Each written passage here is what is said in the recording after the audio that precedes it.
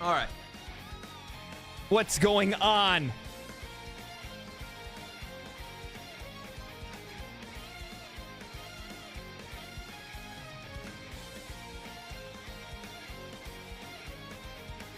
What is going on?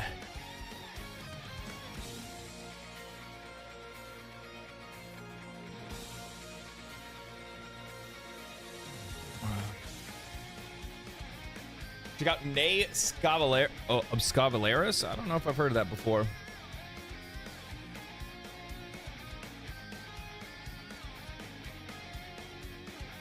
Did Concord 2 fail? Did you did you guys see? Did you see that they oh, what was it? Like the directors of that Level Up show, the Netflix show that's coming out, they popped up and they were talking about how, you know, don't judge the show, don't hate on the show too much for the Concord episode because of the fact that, like, you know, keep in mind a lot of these things are booked well ahead of time, so it's not like they planned to do this after the game had failed. It was just something that was already, it was just already in the works, right? So, like, there's not really a whole lot that they could have done about that. You know what I mean?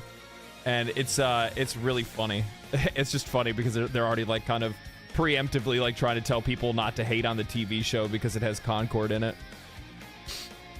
How's your mental health? That's an odd question. Pretty good. Pretty good.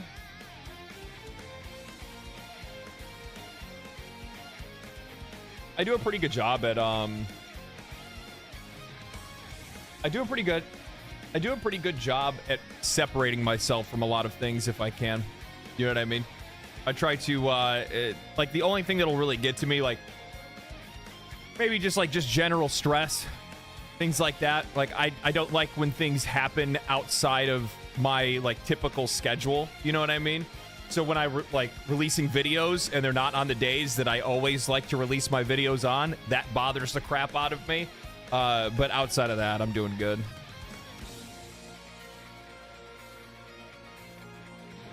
Outside of that, I'm doing just fantastic.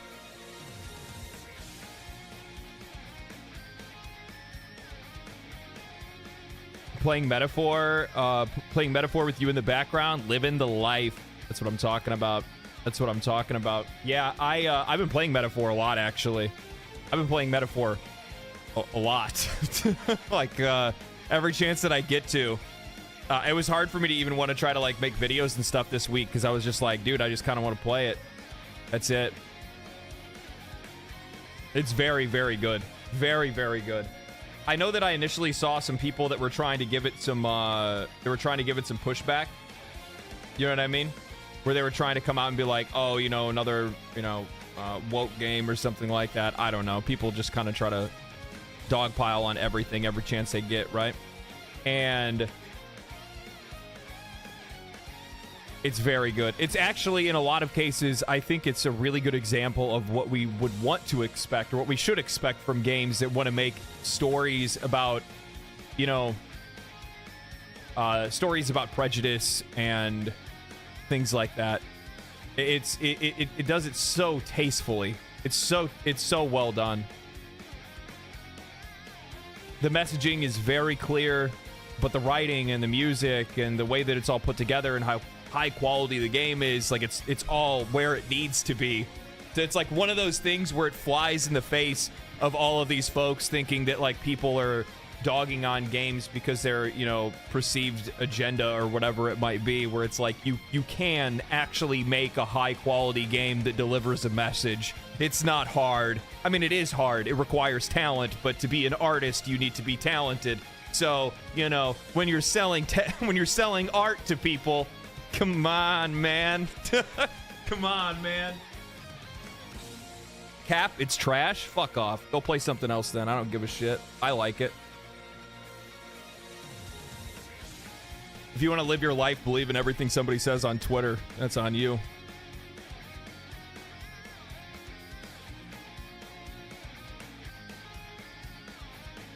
Hey, I found you by watching Asmongold react to your videos, and I noticed the shirts or metal bands you wear. And the shirts of metal bands you wear, and I wanted to say that I love your taste in music. Thank you, man. Appreciate it. Have you ever played tic-tac-toe? I lose every single time.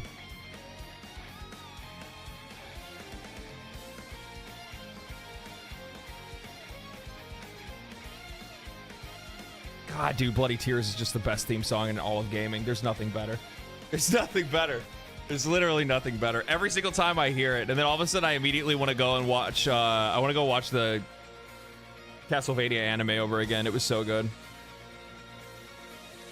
I wish people were still playing. I wish not only people were still playing, but I also wish I wish Konami was still actually making Castlevania games to begin with.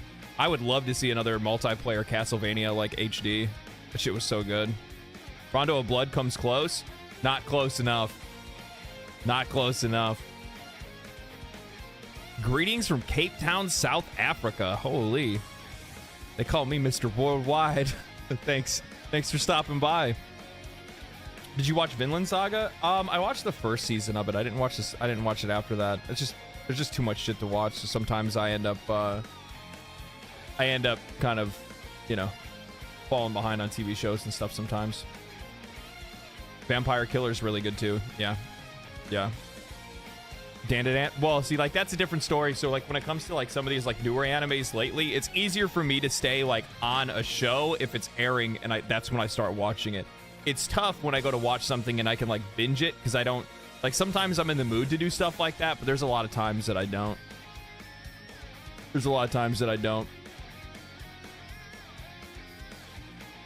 Why am I getting ads when you're subbed? It doesn't show you with the sub... yeah, it doesn't show you with the sub badge. You might be unsubbed right now. What have you done? Konami's one of the biggest disappointments yet. My God. Learned to speak today. They're one of the biggest disappointments ever. Yeah. Well, yeah, because they just make a ton of money with Pachinko and Yu-Gi-Oh! They just got to print cards. That's all that matters. Did you see Squadron 42? Our gameplay?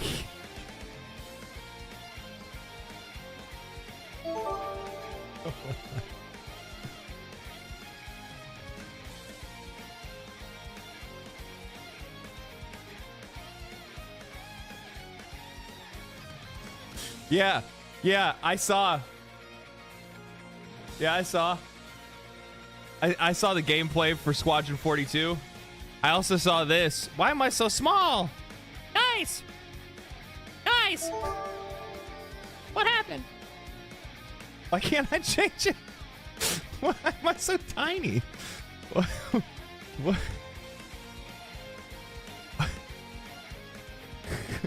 Help! I'm trapped. I can't fix it. There we go. Oh.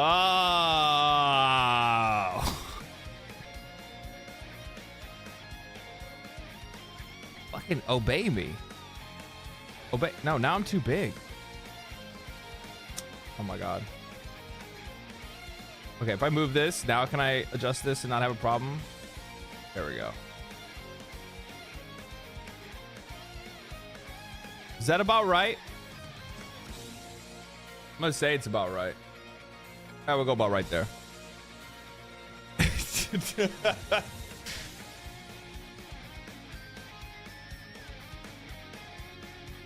A little smaller. Professional streamer. Yeah, fucking far from it. Far from it. This game will never release, mark my words. Dude, it's really gonna come out this time, guys. I swear. I actually thought it. I thought so because I saw they posted a trailer and I was like, oh my God, are they actually going to release this game? There's no shot. And then like what, like only like, and then like a day later or something like that, then they're like, it's fucking delayed till 2026. And that's not even like a little delay. That's a 2-year delay. Well, like a year and a half or something like that. I guess it depends on when in 2026 it actually comes out. What are the games that you're anticipating next year? Ooh, man. Ooh, man. Release in 2025. 25. We got games. Oh God, why you guys got? Why you have your? I'm not. Well, I'm not looking at that. At least IGN is night mode friendly. Hit me with that white screen. Bam. You guys ever do that? You guys ever open up a website or an app and it's like it's like all white and you're just immediately enraged and want to go to look at something else entirely? It's so intrusive. It's so loud. Doom Dark Ages, Metal Gear Solid, Dragon or Monster Hunter Wilds, Kingdom Come Deliverance, Crimson Desert, Grand Theft Auto, Fable. You know what? I'm just gonna say the jury's out on that one. All we've ever really seen from it is just cinematic trailers where people didn't like the character designs and stuff, but we still haven't even seen. I think what's really crazy is that, oh, I don't have any faith now that I think about it. Oh, wait a minute.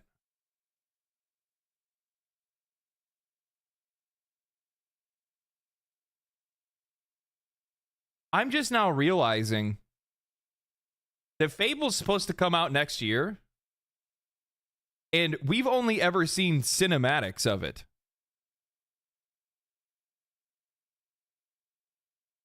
Oh no.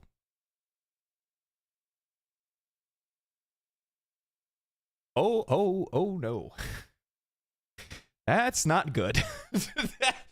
That's not good. That's I've seen that happen with games in the past. It didn't work out too well. It's GG. Yeah, that's no bueno.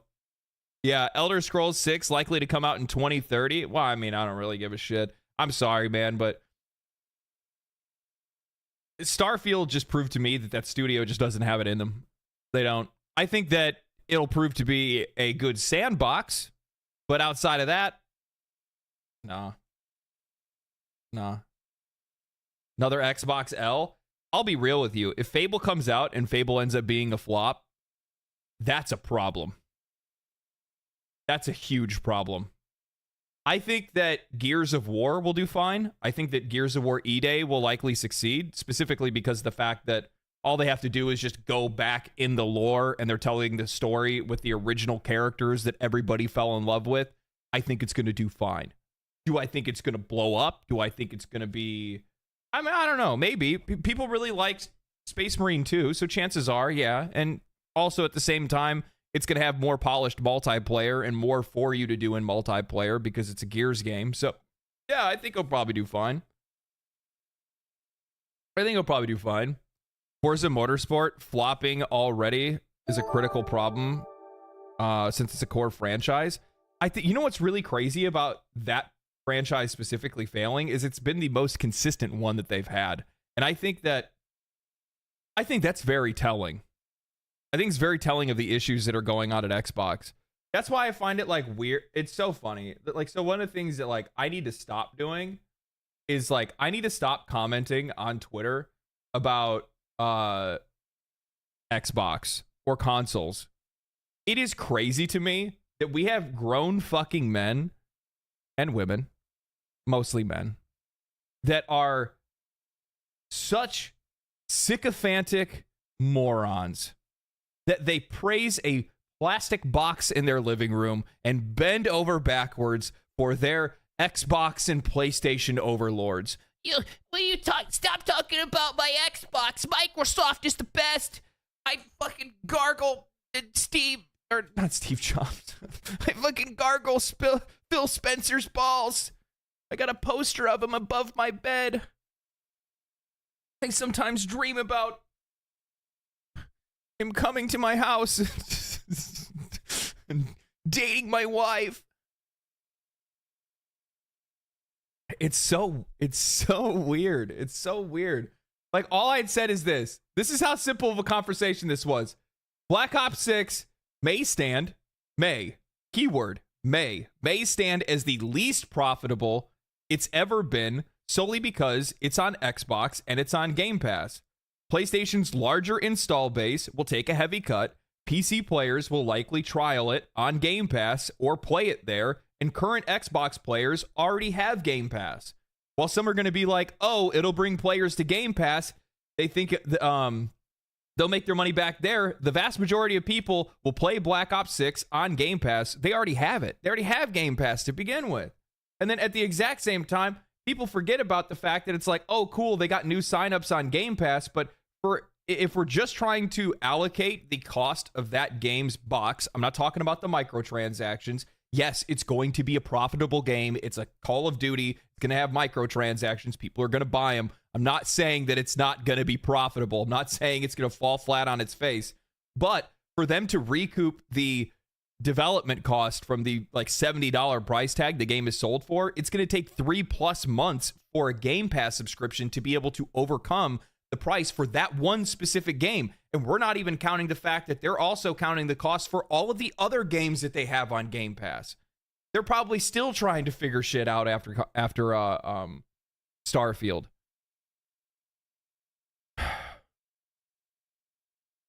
How dare you imply something negative about my plastic box? Well, the funny thing is because I'm talking negatively about Black Ops and Call of Duty, now Xbox players see it as their franchise, and it's just like, no, what are you talking about, dude? It's on PlayStation. It's not yours. It's not yours. It's not like, yeah, Xbox owns it, but it's not your brand. What are you talking about? Like, people got fucking twisted over it. People got they didn't like anything that I said here. They didn't like anything that I said here. This one dude was like, what's the value of speculation by average Twitter accounts? 0. What's the value of some fucking idiot with a dog picture on Twitter? Let me take a wild guess. I bet half of this dude's posts on Twitter are all about Xbox. Okay, Fallout background. AI picture of a dog. It's a post dunking on it's a post that's dunking on PlayStation. I don't know, some random shit. It's another post that's dunking on PlayStation because it's a metaphor. That's an Xbox game. It's not an Xbox game. It is I thought this is how stupid these people are. Because Xbox helped market the game, it's now a big Xbox win over PlayStation. So weird. Yeah, Microsoft, PlayStation 5 getting dunked on. Yeah. Another Xbox Andy. Huffing copium 24/7. Yeah. It's actually kind of fucking pathetic, to be honest with you. It's just it's really fucking cringe. I couldn't imagine being like so locked into like a console like that. It just doesn't make any sense to me. Doesn't make any sense to me.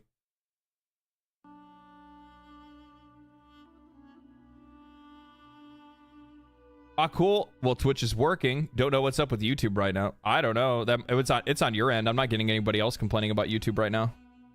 I do not know, my friend. I do not know. But besides, welcome to Twitch, because Twitch, you get to see everything I say 15 to 25 seconds faster than anybody else.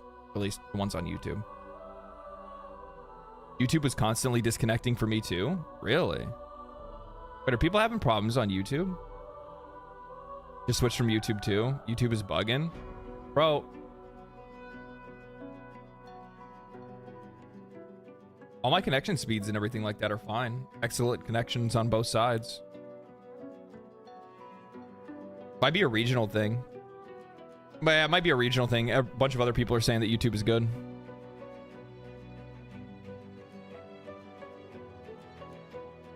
I'm from EU, if that matters.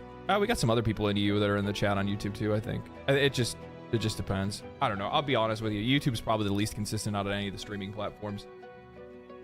I would guarantee that I'd probably have better luck on, like, well, at least for like quality of stream, I'd probably have better luck on Kick than I would on YouTube, specifically just because of the fact that YouTube just doesn't really care about the streaming platform part of it. They don't want to bring in a lot of people. They don't want people to be streaming on YouTube. like they're okay with it being like on the level it's at right now, but they don't want to like beat Twitch for live streaming or anything like that, because I just don't think they want to pay for the servers. I think it's really all it comes down to. They already have so much video and so much content that's being uploaded every single day on YouTube. YouTube compression rates are rough at times. Bro, I tried to, so I uploaded a video yesterday so that I could get it scheduled for release this weekend. And it took an hour and a half. It took an hour and a half for me to be able to upload it. I have 500 up, 500 down. Fiber. There's no excuse. It's no excuse. I missed some subs. Let me go back and grab these guys real quick. Hold on one second. Basanya, thank you for the resubs. 6 months in a row. 6 months in a row. What I'm talking about. Trevbot 9000. I like the name. Thank you for the prime. And then we got who's this? Who's this? Bezita. Bezita. Vegeta's brother. Thank you for the prime. YouTube streaming is huge in Asia. And on English speaking regions. And I don't know what that is. I'm not really too sure. Victorio, 5-month membership. What a fucking soldier. Dude, it's crazy to see some of these folks. Some of you guys have been locked into the channel for so long. I've gotten better at like recognizing some of the names just because I see you in chat a lot, or I see the resubs and whatnot like that. But like, I think what's really crazy is that I've seen some people that have been that are either like as an example, Half Dead Saint. Sometimes he pops into chat. Dude has been he's been a member on YouTube and subbed on Twitch since like a year, like way before like any of my videos were really even getting that many views. I'd get a couple of videos that do okay, but nothing crazy. Dude, you rose so fast. I'm gonna be real with you. Yeah, actually. Like, I don't even know how to fucking handle it. And it's not even like a, ooh, I feel popular. No, it's just like, I'm like, I need to fucking work hard. Like, that's the part. Like, I'm like, I need to work harder and make sure that I'm like delivering on, you know, the folks that are lining up and signing up and are here to hang out. You know what I mean?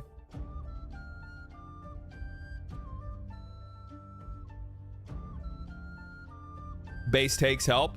Yeah, I would imagine they probably would.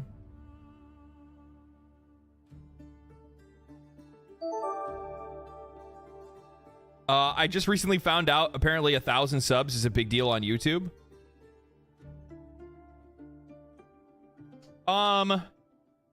It's all by perspective. So, like, when you're starting out, yeah, that's a huge deal. It's a huge deal.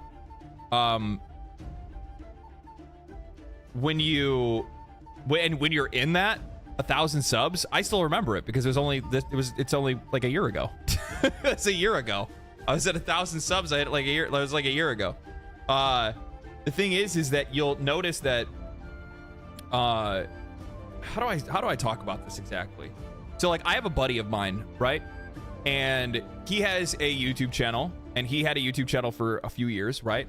And he had 8,000 subscribers, and he found me and my buddy making this little like dumb podcast here on YouTube about a year and a half ago, and he was like, hey, you need to do more. Like, you got it. Like, whatever it is, he's like, you have this like it factor, I guess. That's what he was telling me.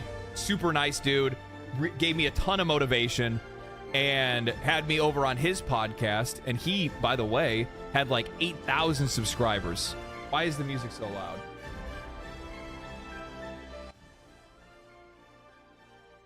You guys should have told me that it got that loud. I didn't even realize. I was like, I'm getting screamed at in my ear. So he had 8,000 subscribers. At the time he reached out, I think I had like 50, maybe 150 subscribers or something like that. Nobody was really watching our videos. We'd get a couple views here and there or something like that. It wasn't anything crazy. And I thought it was the craziest moment ever. And I'm like, here is this guy with 8,000 subscribers, and a podcast that he does every weekend and gets like 200 people to watch, or 100 people, or whatever it was. And I'm like, that's crazy. I'm like, this is like, I felt it was like the moment. Like this is where I get to make it, right? This is the path. This is the road to me making it. And then now, and then now he's like, now he still calls me from time to time, and he's just like, dude, what happened? I'm like, I don't know. I don't know. Benny Two Cheeks. Thanks for the prime. I found you through Asmongold. Then your video remarking on gratitude for your YouTube success made me stay. Keep on going, man. You're truly inspiration. I mean, you should always be thankful. Like, you always should be thankful, man. Like, if you get blessed, be happy for being blessed. Asmon is the kingmaker. I mean, Asmongold will be the first one to tell you this.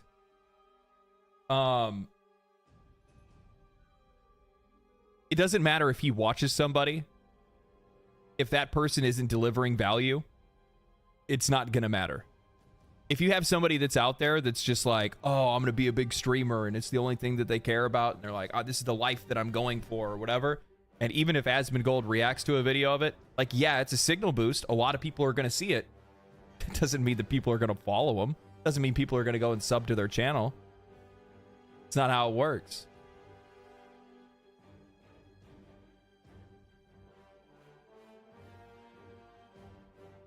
I found you and a handful of other through Asmongold reacts. Great finds, to be honest. Yeah.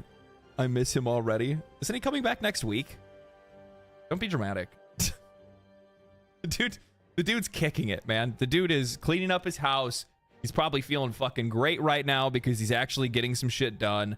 He doesn't have to deal with any of the stuff that he was dealing with before because he stepped back from all the companies that he was helping manage, right?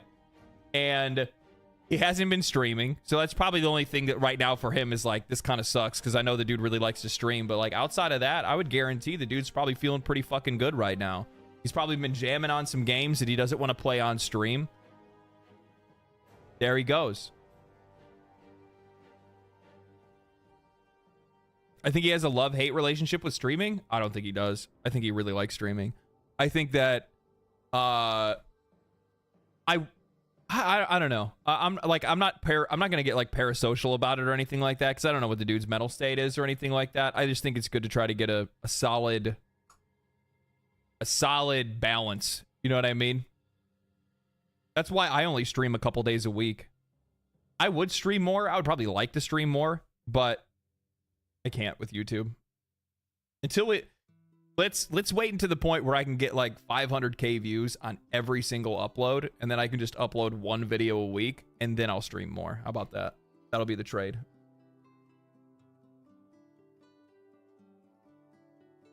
I need to get to the point where I can make a video about like paint actually drying on the wall, and then I'll stream more. And like that video can be successful.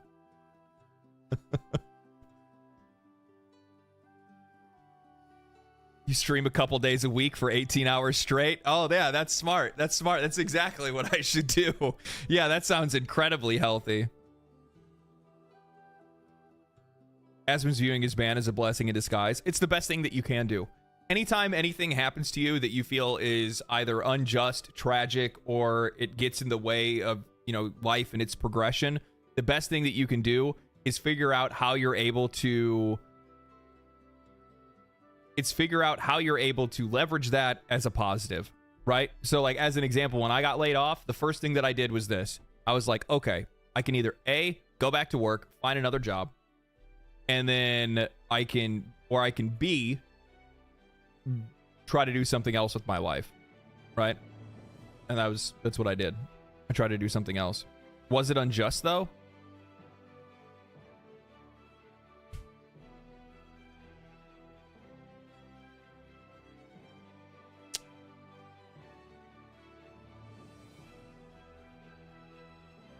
I'm gonna be. The thing is that this isn't going to come out the way that it probably should, and it's bias. What it is, and I recognize that it is. It's bias. It's because of the fact that like I've watched the guy, so like when he talks about certain things, like I get where he's coming from, and it's not like he's saying that something should happen to somebody. It's him saying he doesn't care. But the problem is the way that he goes about it, the language that he used makes it even more inflammatory. Then you start adding in bad agents that want to take him out of context and want to make him look bad and want him off the platform. And then, you know, obviously it goes that way. And to be honest with you, it is his fault for not wording things the way that he should. It is. It is. So I wouldn't say that it's necessarily unjust. I think it's unjust for Twitch specifically because they're not very even-handed when it comes to their bans. It would be a completely different story if they were fair, right? But I don't think they're fair. I don't think they're fair at all. I think that they lean far too heavily in the direction of a few streamers on the platform, and that's who they care about, and then that's who they back up, and then that's it.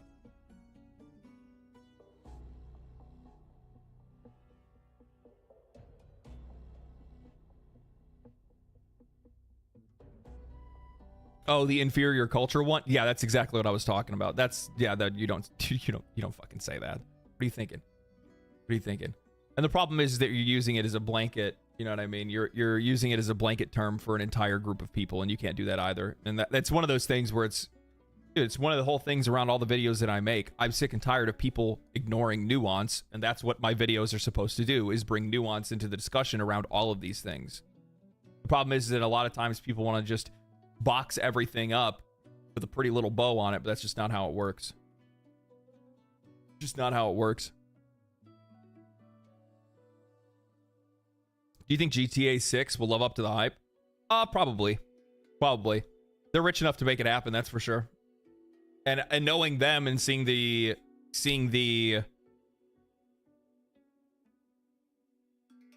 success that they had with 5. Yeah, I think they'll probably do fine.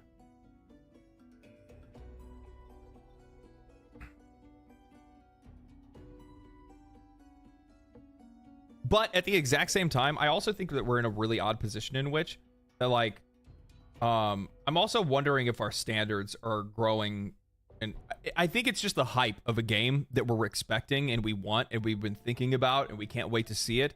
And I'm wondering if in a lot of cases that might raise our expectations too high for us to enjoy something that actually comes out. I don't know if that's really the case, because I start looking at some of these other games and I'm like, I don't know, man. Like, Elden Ring met expectations. Baldur's Gate 3, you know, blew through expectations. Space Marine 2, I think, met expectations. Black Myth Wukong shattered expectations. Good lord. I'm gonna have to turn this down. They fucking yelled at me. Favorite frame to play solo? Ember. 100%, without a doubt. Big old chunky shield. Nothing kills me. I burn everything. It's absolutely fantastic. So...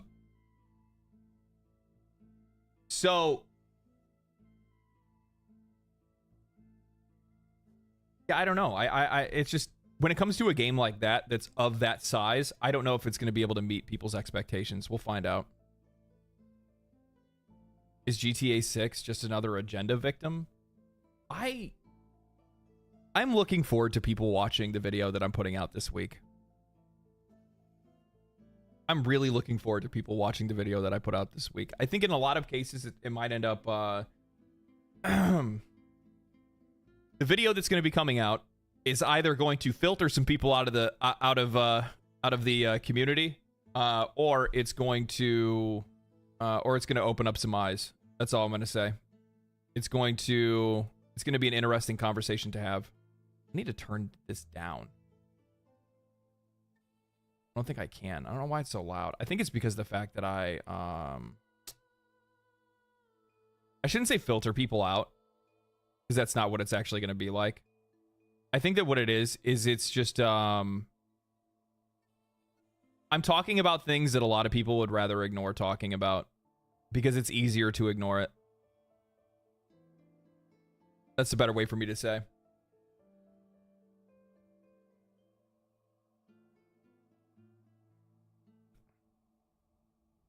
But I think you're right, Miss Anya. Yeah, for sure. Usually filter because a lot of people with extreme viewpoints don't change. Very true. Very true.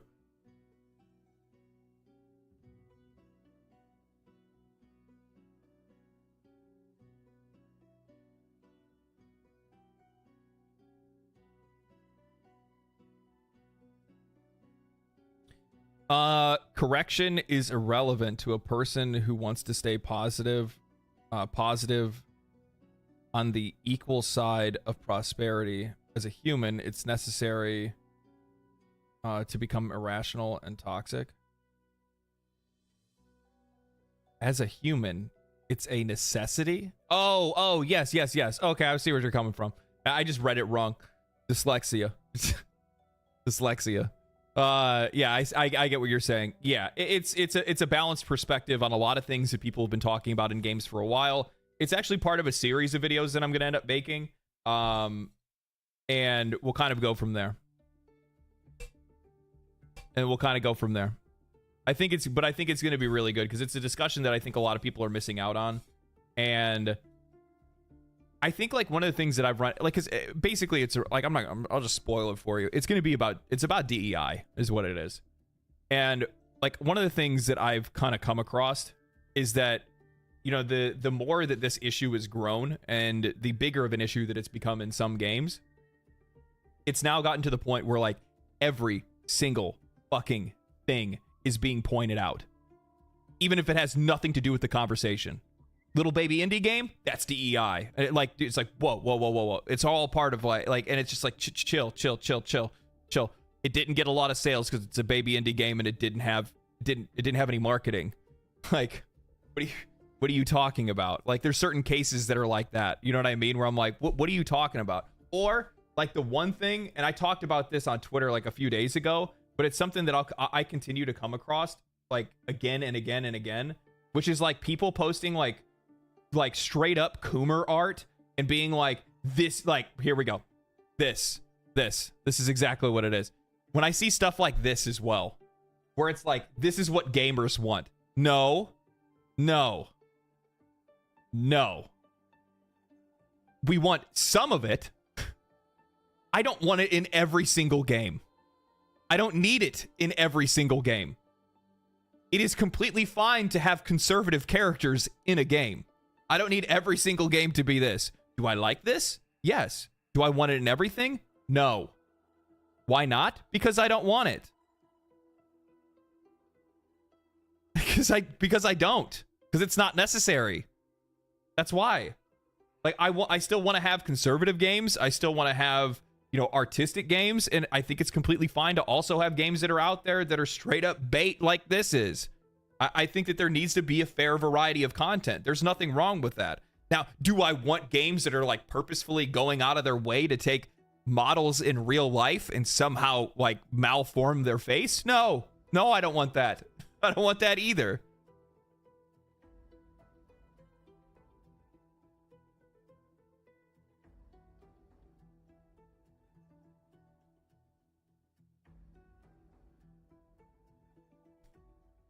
What a time to come to stream.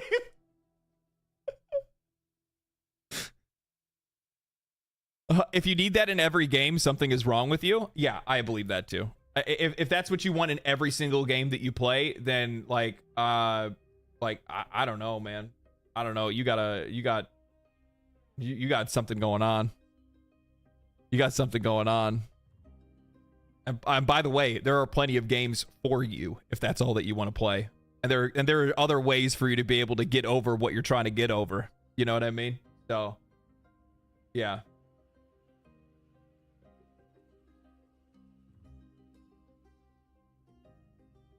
This is so okay. Hold on, I need to show you this. This is so funny. I love being justified. I love being justified. I am. What game failed? ZZZ? No, I didn't say ZZZ failed. No, we'll talk about what is it, like Unknown Awakening 9, and there's a couple other things as well. There's something that happened with Ubisoft too, so we're gonna go into that stuff as well. So ZZZ didn't fail. ZZZ's making a ton of money. It's a great game. I have no problem with Zenless Zone Zero. So this is really good. I'm very petty. I like to be justified. I love it when people tell me I'm wrong. And then immediately after, my point is proven. So like Destin Liguri, IGN, pointed out, GamesIndustry.biz pointed out, saying depending on how Game Pass situation shakes out, Sony can end up making a lot of money off of Black Ops 6. They could be the most in the black on Black Ops 6. I don't necessarily think that's true, but then after that, that's when Destin Liguri made that post, and I commented on it, and he was talking about how where is it at?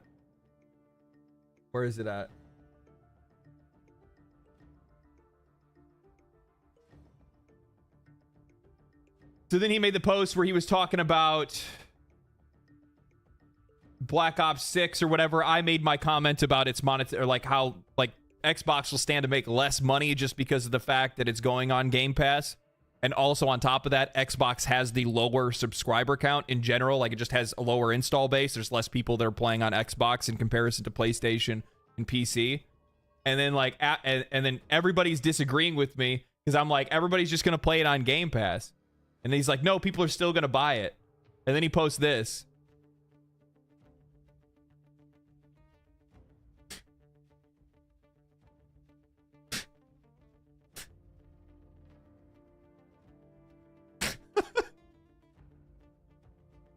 People kept saying, people are still going to buy it even though it's on Game Pass. And I'm like, no, they're not.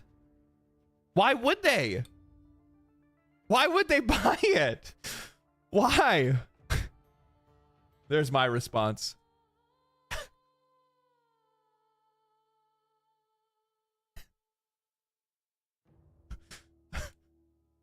Fucking come to Jesus moment.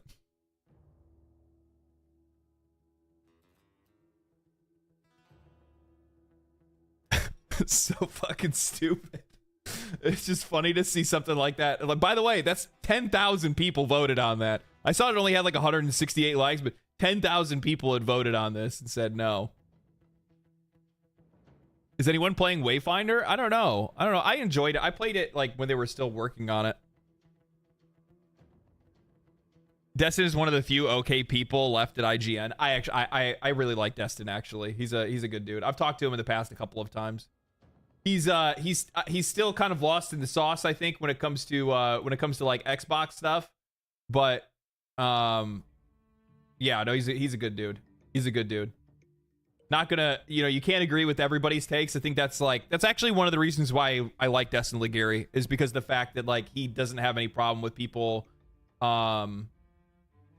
he doesn't have a problem with people pushing back on things that he says. He's okay debating things and stuff like that. Rurokan's been playing it. Yeah. Well, Rurokan's the one that got me to play it. He's the one that like hooked me up with the developers and had me play the game and check it out and stuff like that. I played it on stream, I think, like a long time back.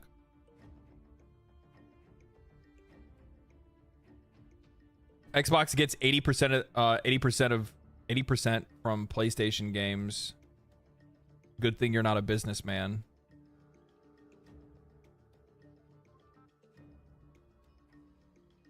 What are you talking about? Nobody is saying that they are going to lose out. And I'm also not agreeing with the point that GamesBiz or GamesIndustry.biz said, saying that what is it? Saying that PlayStation's going to make more money off of Black Ops than Xbox. That's stupid. Be real. That's dumb as shit. But at the same time, PlayStation is getting a hell of a good deal out of it, because now they're actually going to get a higher cut. They're not getting 20%. They're going to get 30%, because they don't have that deal in place with Activision anymore, because now it's owned by Xbox. And they're still going to get a cut of the microtransactions that are sold on their platform. They have the higher install base. They're still going to make out like a bandit. Is Microsoft going to lose out? No, they're not going to lose out. But they're also the one that has to manage, run, and keep the servers up and all that kind of stuff. They have all the infrastructure they still have to build out for it and everything like that. So, yeah.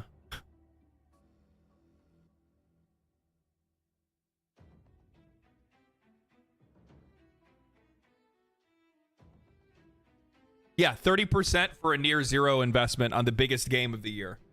It's going to be. It's going to be the biggest game of the year. Like, I like, not like as a great game, but like as a seller, because it's Call of Duty. It's what it does. Where's your coffee or tea? Well, I mean, I have like, I drink water. What are you talking about?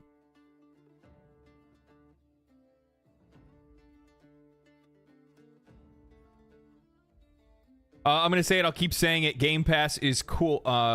Game Pass sounds like a cool idea from the gamer side of thing, but it's bad for both. Gamers don't realize no money being made equals worse games from all POV. No. No. You don't realize. Game Pass is, from a like very high corporate level, a genius idea. Because what Xbox is training their players to do is be more accepting of microtransactions rather than the box cost of a game. It is a gateway to open people up to not actually having like, you know, unlimited access to the game, right? Because they have to have the subscription to have access to the game. But also at the exact same time, they're getting them comfortable with spending more money on games because they're not buying they're not buying the game, they're like the cost of the game anymore. So what I mean by that is that I've seen a lot of people say that they bought the game on Game Pass. They bought Black Ops 6 on they didn't buy Black Ops 6 on Game Pass. They're going to play it on Game Pass, but they took the upgrade to the vaulted version. So they're paying $30 for a game that they could play for free just so they can get a bunch of cosmetics and weapons so they don't have to push through it in a battle pass, or they can't even get that stuff from a battle pass to hope that they have an edge on the game. Mind you, at the exact same time, like, people don't even realize, like, this is the environment that you're creating. Black Ops 6 sells sound.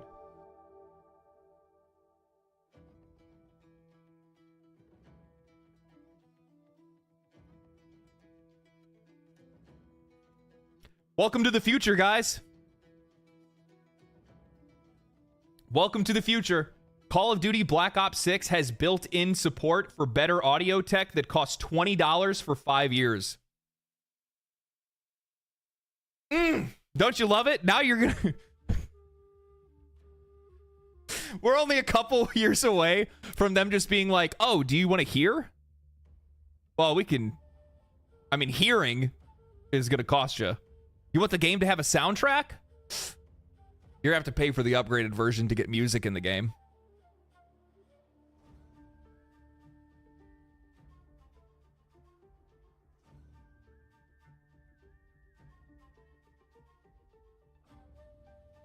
Here's the game. Pay $20 for audio, $50 for the graphics. Yeah.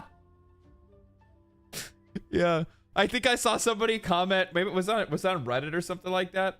I saw somebody comment, and they're like, the next thing that you're gonna end up seeing is you're gonna end up seeing that, hey guys, we're selling you like, maybe it wasn't on here. I can't remember where I saw it. I saw somebody say something along the lines of like, hey, we're selling you, like controller support or something like that. So if you buy it, then you can actually get access to like the standard controls. Standard controls cost $10. Southpaw is going to cost that's going to cost you a little bit. Actually, you're going to end up having to pay about $25 for Southpaw. I'll torch myself before paying for optimization. I'll be honest with you. That is likely, like, while this right here is very, very special, this is very unique. Which, by the way, remember when all the people were thinking that, you know, Microsoft buying Activision Blizzard King was going to make Activision Blizzard King a better company? Like, oh, maybe it'll make them better. Maybe it'll make their games better. Maybe it'll, you know, bring the monetization down a little bit. No. Activision's there to help Xbox. They're there to help Xbox up their monetization, how to make more money and things like that. That's what they came in there for. That's what they purchased them for. They purchased them to help them make money. I brought this up in that video that I made on Xbox, but I think they account for like 60% of Xbox's income now. Who's approving these ideas? CEOs? Are you kidding me? Green line go up, baby. Green line go up. Yeah, better. You played WoW recently. It's their best expansion. Well, here's the thing. When did they start developing that? Did they develop it before they were purchased by Xbox? Yes. That was already in development well before Xbox purchased them. It has nothing to do with Xbox's purchase. Xbox purchased them last year. Or actually, was it, how long has it even been since they made the purchase? It was like at the end of the year last year, wasn't it? Oh, I'm going to look it up. Xbox playing the long game? Yeah, they are. Yeah, they are. This is crazy, though. I will say, though, that like for like an audio support being built in, this is relatively niche, but I think you will end up seeing them sell fidelity. For sure. For sure, you'll see companies sell fidelity. You want 60 FPS performance mode? It's gonna cost you like $30. Do you have that kind of money? By the way, we're selling this game for 90. It's 120 if you want the 60 FPS performance version. Netflix did it. That's right. They sure did. This entire industry is obsessed with Netflix's model, and I'll show you guys why.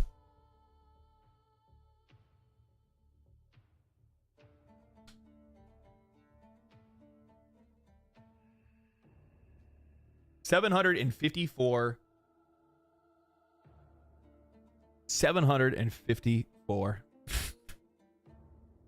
That's a crazy stock price for a fucking movie and television streaming company. But that's the kind of money they make. That's the kind of fucking money they make. Look at these motherfuckers. This is 2010. They were chilling. 2014. Somebody's cooking. They were already at $391 a share by 2018. And then, of course, the vid hit, right? They shot up because they were making money. Everybody was watching movies, baby. Then they had that crash, real bad crash. Man, I tell you what, if you bought in right here, you're a king now. Because now their stock price is higher than it's ever been.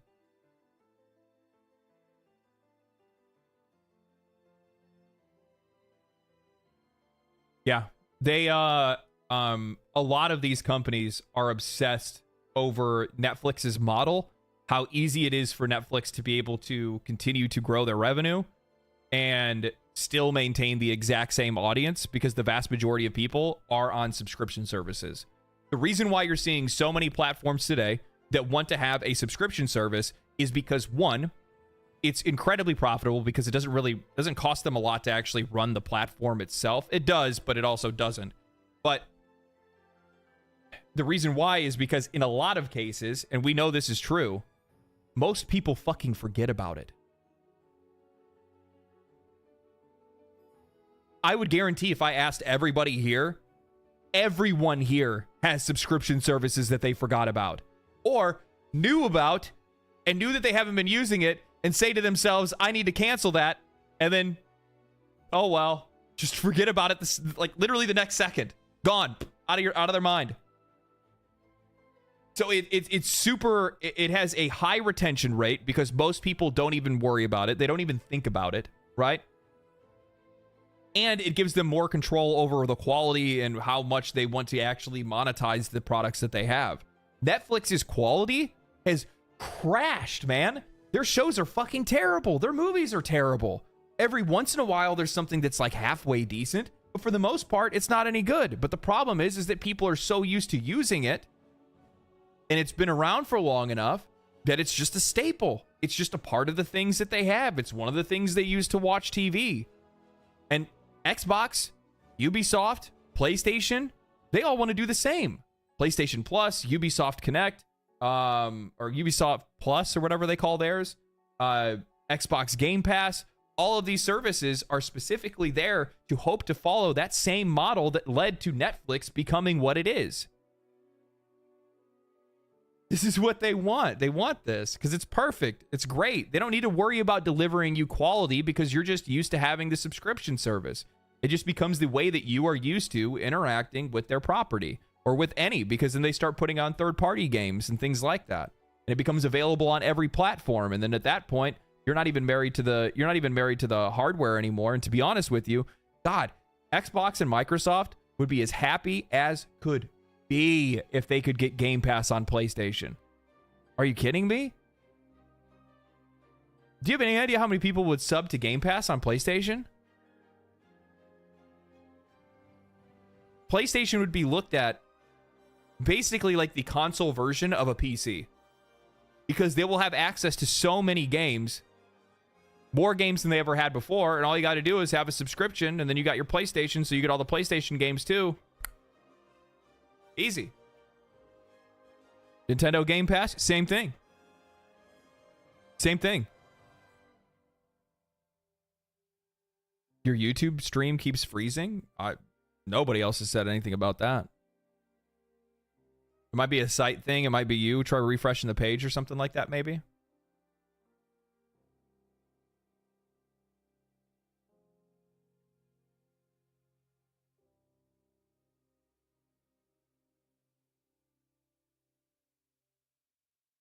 We said it 30 minutes ago? Dude, I don't know. I don't know what. I have an excellent connection. I'm not. It might be a site thing. Stream health. Stream health is excellent. What about Twitch? Yep. Twitch's bit rates right on point. I don't know. I'm not too sure, man. I switched from YouTube. It was oh, okay. Maybe it's YouTube that's having the problems. And it could be a regional thing, maybe.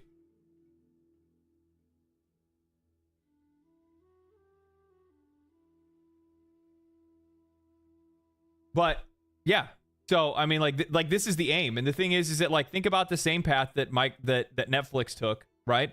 And what Netflix did is they just started parting it out. What was I'm actually curious. How much was Netflix when it first came out?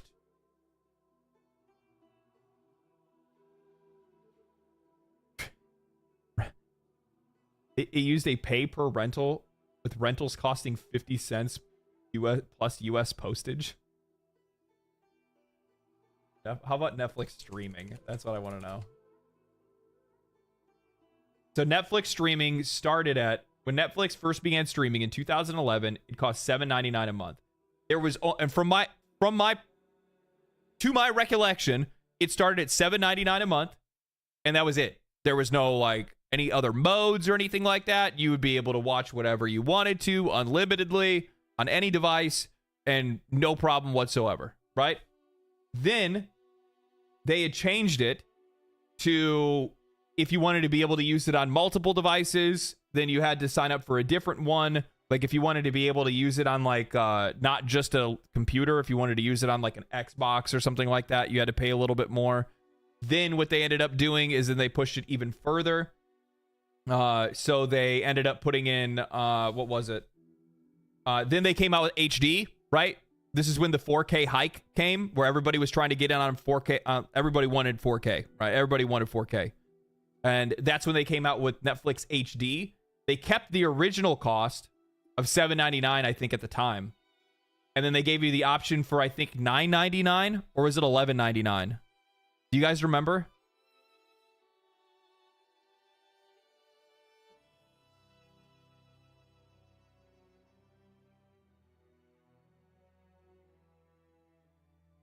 Remember the 3D hype in the early 2010s? Oh, yeah, 3D TVs. I'm so glad I never get in on, like electronic hype. I'm one of those people where I see, like, some type of, like, new electronic thing where people are like, oh, dude, everybody has to have one. I give it, like, a year and a half or 2 years and wait. I think it was $11.99. I think you're about right. Yeah, $11.99. And then that was fine for a while.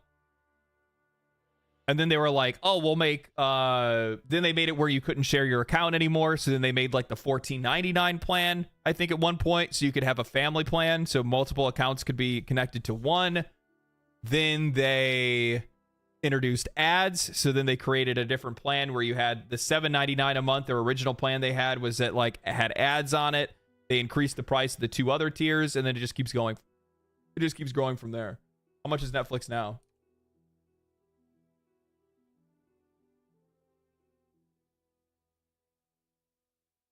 Standard with ads, $6.99. See that, guys? They gave you a deal. They gave you a deal. They discounted it by $1, but it has ads. That's not bad. That's not bad. Even though if you have this, they are making so much more money off of you than if you have one of these two plans. They are making so much more money off of you. It's not even funny. A disgusting amount of money.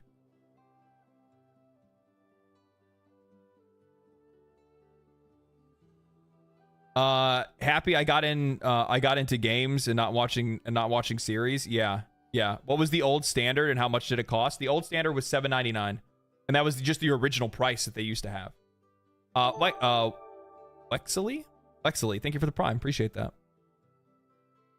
And don't forget they sell your information too. Of course they do. Of course they do. And then then they changed it where the now I like there's like standard or standard without ads. That's not really standard, is it? And the standard without ads is 15. It's almost twice the... No, it is. It's over twice the price of what it used to be. It's over twice the price of what it used to be when they first released Netflix. And then if you want premium, and I believe premium is what comes with like your HD and all that stuff. And have they started to tier shows yet? Because that'll probably be their next thing, right? Premium, unlimited ad-free television shows, and mobile games. Wow. Watch 4K, download up to 2 additional members, Netflix spatial audio.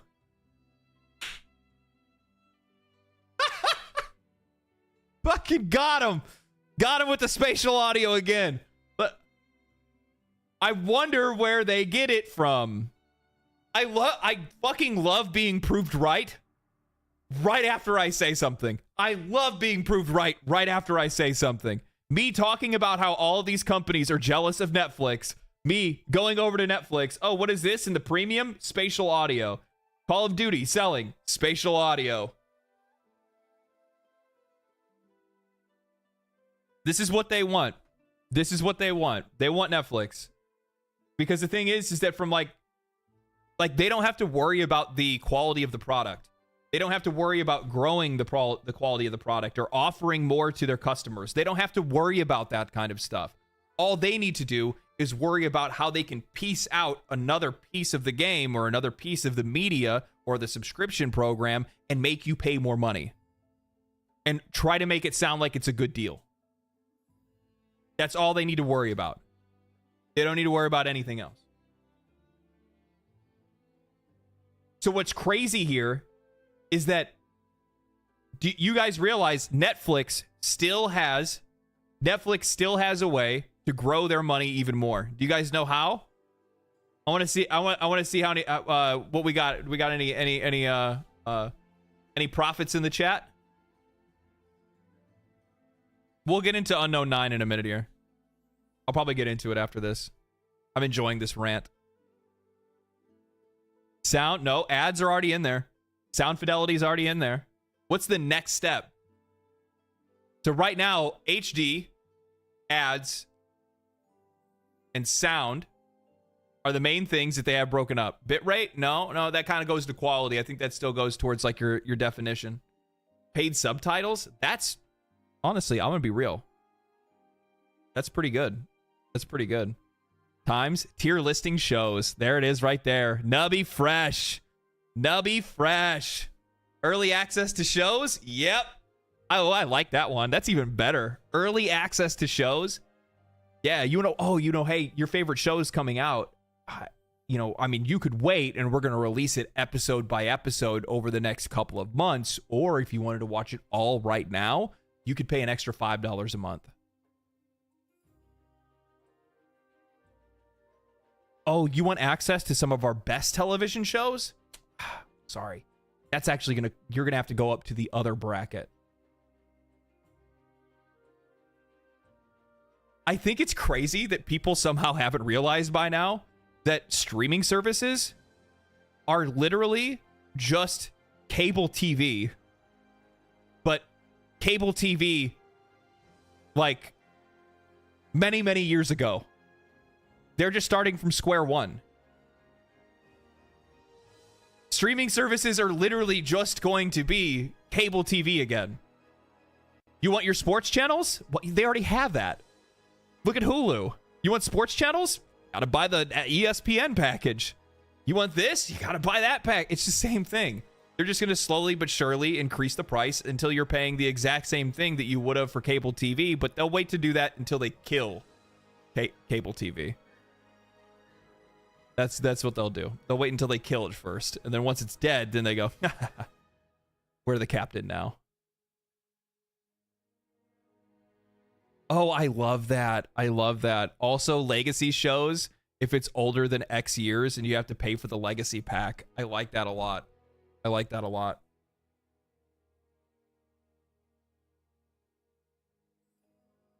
Kill, you mean merge? Yeah, probably something like that. I could easily see Netflix or Hulu going and just buying out cable networks.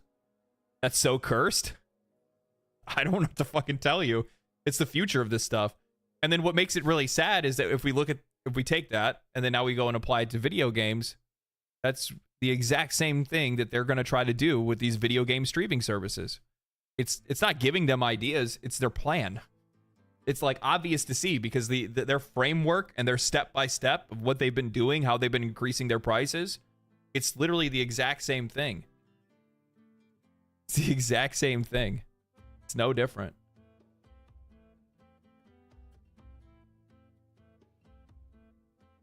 We're under new management. Basically, yeah.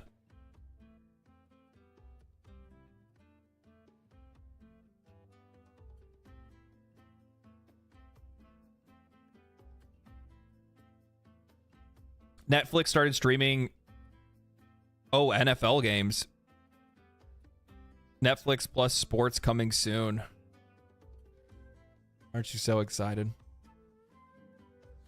The funny thing is that like it's already so broken up on sports programs to begin with. Like I've been trying to watch the hockey season. I mean, sadly, the fucking Chicago Blackhawks are like kind of going through some weird TV shit right now. I can't even watch them to begin with. People that are local, the only way they've been able to watch the Blackhawks games is, and I think same goes for like White Sox and Bears too. I think it's all three of them.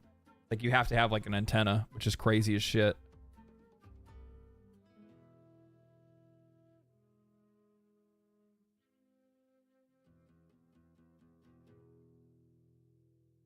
Did Netflix sign a big deal with WWE as well? Oh man, I didn't know about that. Netflix has the Tyson and Paul fight as well. Jesus. Oh man, paying access from certain regions, for example. Ooh, I like that too. That's another good one. The basic plan has shows that are produced in America. Yeah, you'd be like, oh man, you want your anime? Well, they already have like similar things like that. Amazon has it where you can get like H-Dive. WWE Raw is supposed to be on Netflix next year. Do you think people all stop watching sports? No. No. Are you kidding me? Sports are too fun to watch. H-Dive is dreadful. It just doesn't really have a whole lot of anything. Like I got it because I wanted to watch what was it? What did I watch on H-Dive? Eminence and Shadow. So good. It was so worth it. Oshinoko, yeah, Oshinoko as well. But Eminence and Shadow is the reason why I got it initially. Peak. It is peak. It's so good. Greatest anime of all time. It's the most based anime of all time. It's so good. I am atomic. Season 2 plot hits. I know.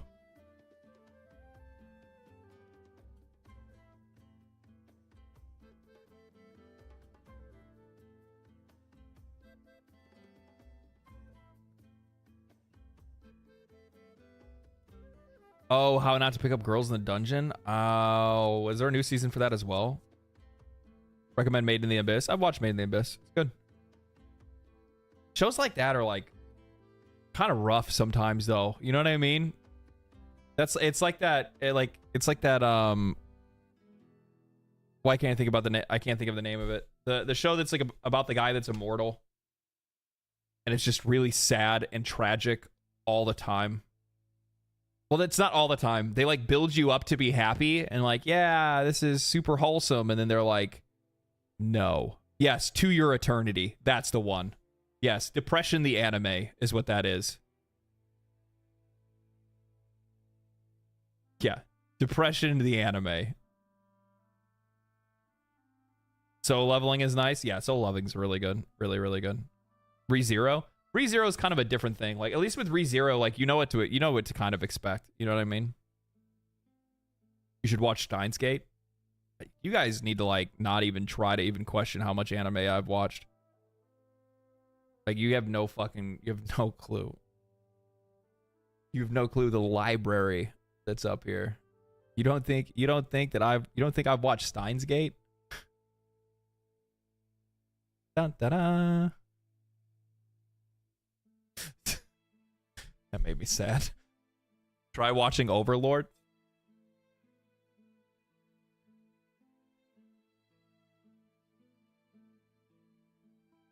Did you watch Dan to Dan? Bungo Stray Dogs is really good too. Bungo Stray Dogs is kind of hard to follow sometimes though, just because it's so like it's one of those ones where you have to. Like, I try to, like, hop back into Bungo Stray Dogs on one of its seasons, and I realize that, like, how convoluted that story is, and I'm like, I need to go back and watch the entire thing all over again. Yeah, guys, ask him if he's watched obscure shows like One Piece. Yeah, yeah. True.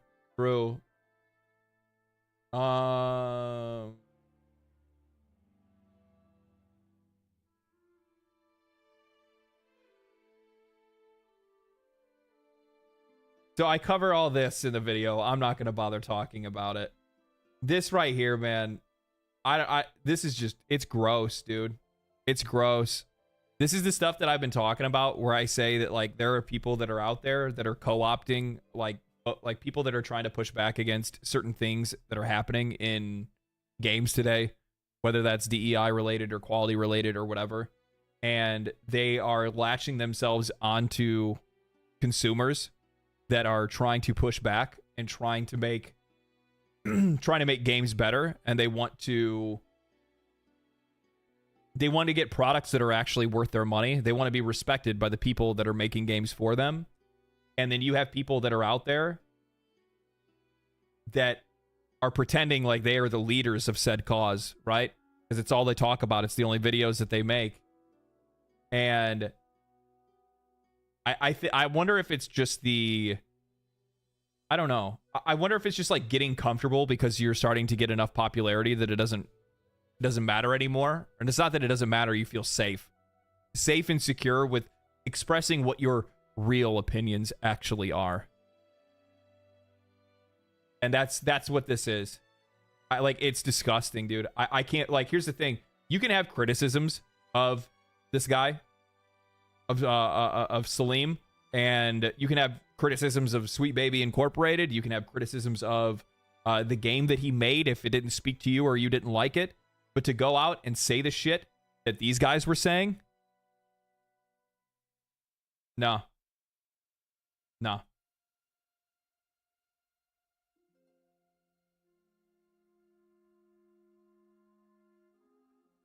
Art is never safe.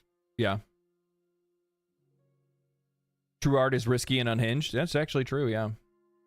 Wait, what happened? I am, what did they say that was bad?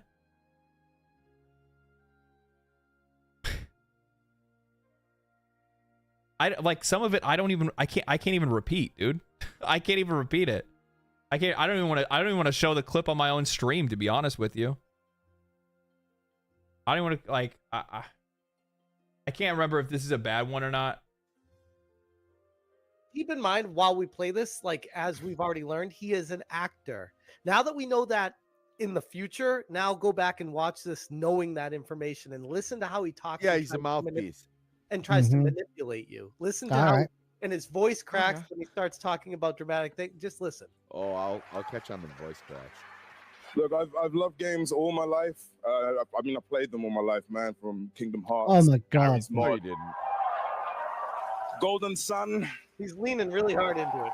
Bro, like literally every other fucking developer comes up and says shit like this, so it's really weird to watch people get super judgy over the dude being like, hey, these are the kind of games that I made, and these are the kind of games that, you know, I'm trying to go for, right? Hold on. It started with my dad, right? He got me into Wakanda them. forever. He understood, you know, that One dude just said Wakanda. One dude just said Wakanda forever. games are an art form. You know, it's a great space to enjoy and escape from the reality of the world. And he passed away a while back, and I'll tell you what, I'm still figuring it out. You didn't meet him though. Wait, Then he goes, my dad passed away a while back, and the other guy goes, but you never met him though. Fuck you. Fuck you. And by the way, that's the light shit. That's the light shit. That's not even the other shit that they end up saying. It's fucking disgusting. It's absolutely fucking abhorrent. That's I'm talking about when I say that's on the light scale, that's real light. That's real light. It gets way worse than that. It gets way worse. That's not even close. That's not even the worst of what they said. Like straight up, literally, like it just was pure racism. Like that was their whole thing.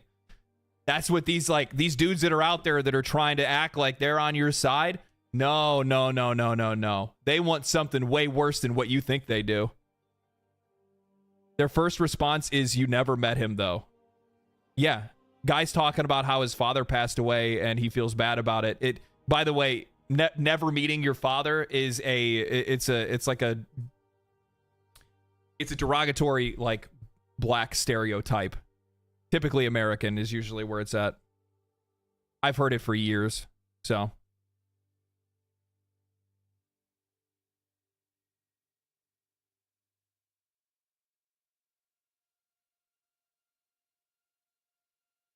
Your channel would probably blow up even more if you quit covering Warframe. I mean, I don't have to. Why? What the fuck does that have to do with anything?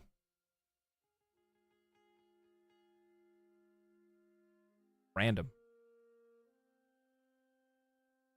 Your channel will blow up if you stop playing games that you liked. What? No.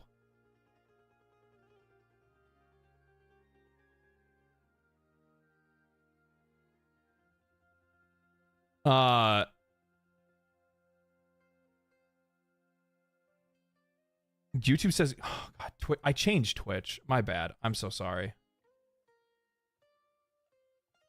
Twitch says just chatting. Twitch says just chatting. Oh, it says Ghost of Tsushima. I'm so sorry. Ghost is tomorrow. I didn't realize that Twitch said Ghost. My bad.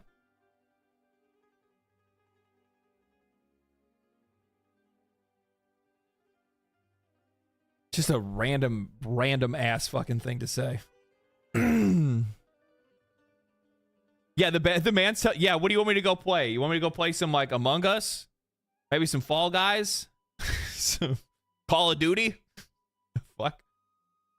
I'm a commentary YouTuber. I just play games on the side just to, like, chat with people. I don't need to worry about what game. I don't even. What do you talk? Like, the funny thing is when people say shit like that, like, if you stopped covering Warframe, my guy.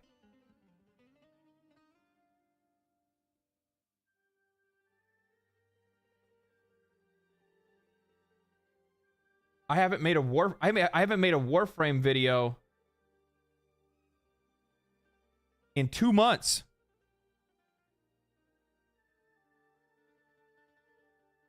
In 2 months, I am making a Warframe video. There is one that's going to be coming out. But I love that game, and I love that game's community, and I love its developers because they're actually people that genuinely do want people in their game. They actually listen to their community. So yeah, I'm going to fucking support it. Has nothing to do with growing.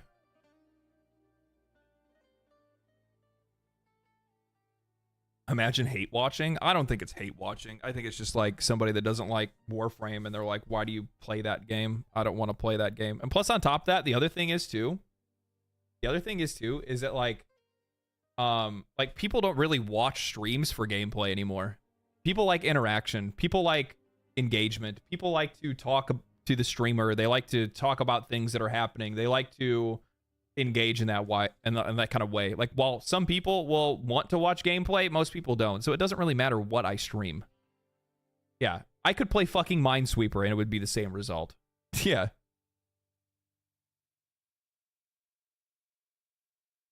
What if I did a Minesweeper stream? Would everybody be happy?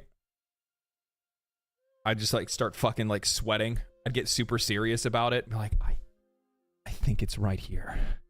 This can't. If I click the wrong one, the house blows up.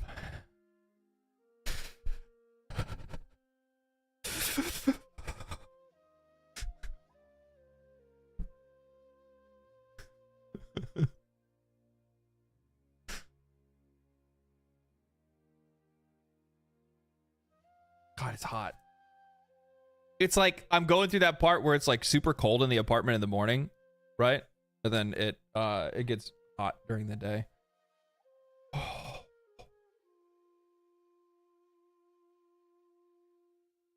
Do it. Minesweeper 6-hour streams, we demand it. Yeah. Yeah. Don't stop streaming until you're done sweeping. All right, let's see here.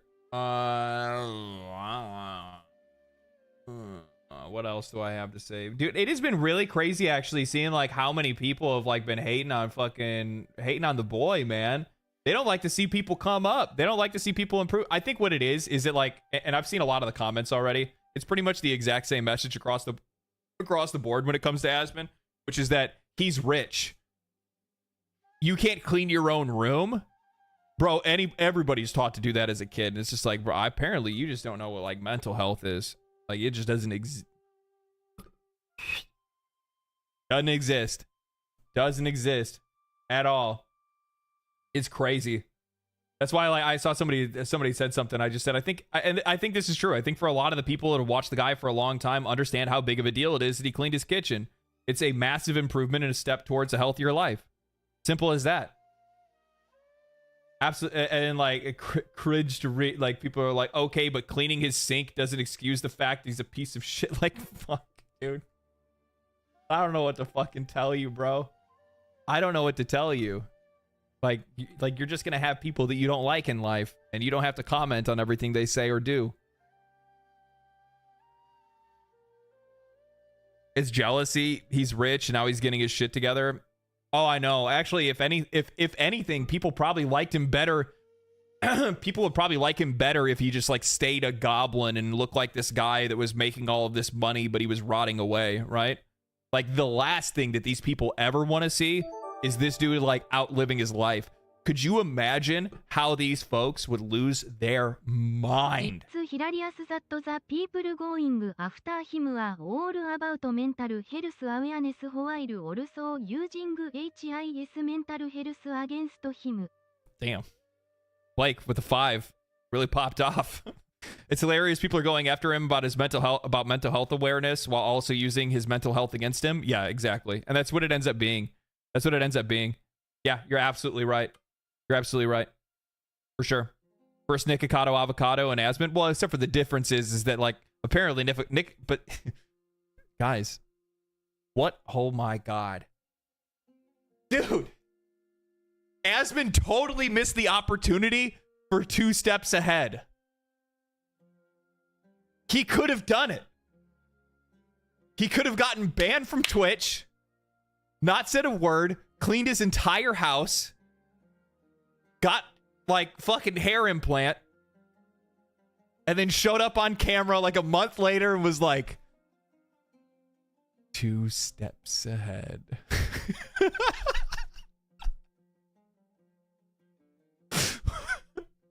How did he miss it? How did he miss it? 5D chess. Yeah, I know. Too bald to have foresight for that? What are you talking about? He could probably see it from behind him.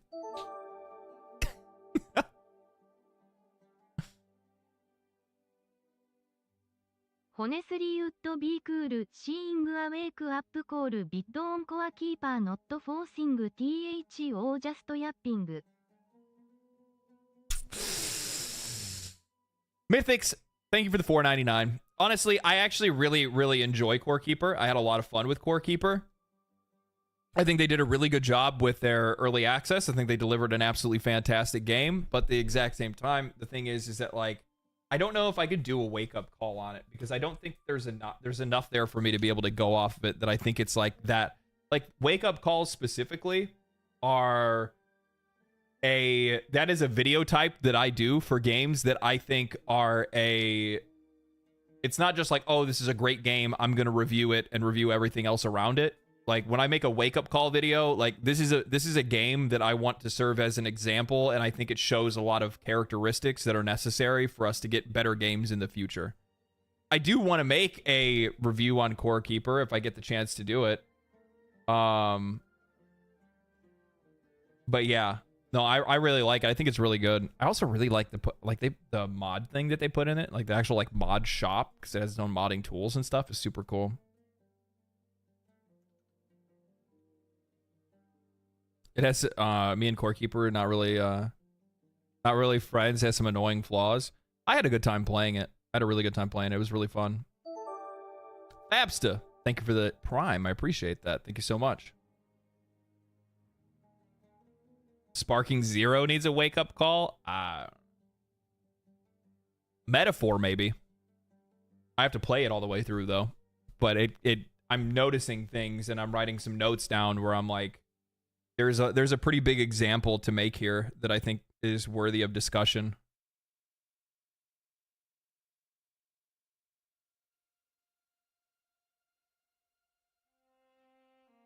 But I don't just like try to fire out wake-up call videos on every single thing. It's not like a bell that I'm trying to ring every single day, you know what I mean? Like, that's kind of a special video series to me that I want to try to take care of and make sure that I'm making videos for that for the right reason, because those videos do catch a lot of eyes, and I think people really like watching them.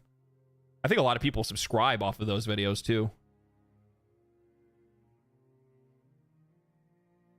I need to play Metaphor. My friends tell me it is basically a better Persona. Yeah, and I think it improves on Persona in a lot of ways. It's incredibly effective storytelling in a way that I don't think I've ever seen another game do, even another Persona or any of those other ones. Path of Exile 2, very well may be one. Very well may be. Good.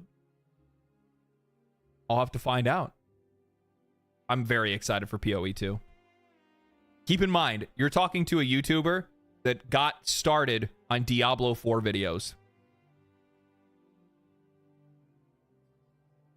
You're talking to a YouTuber that got started on Diablo 4 videos.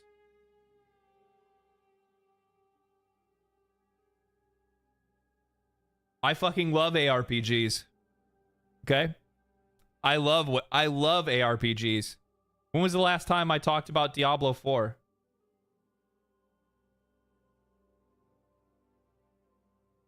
That was 5 months ago. Look at that. I was only getting like 12k views, 16k.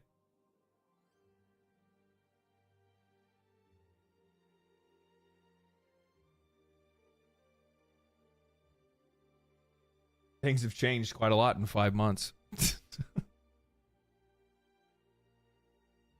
D4, a call to action for LD. Yeah, I tried to go back to the game, and I was like kind of happy with like some of the changes and stuff that they made, and I thought it was like pretty good, but it just, I don't know, man, it just doesn't stick with me anymore.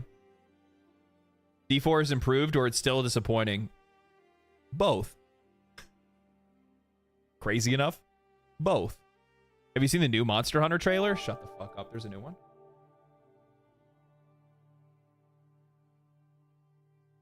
Do you think the new Battlefield will be any good, or do No. you think it's doomed with microtransactions P2P?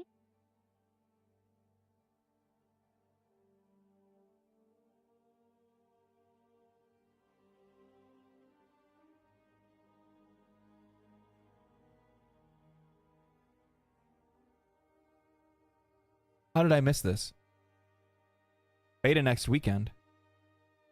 I saw the beta part. I didn't know they had another showcase.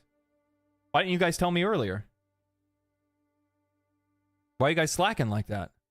Do you think the new Battlefield will be good, or do you think it'll be doomed because of microtransactions and pay to win? Jared Leto. Self suck.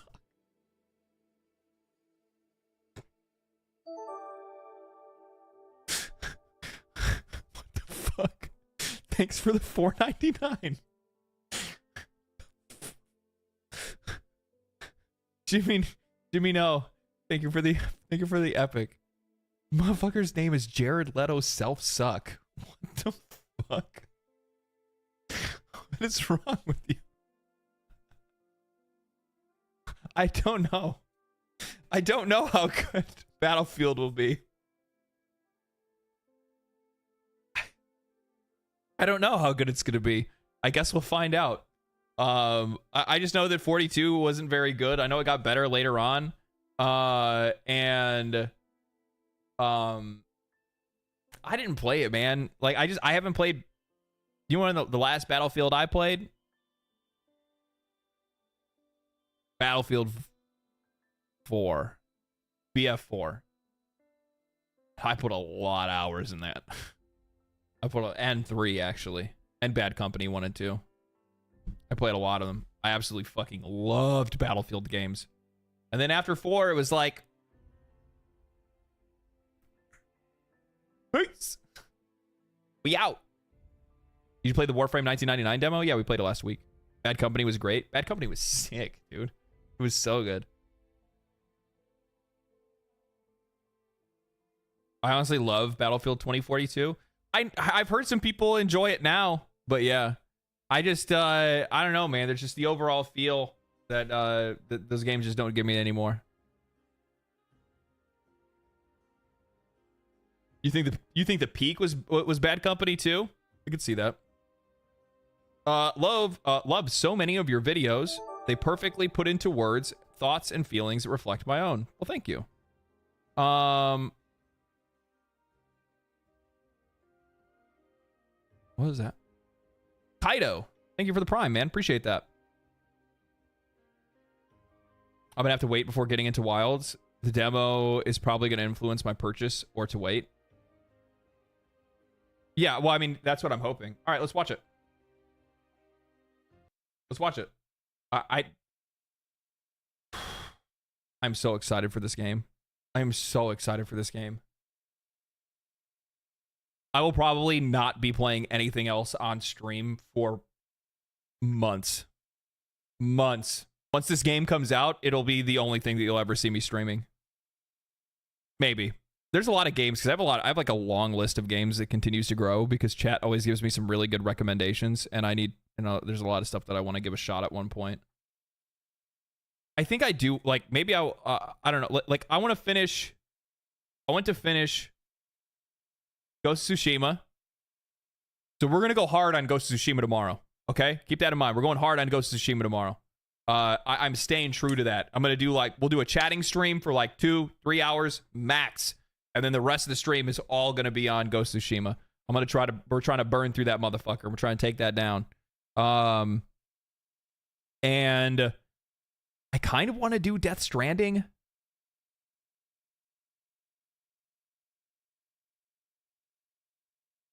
Looking at the list to see if there's anything else that I want to do.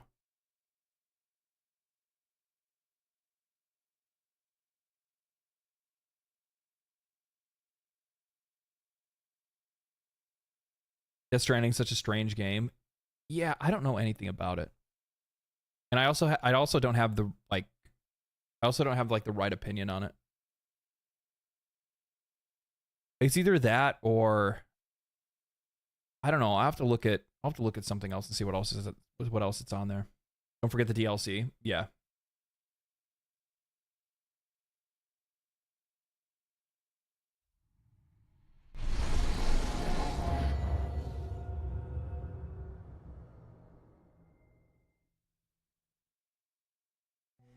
Hello everyone, I'm Ryozo Tsujimoto, the producer of Monster Hunter Wilds.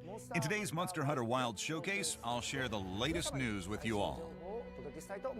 I can't wait for Without this. further ado, Why is he using? He's using the same filter like he's from the game.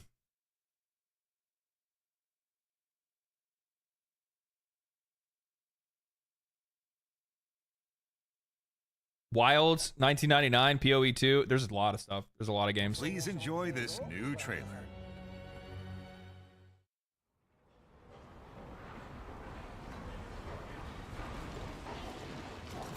Oh, is this it?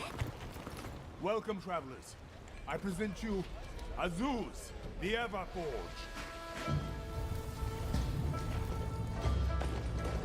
They're starting without us. Just look at that firebrand go. I really do like the new look, like the armor types and stuff like that. Not to mention, obviously, like the massive graphical update that we're seeing over World, but I just like the fucking how the gear and stuff looks. It looks so cool. Mount's gonna be really sick too.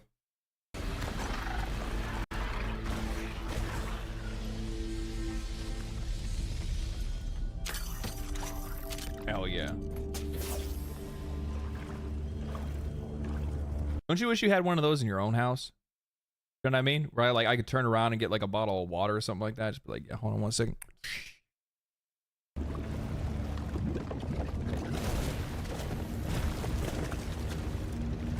Oh, this is like the tar pits?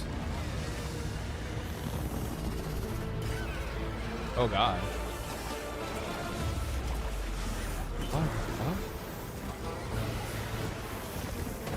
I'm not like a Monster Hunter vet, so there's a lot of the times that I'll see stuff that they'll show in the game, and I've never seen these monsters before. This design is so crazy.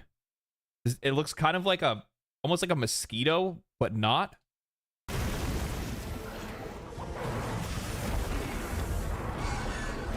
What is that?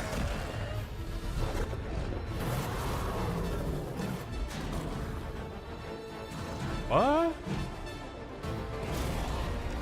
It's like a is it like Teostra with arms? Is that what it was? Teostra, the one that was in like the volcanic region in Rajang? Is that a Rajang?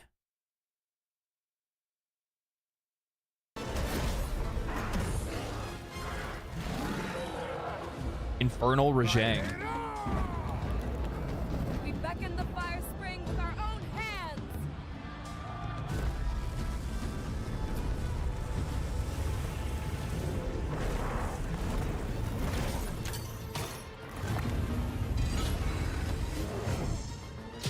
Sick. Wait, what weapon was that?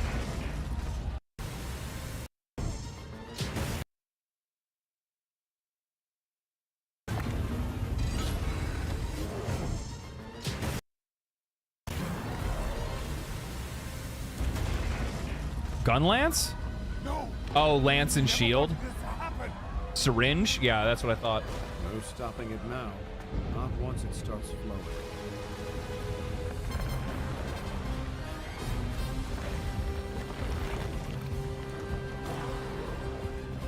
Why? I also like how they basically just made our guide an e-girl. It's fucking so smart. This is supposed to happen. No fucking octopus?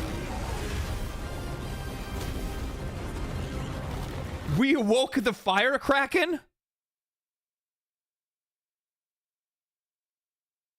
You can go frame by frame? Really? Oh, I guess you can. I don't know you could do that. I learned a new thing today. This is the first time they show the new biomes? Yeah, these are the first time. Yeah, first time I've seen these. Like the fire. I think it looks like it's the same biome. It's just one is it like not on fire and then the other one is.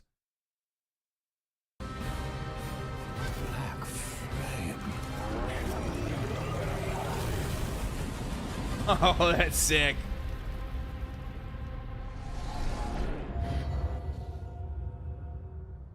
Ah, man.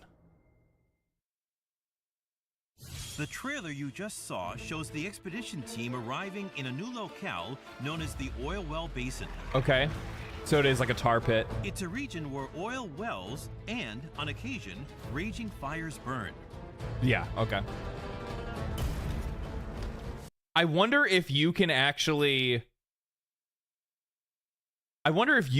set it on fire. I wonder how that works. Like if it's probably a monster that sets it on fire or something like that. The brute wyvern Rumpopolo can be found in areas of deep oil silt. And monsters such as the red-hot fanged beast Ajarakan are Ajarakan. So you guys were telling me it was a fucking infernal Rajang. That ain't a Rajang. It's a Ajarakan. Looks sick though. Like it kind of reminds me. I think that's what it was. Isn't it Teostra? Is the one I'm thinking of? I don't know how to spell it. There was like there was a fire. There was like a four-legged fire creature that you'd fight in the volcanic region in Wilds. Yeah, it's the fire dog. Yeah. That's what I'm thinking about. Yeah, it kind of reminds me of it a little bit. Fire lion. Yeah, that's probably closer. highly active. So I was right. It was spring. Teostra. Okay. Both are unique creatures that have adapted to this harsh environment.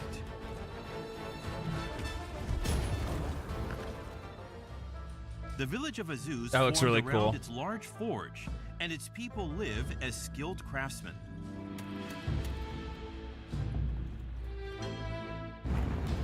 So they're going the same route that they did with World, where you're gonna have like multiple, like later on, because I don't think they had it early on.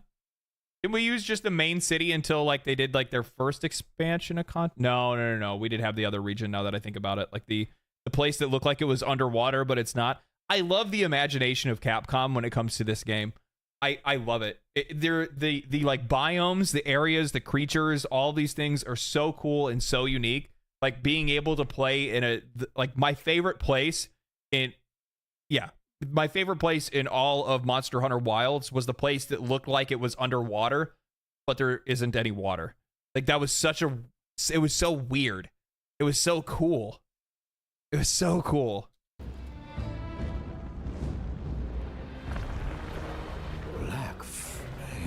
These are new creatures to the free. Deep beneath Okay. the basin, there's a mysterious monster known to the people of Azuz as the Black Flame. Window Internet Explorer. Thank you for the Prime. What will the expedition Coral team Highlands, that's what it find was, in yeah. this region? New facts reveal deeper mysteries. We hope I gotta you watch that look back forward again. to I the looked away. flame.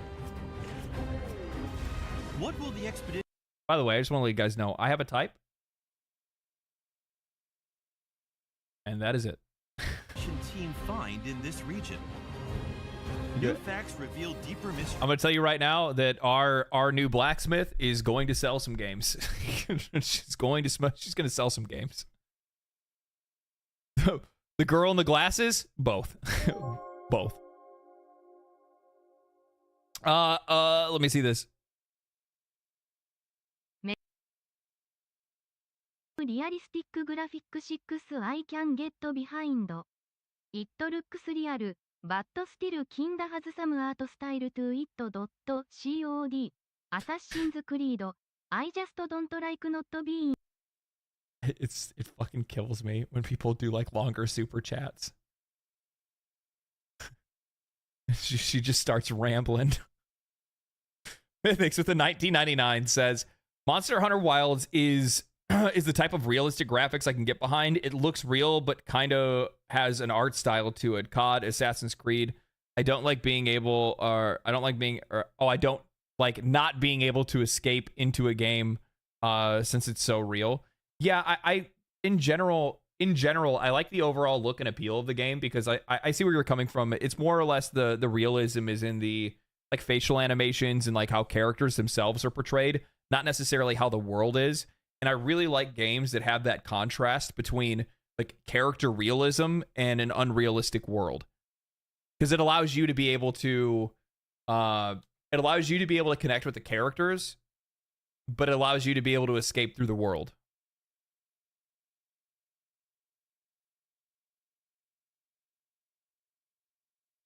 That's what turned me off in GTA.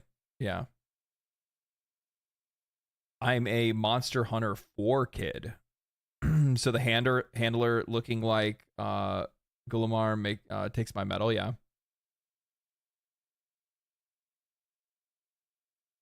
Well, there's lots of people that love elf ears. Elf ears. So an easy $5 for Capcom. True. True.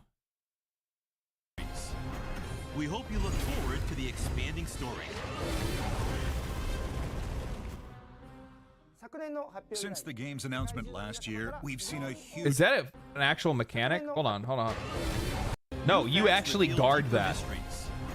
We hope you That I thought that was a... I didn't know that that's a battle animation. Did you guys catch that? Blocking fire with your sword is a battle animation. I thought that was a cutscene. Watch this. To the expanding story.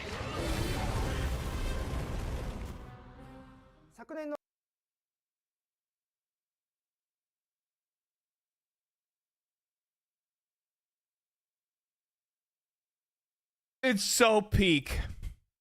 It's so peak. It's so... They just... How do they get away with this?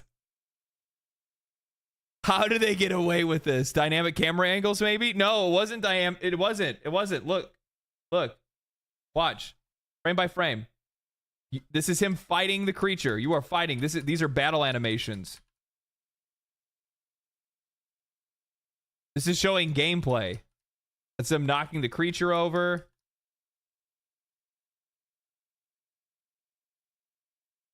Look at this. He was in an attack animation. Then he goes to guard. So he finished an attack animation after landing an attack or the creature backing up. Then he goes back to his regular stance. And then he blocks it.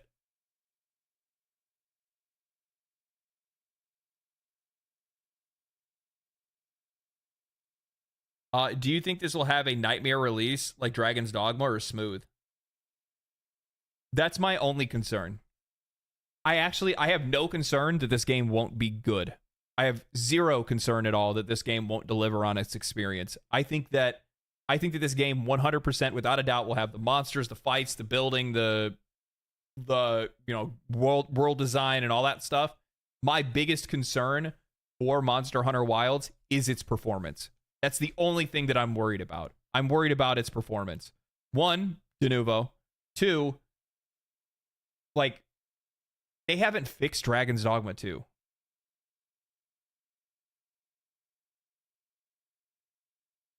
So that's worrying because there's two problems with that.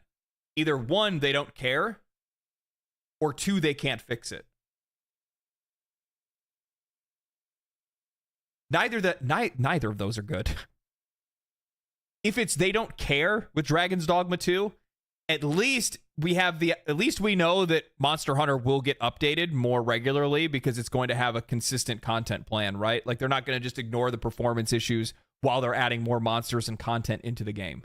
Like, Monster Hunter is a game that they're constantly updating, adding stuff to events and things like that. It's their flagship franchise. I would imagine that...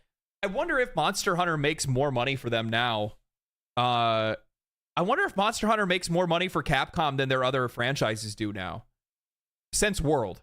It wasn't the case before World. Before World, it wasn't the one that was making them the most money. But after World, there was a noticeable, like, massive... Like, World had a huge, huge impact. Monster Hunter games ranked by sales.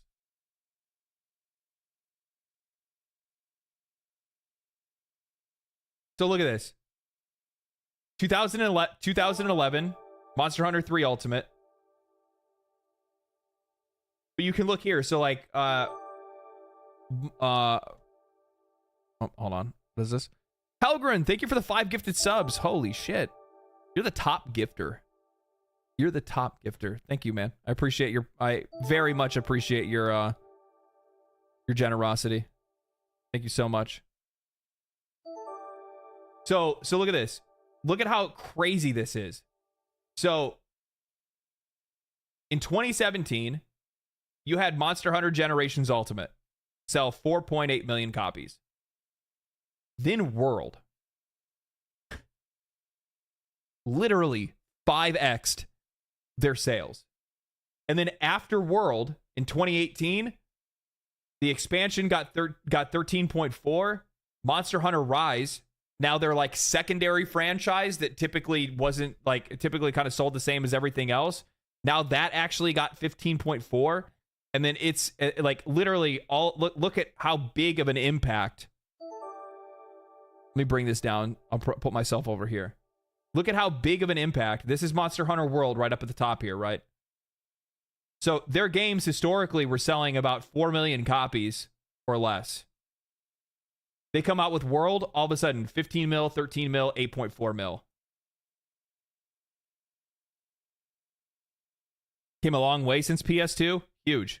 An absolutely massive increase because of how popular Monster Hunter World made their franchise. I am going to say this right now. I made a video on it that it didn't really get a whole lot of views. This is a while ago. But I had made a video on Monster Hunter World talking about how Monster Hunter World is Wilds is likely to be even bigger than World. I think that Wild will outsell World. I think the hype behind it, I think all of the people that bought this, knowing that Wilds is basically your successor to World, are going to buy it. And I think it's gonna go crazy, especially after the whole like return to World thing that we had before. But you might want to consider the requirements on Wilds this time. So I saw the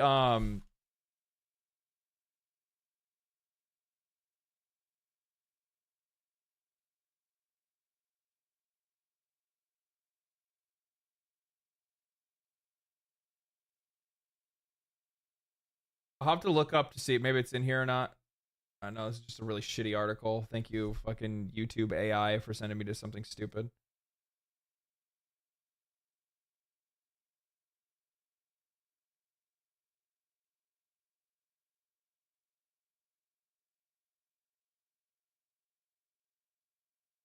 Where can I see the requirements? Am I just missing it? Achievements, multiplayer, single player, DualShock. Okay. Supported languages. Steam Deck compatibility. Oh, it's right here. Minimum requirements. I'm just gonna look at the GPUs. 1660 or a RX 5600. Max requirements or recommended. This is recommended. Okay. Recommended is a Ryzen 550 or an i5 12400 or an 1160K. A 2070. Oh, a 2070 Super, an NVIDIA RTX 4060. I mean, a 4060 is basically a 3070. Does that sound right? Because it's not as good as a 3080. A 4060 is not as good as a 3080.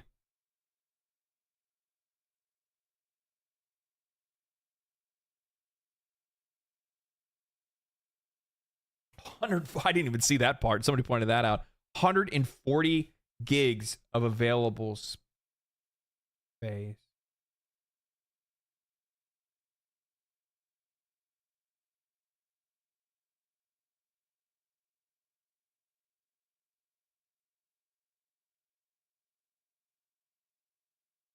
Oh, we're good. We're good. Okay. Okay, we're okay. I do think I need to get a bigger SSD though, but if I get a bigger SSD, that means I have to reinstall Windows because I think Windows is saved on my SSD. Of course, it's saved on the SSD. It wouldn't be saved on the hard drive. It'd be dumb as shit to boot everything from there. Which means that if I do that, I'm probably gonna have to get a new Windows key because I don't know what my old one was. I don't remember how I even got it. It was probably ripped to begin with. But if I get a new SSD, I might as well get a new motherboard because my board's old as shit. Because I have my board's a B450, so it's not even an AM5. I don't even have an AM5 slot in it. I'm using I have a Ryzen 7 5800X, and technically it's on beta mode for the BIOS because the board itself doesn't support it. 40s are not better than 30s. Their main point is the power efficiency. Yeah.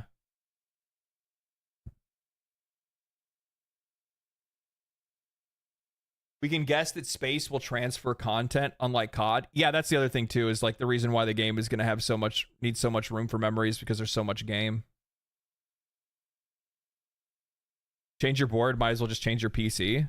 No, why would I do that? I have a fucking RTX 3080 and a good CPU and a good cooling system and all that stuff.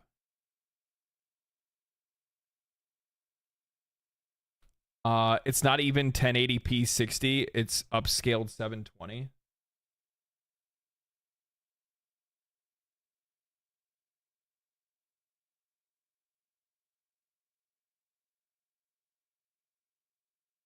SSD required.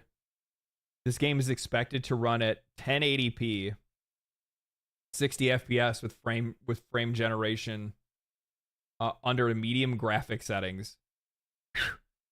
Yeah, it's gonna be a sweaty beast. Yeah, it's gonna be a sweaty beast.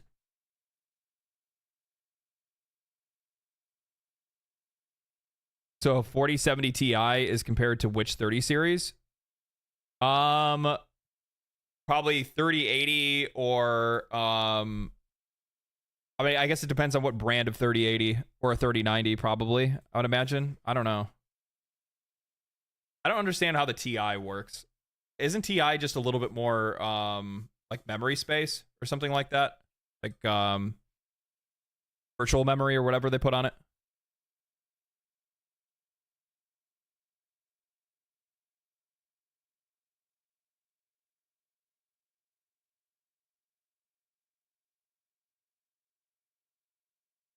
Ti is marketing BS. Yeah, it sounds about right. 720 upscaled 30 FPS on minimum, maybe. I don't know. Like I said, my biggest concern for this game is its performance. My biggest concern for this game is performance. And look, like this isn't going to solve the issue for you guys, but it will solve the issue for me. If I run into problems where this game does not run on my computer, then what I will do is I will take a sponsorship from a computer company and I will get a new computer to be able to play Monster Hunter. That's what I'll do. So at least you'll watch me play it. Like what is when do the 50 series GPUs come out? 50 series GPUs are coming. We know that for a fact. The release dates for the graphics card have been much speculation. Early leakers suggest that they would launch late 2024, but general consensus slowly shift towards an early 2025 release instead. I'm trying, which is perfect, because I'll partner with I'll partner I'll try to see if I can maybe partner with somebody, and I'll get a 50 series GPU and a 50 series build, and then I'll plug that for a few fucking videos. January 5th or January 6th is 2025 CES. That's when the 5000 series will launch. Chances are, yeah.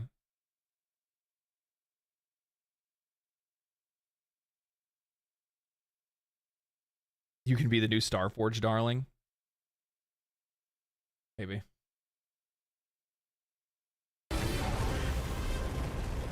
I mean, that probably would make the most sense if I was trying to find somebody to partner with for a computer. Especially since I'm already with Mythic to begin with, right? So... Since the game's announcement last year, we've seen a huge response, for which we are sincerely surprised and grateful. Thank you very much. We have a special announcement for all you hunters out there who are eager to play. Monster Hunter Wilds will have an open beta test. It will be available on PlayStation 5, Xbox Series X, S, and Steam. Nice. And will support crossplay across all these platforms. That's going to be really good. I really like playing Monster Hunter on multiplayer. The open beta test period will start during these dates, so please hang on just October a little longer. 31st. Guys, that's a stream day. That's this time next week. That's this time next week. Literally. Next week, we're playing it on stream. Next week, we're playing it on stream. I can't wait. There's more. Dragon Age's release date.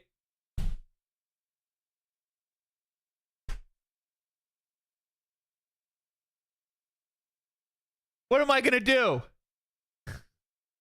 Plus subscribers on PlayStation 5 will get early access. What am I going to do? Even sooner. But guys, this is a dilemma. I don't know how. What? Please visit the official website for more details. Now, let's take a look at the content of the open beta test. The open beta test includes 3 parts. Character creation. Character creation. Yeah, I knew they were going to do that.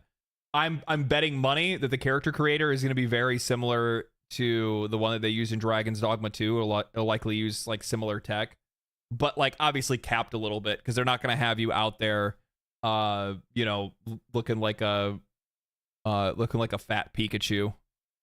A story trial and the Doshagama hunt. Okay. In character creation, you'll have full access to the same functions as the final product. It features more freedom with settings like adjusting your physique.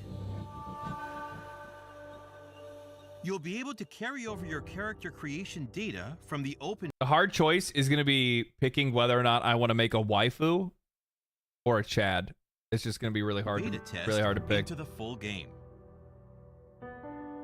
You can also remake your character as much as you like during the open beta. This sounds so stupid, but for me, for some odd reason, it really ends up coming down to like whether or not the male characters like have cool hairstyles or not. If they don't, and I don't like any of the hair choices, then I'll make a girl instead because I think that they look cooler.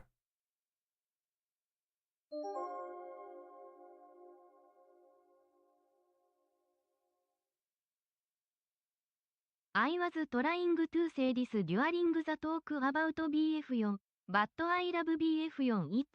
trying to say this during the talk about BF4, but I love BF4. It's my favorite battlefield. Battlefield 2042 felt like a hero shooter with the limited weapons and the terrible launch 2000. Okay, so Dark I don't know what the last part of that is. Dark with the $20 says I was trying to say this during the talk about Battlefield 2, but I love BF4. Oh, Battlefield 4, sorry. But I love Battlefield 4. It's one of my favorite Battlefields. Battlefield 2042 felt like a hero shooter with limited weapons and a terrible launch. 2042 feels like a slap in the face. Yeah, I didn't have a lot of respect for 2042 because I just didn't really like the direction that it had gone in at all. The thing is, from the outside looking in, it just looked way too over monetized for me to want to have anything to do with. And I also didn't really like I didn't like how they turned the class system into more like a hero shooter. That's what I didn't appreciate that at all. I choose male because the male armor looked better in the older games, but apparently that's not the issue this time around. Yeah, you're going to be able to play like male or female characters. The test period. Use this chance to design your perfect hunter and palico. Yeah, this is gonna be great. Yeah, I want to make a cat that looks. But I want to make a cat that looks like my cat. Will they allow me to have that kind of cat customization? Thank you, sir. In the story trial, you can experience the opening cutscene and play through the Chotacabra hunt with basic tutorials. Nice, okay.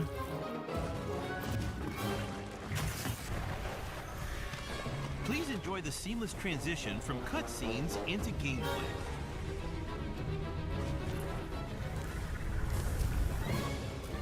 In the Doshagama hunt, the goal is to defeat the alpha of the Doshagama pack. Okay. You can use an SOS flare during either quest. Well, that's cool. So you're actually going to have multiplayer while you're doing the open beta. I like that. I mean, I guess that makes sense. It's a beta, so they're probably trying to like stress test. They're probably trying to stress test, and they're also probably trying to see like what they're going to be looking towards for people that are likely going to, for the people that are likely going to be trying to buy the game day one.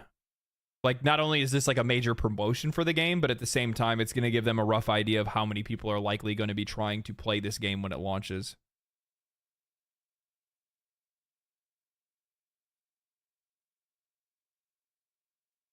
Drops, what was the first Monster Hunter game you played? I think I played Try, if I'm not mistaken. I didn't really like click with me because I didn't really understand the game, and the controls felt like super clunky.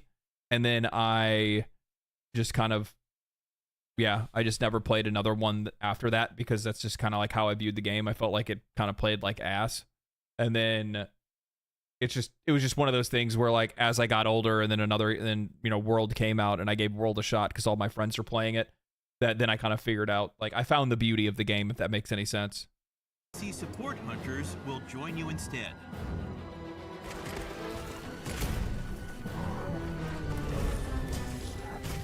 No, actually, it wasn't Try. I played Ultimate. I played the one on DS.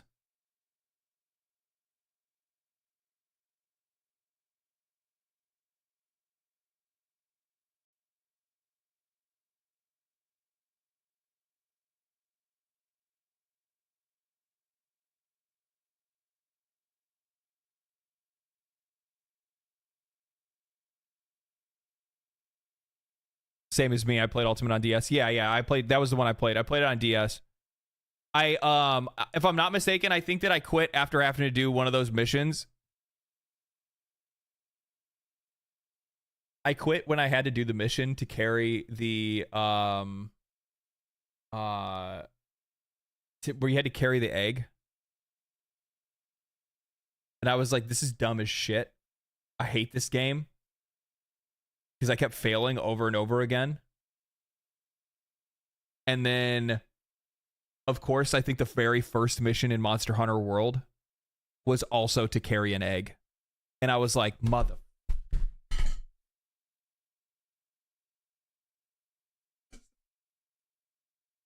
Can immediately PTSD kicking in. Because immediately PTSD kicking in, and I was like, who put this in here? Who thought this is a good idea? Talk to your handler, Alma, and use the quest counter to change the number of multiplayer participants and That's other cool. settings. I like that. Even when with other hunters, your Palico will join in and support you and other support hunters on quests. Cool. In the open beta test, you can register friends across platforms. Very but cool. Please note that this registration will not transfer to the full version. Okay.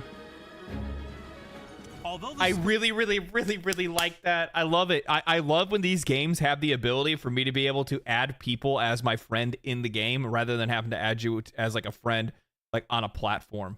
It's so cool. Because at least what it allows me to be able to do is that like I can let people add me from the community and we all can play Monster Hunter together. I love that. I love that. It's one of the reasons why I love Warframe so much, because anybody that plays Warframe can add me, and if they want to join in and they want to play when I'm streaming the game or when I'm just playing it in my off time, they can hop in and play with me, and that's it. I love that. I love that. It allows for that community dynamic that, oh my God, could I speak? That community dynamic. I got too excited. Hope will be limited. We hope you enjoy the ecological expanse of the Windward Plains.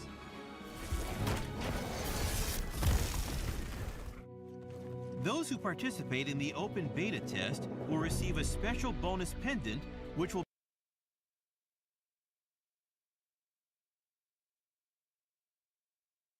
Jax, are you watching right now? I'm calling someone out very specifically.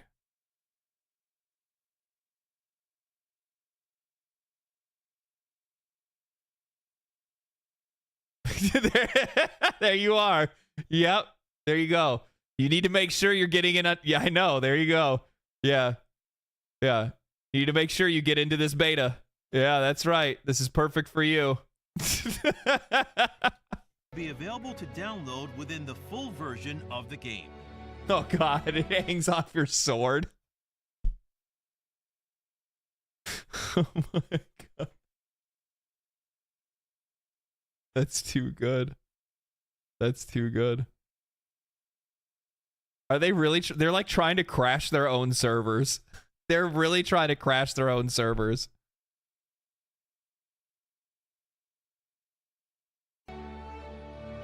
And it like jiggles. You can use it to decorate your weapon or sacred.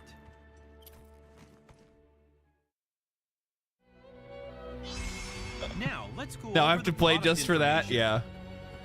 Monster Hunter Wilds will be available from Friday, February 28th, 2025 for PlayStation 5, Xbox Series X, S, and Steam. I can't wait.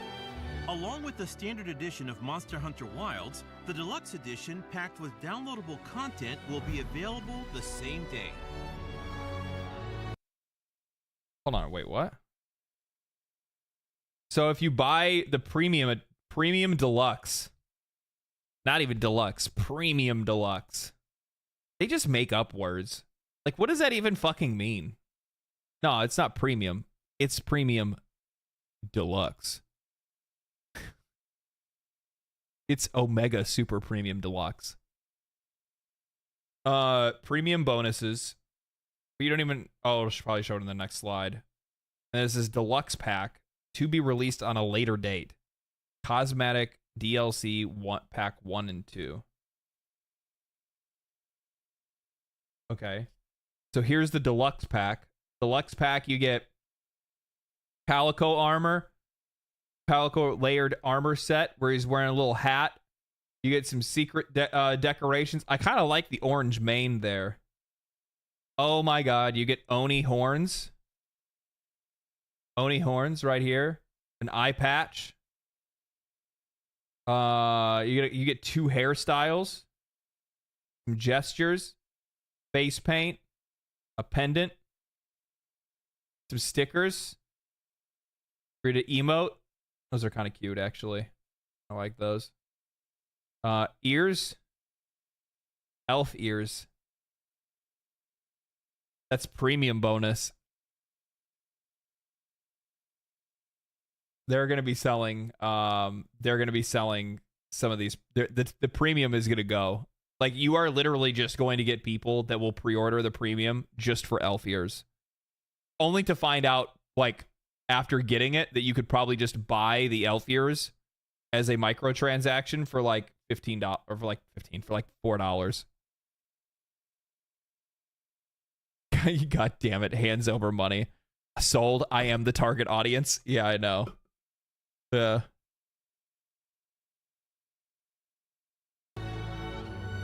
Furthermore, the Premium Deluxe Edition, which includes the main game and 3 DLC sets planned for future release, will also be available.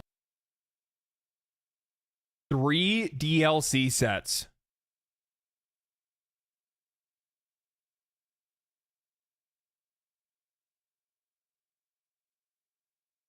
Wait, what? Monster Hunter World got 1. Right? Yeah, I got Iceborne. This is gonna get 3? Do you think they're gonna do Iceborne sized?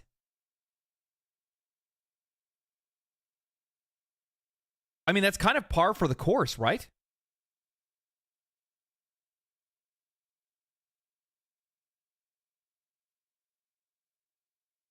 Premium Deluxe Edition, which includes the main game and 3 DLC sets. Oh, maybe maybe that's cosmetic. 3 cosmetic packs. But at the bottom it says download after release DLC pack 1, DLC pack 2 coming in the summer. Oh, okay. Maybe you are right. Maybe that's DLC only. Available digitally. I'm thinking expansion. You're right. Finally, all editions have a pre-order bonus, which contains the Hunter Layered Armor Guild Knight set and the Talisman Hope Charm. Red Mage. This offer is time limited, so be sure to pre-order to receive this special bonus.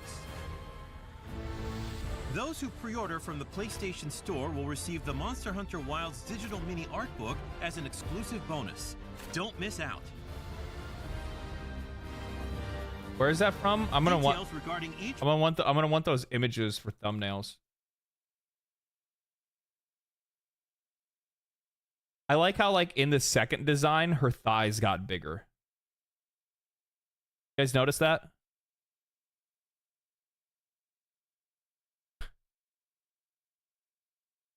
You guys notice that? Store will receive the Monster Hunter Wilds digital mini art book. Oh, as an exclusive PlayStation bonus. gets the digital Don't mini art miss book. out. That's too bad. Details regarding each Monster Hunter Wilds product can be found on the official website. So please visit it for more information. That's all the news we have for you today about Monster Hunter Wilds. Thank you very much for watching. Bro, I don't even think that's the same voice. It's like a completely different voice all of a sudden just came out of nowhere. We hope you will all take part in the open beta test. It will feature transferable character creation, a story trial where you can experience the beginning of the story, and monster hunts in dynamically changing environments, including the Doshagama hunt. We hope you'll try it out. Yeah, I can't wait for this, dude. This is gonna be huge. Please look forward to more news as we share it. This is gonna be huge. I'll see you in the open beta test. Happy hunting! Frail legs ain't no hunter, I tell you. Yeah, I know. Man. Okay. Well, I mean, we're there. We're fucking there. We're playing it next week. I cannot believe that. Wait a minute. Hold on a second. Hold on a second. I need to check something. Obviously, obviously I'm thinking about somebody else who would probably be really excited for this too. When was Asmongold's ban? He got a 2-week ban, right? Here's his apology on the 14th. 7 days later. Yeah, so he'll be back. He'll be back on the 28th. He'll be back next week, right? He'll be back next. Yeah, so he'll be so Asmon will be back in time for the Monster Hunter beta. Yeah, that's gonna be cool. Hyped for Monster Hunter? Yes, very hyped for Monster Hunter. I'm looking forward to it a lot. He's gonna be late? I don't think he'll be late. It'll be 14 days past his ban. Yeah, it should be back by then. Are you gonna send me memes I don't understand? Hey man, that's on you to figure out internet culture, not me. Okay. I send people memes for no reason all the time. I send them to my mom, and she doesn't even understand what a meme is. They planned this just for him? Yeah, probably. Probably. Man, this is going to be good. I cannot wait to play this next week. It is going to be so sick to play this. It's going to be so sick.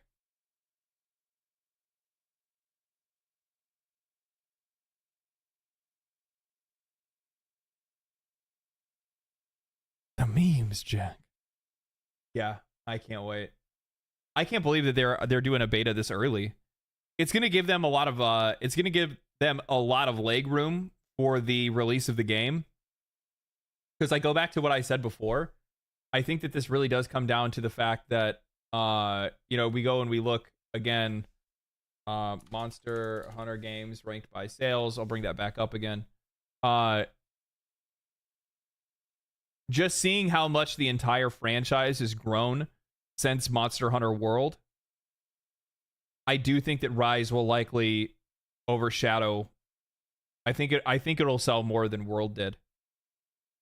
I think it will. And with that, you're going to have a lot of people at your doorstep day one, and you need to have a good idea of just how many people are going to be there. And pre-orders only tell you one thing. A lot of people don't actually pre-order games, right? I would imagine the vast majority of people that buy video games do not pre-order games. And I'd be really interested to know what the number is today, because I would imagine that digital download has probably had a pretty big impact on pre-orders. Wilds, sorry, that's what I meant. Wilds had a big impact, World had a big impact, not Rise.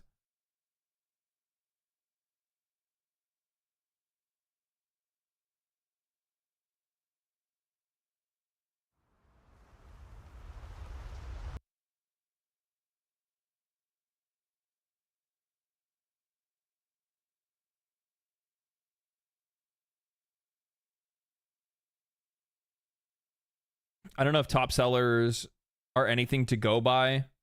No, if you're looking at Steam, that's not really going to tell you anything. And then Steam's only going to tell you most wishlisted, which isn't even pre-ordering. That's just a reminder that you want to know when that game is either on sale or when that game gets released.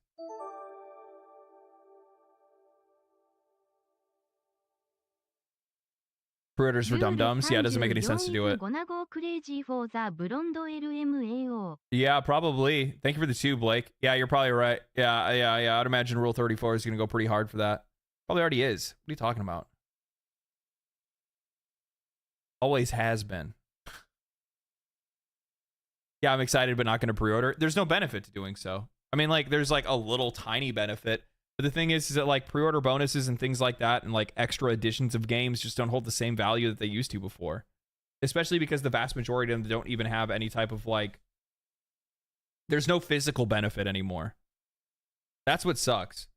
Like, dude, even like obscure games, like like I got this. You guys remember this game? I'll actually pull up my whole camera. Dante? Yeah, Dante's Inferno. Yeah, even Dante's Inferno came with this like fucking cool action figure. Yeah. But we don't even get shit like that. Like no game actually has stuff. It's really rare to see stuff like that anymore. I got that. I mean, you guys have already seen my like Gears of War statue that I have from I think Gears 2 or 3. I can't remember which one it came from. Creators back in the day, it came with art books, figures. Oh yeah. Yeah. I still have shirts to this day for games that I had pre-ordered before or had just gotten because I remembered back when because I worked at GameStop, right? So more times than not, I would see like what the pre-order stuff was well beforehand, and then I would pre-order something and be like, oh, okay, yeah, I want that shirt. I think I have like a Zelda shirt. I have a it might be Wolfenstein. I can't remember which one it was. There's another one that I have that's really good. Wukong Collector's Edition had stuff like that, but it sold out immediately. Of course it does. It's crazy that they don't try to do that stuff. Do you have the jank Fallout bag? No, I didn't. Why would I have played Fallout 76? I had no interest in that game. I don't know why. Which is actually kind of crazy. It's actually kind of weird now that I think about it, because I really liked Fallout 3 and Fallout 4.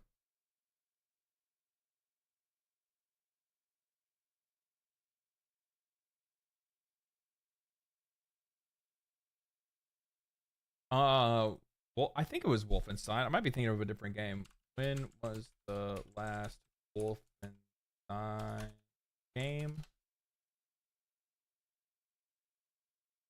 It wasn't Youngblood.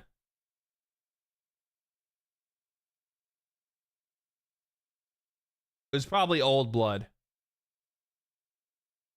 I think Old Blood or New Order would have been right around the time that I was working there.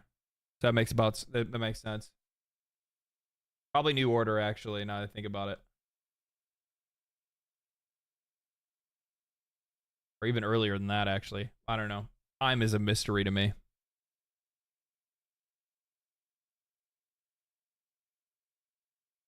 I miss physical media. Yeah, I know. Digital scares me since you don't own the game, only the license. Well, I mean, we still technically only owned the license back when they were on disc regardless.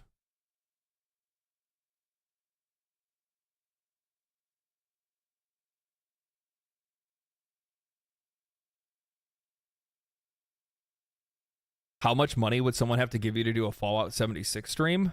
I don't know. I wouldn't ask people to give me money to play a game. I try to play games that I know that I'm going to enjoy.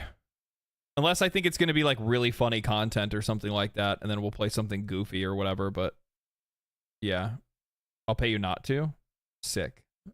See, I said that I would take money to I said that I wouldn't want to take money to play a game. I mean, well, I have in the past actually, but that was a while ago.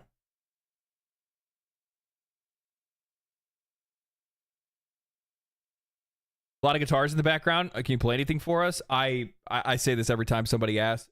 For me to be able to have to hook up equipment for you guys to be able to hear anything that sounded good or sounded even halfway decent, it'd be kind of a pain in the ass to do so.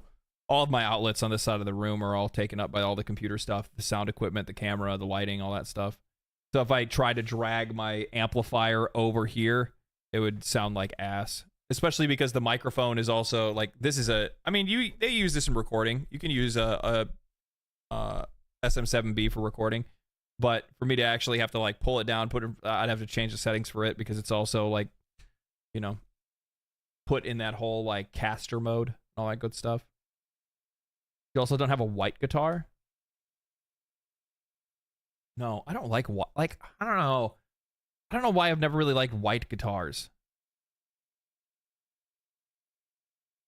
Maybe a subscriber special? Maybe. We'll see.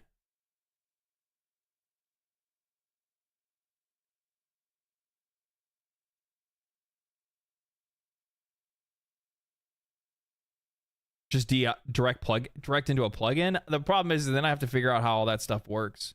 Oh, my guitars are clearly woke. Yes, I know. Yeah, they're all. Yeah, no white guitars here. What do you want? What?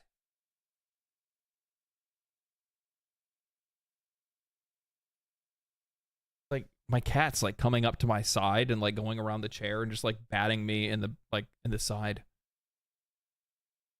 Cream guitars? I like the only other one that I've liked outside of like color wise is like I like a dark red one, a black one, a brown one, and then the kind of like a wood grain. The other one's like wood grain on this side, but the other color that I would like is probably like a green. I always really liked the August Burns Red, like pinstripe green guitar. I wanted one of those RG series at one point, but I just haven't gotten around to buying one. What do we call you? Most people just call me LD. Hi. You're happy now. It sounds like you are. You sing too? No, I do not sing. I cannot sing. I have no tone control in my voice at all. That is better left for the shower. That is better left for the car when no one else is in it.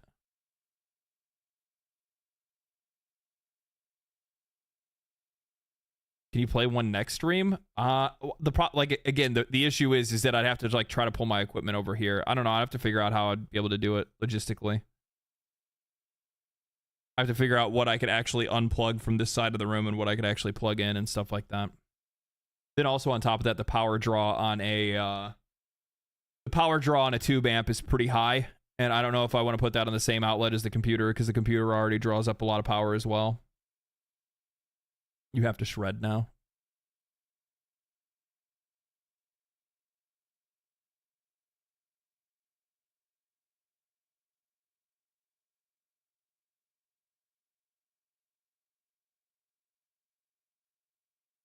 Anyway, let's see here now. What else did I want to go over today? There's been a couple things. I saw this. This is really funny. So the day before developer, we talked about this like a few streams ago. They started up a Kickstarter for another game. Do you guys remember it? It looked like a Fall Guys knockoff.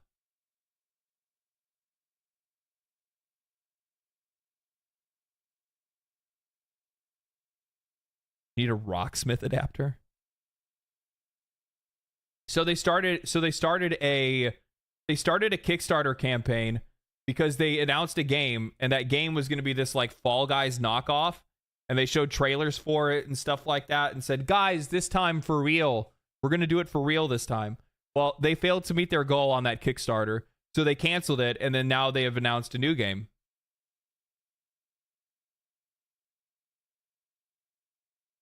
Fantastic is now allegedly working on items, an action horror prop hunt game.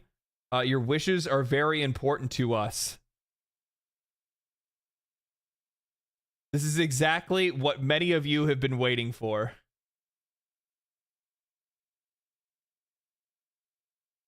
No, no Kickstarter was announced for Fantastic. Said it returned to crowdfunding route or explore other options. Once a demo for the game was made, development will require significant resources. So Fantastic has decided to release mobile games to support the process. All funds generated by these apps will go directly to the game's development. We believe this will help us create the game of your dreams. The term dream is often used by Fantastic's marketing team when they said what the day before. We have hoped that the game's success will give people. We hope that after the game's success, we will give hope, or we will give people faith in this life. If you preserve towards a dream, or if you persevere towards a dream, it will come true, despite all the obstacles and doubts.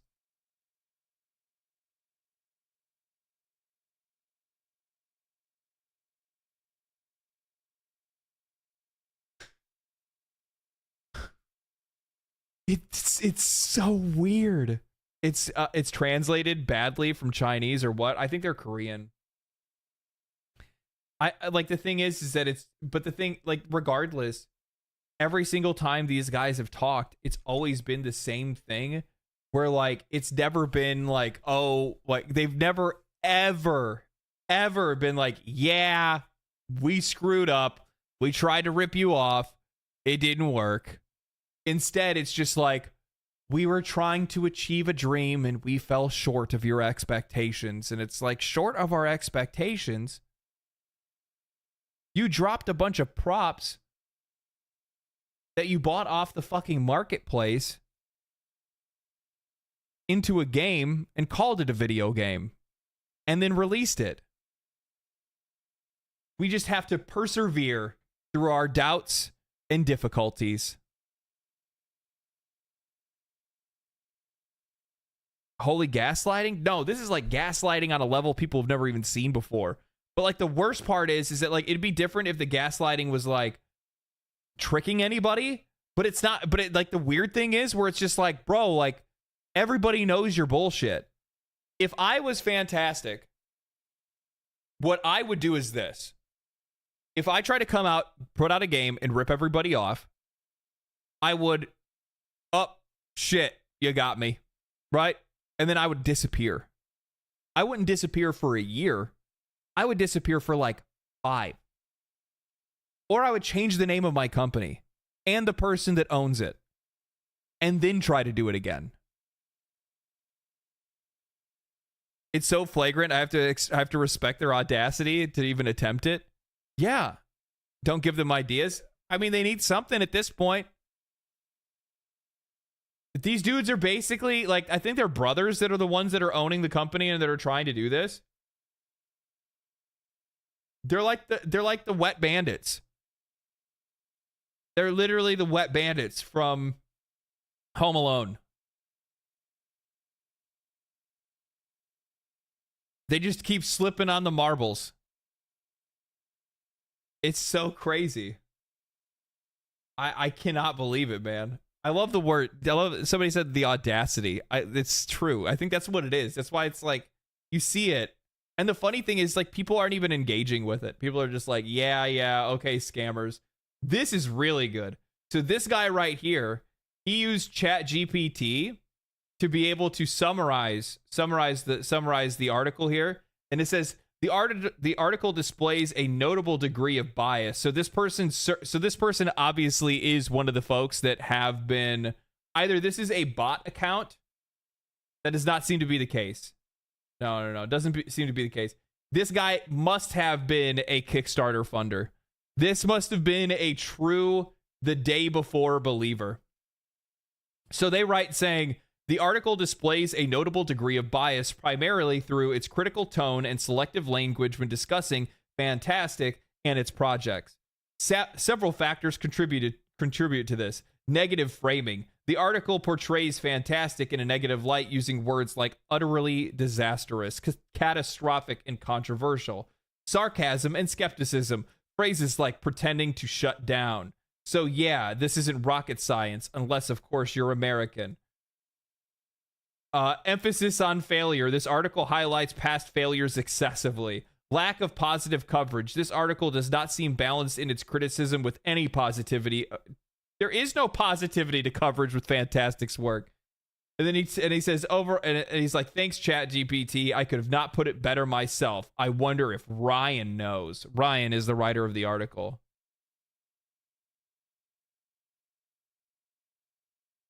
We have a true fantastic defender.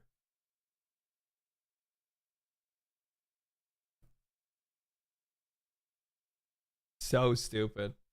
All right, let's get into the meat and potatoes.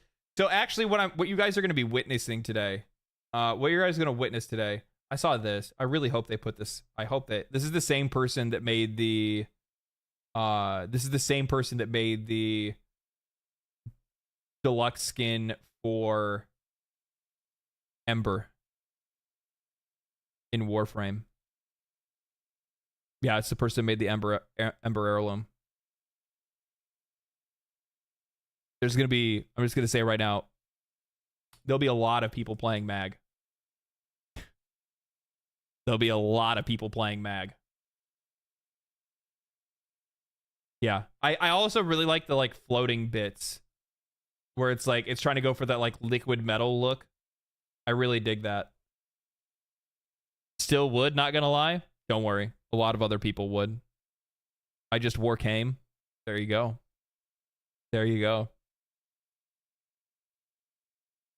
Where is it at? Oh.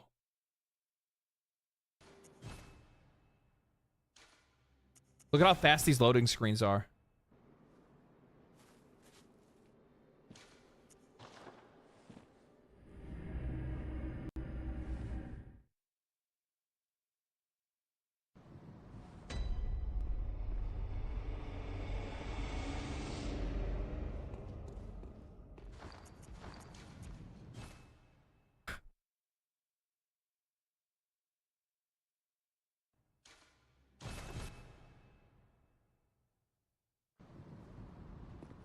That's fucking crazy.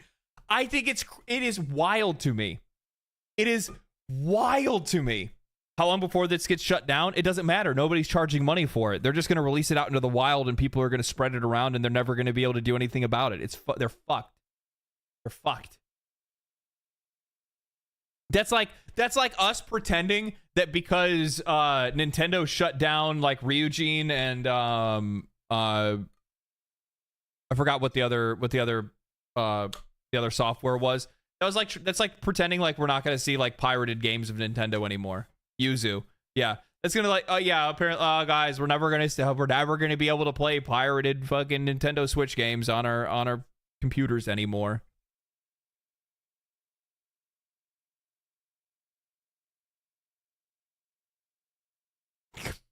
Come on, fucking come on. I think what's really crazy about this, and it just goes to show like how fast like gaming communities can move, is like the minute that these folks sunk their teeth into trying to work, the minute that somebody stepped up and was like, I'm going to start this project and I'm going to start working on making a port for Bloodborne to PC, it just like, it rapidly happened within like 2 months. Yet for some odd reason, for us to get a port, it'll take like a year or two. And hundreds of millions of dollars, or like $100 million more like. But yeah, based on their past releases, a new From game should come out in 2025. Probably not. No, but we should probably. I mean, they'll probably announce one next year for sure. Maybe we could see it at the end of the year, but I don't think so. They've been working. I mean, what are you talking about? They just released. Wasn't Armored Core 6 last year? Yeah, Armored Core 6 was last year.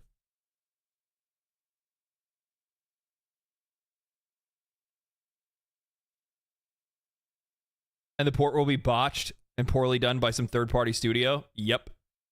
Yeah, exactly. Yeah, I'm just gonna wait for them to finish this, and then I will play this. And then I'll play it on stream, but I will not say that it's actually that I'm playing it on PC. I will say that, oh man, doesn't this PlayStation 5 game look really good? Doesn't this PlayStation 5 game look really good, guys? Look at me enjoying PlayStation. Why is it loading so fast? Oh, my PlayStation is very good. It's a very good PlayStation.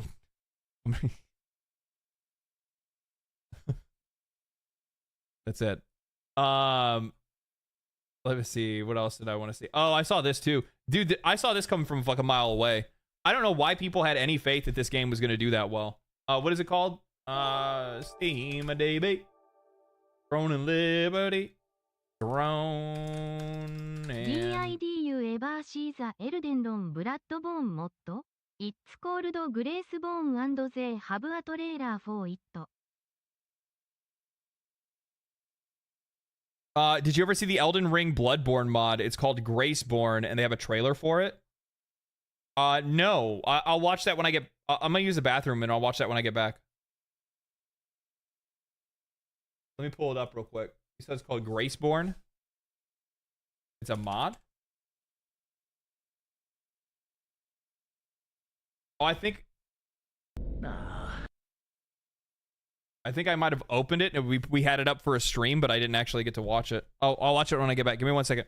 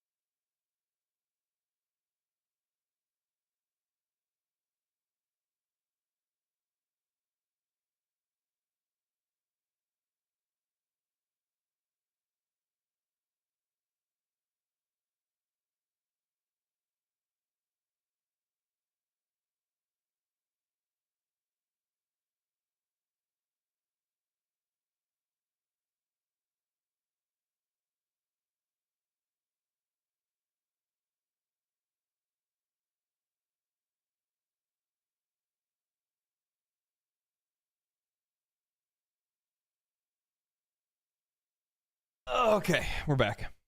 We're back. Can we get an interaction between Twitch chat and YouTube chat? I don't know. They'd have to see what you say. I mean, it's on screen, so if they see what you say. I like how you guys... Somebody said taco on the other side. Somebody said pizza.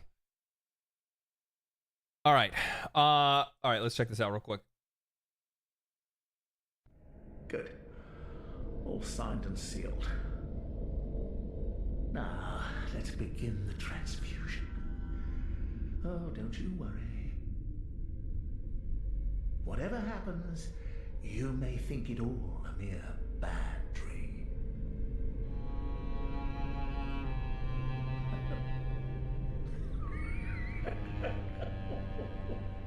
Dude, it is so crazy how far modders can actually take up and make something like this detailed, even with voice acting and things like that.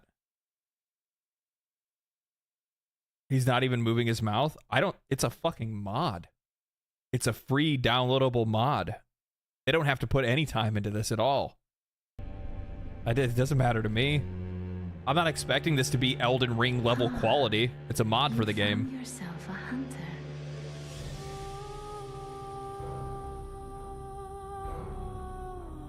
Medieval vasectomy.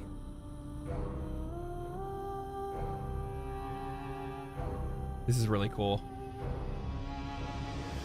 Haven't you noticed how hunters are held here to be sent on horrific hunts, their souls rotted by blood and madness.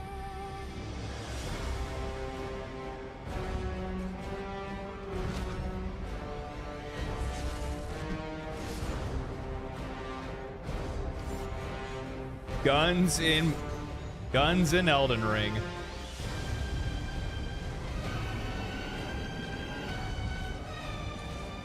Home now. Hell yeah. Beasts. The perfect place for a hunter.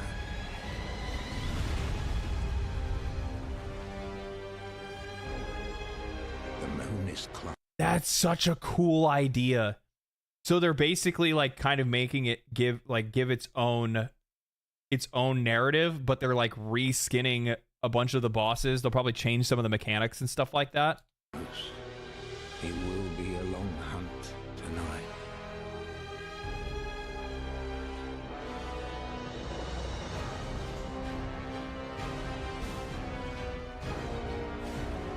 That's so cool.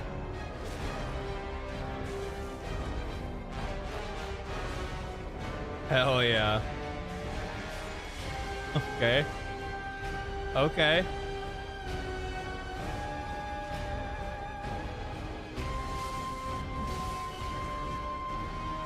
I wonder if the reason they're able to do what they've done with this, it's alpha release, so it's already out. Has anybody played this yet? We don't deserve modders? Yeah, no, we don't.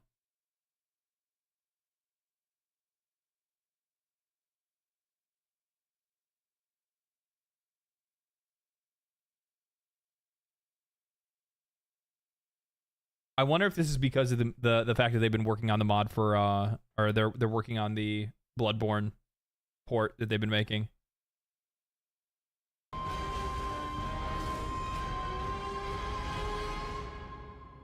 Very cool. What is it you want from this horrific nightmare? Very cool.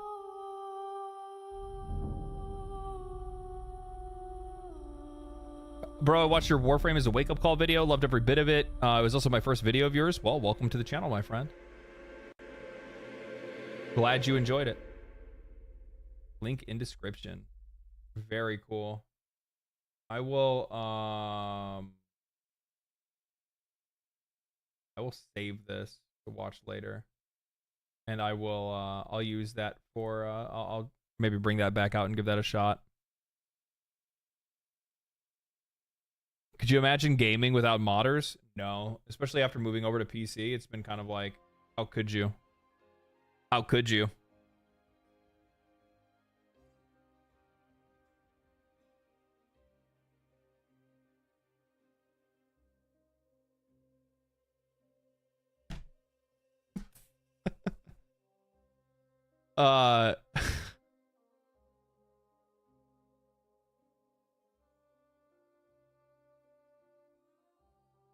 Bethesda cannot exist without modders? No, they actually can't. I made a whole video on that. I mean, that was a long time ago. There's tons of things that I've talked about that, like, this is like before the channel got like a ton of views on a bunch of stuff that I've already, like, topics that I've already touched on that people have probably no fucking idea. Like, I want to say...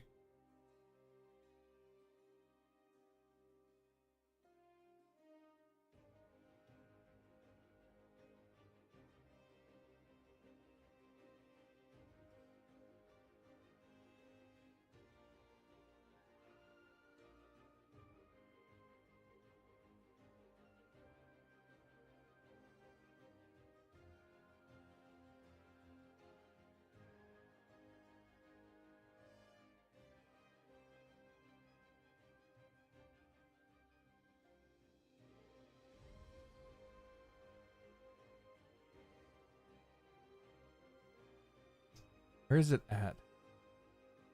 It was like right around here somewhere.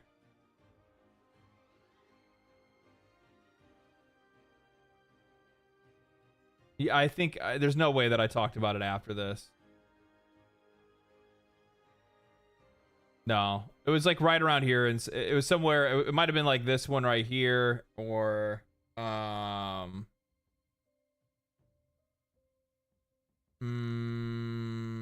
There it is. Bethesda exploits their community to fix Starfield. Yeah. I made it. Yeah, that's the one. Yeah, in this one right here, I went through like the history of how they've exploited their fan base to be able to fix their games. Even more so, I think there was a really good point that I brought up in here. Let's see. Beyond the Creation Club, I started to research mods that the modding community has been making listen over to the this. years. And the sheer amount, scope, and quality of some of them is absolutely astonishing. From simple texture packs and UI overhauls to completely new quests and explorable islands, there's even a remake of Oblivion using Skyrim. And it's not just Skyrim, there's also Fallout. They're doing the same thing there, literally making their own Fallout game in the form of Fallout London. I'll leave links below so you guys can support them and check out their videos. But then I came across one of the most troubling things. This right here. And it's the sheer amount of bug fix mods. Yeah. There are over 700 individual bug fix mods for Fallout 4 and over 900 for Skyrim.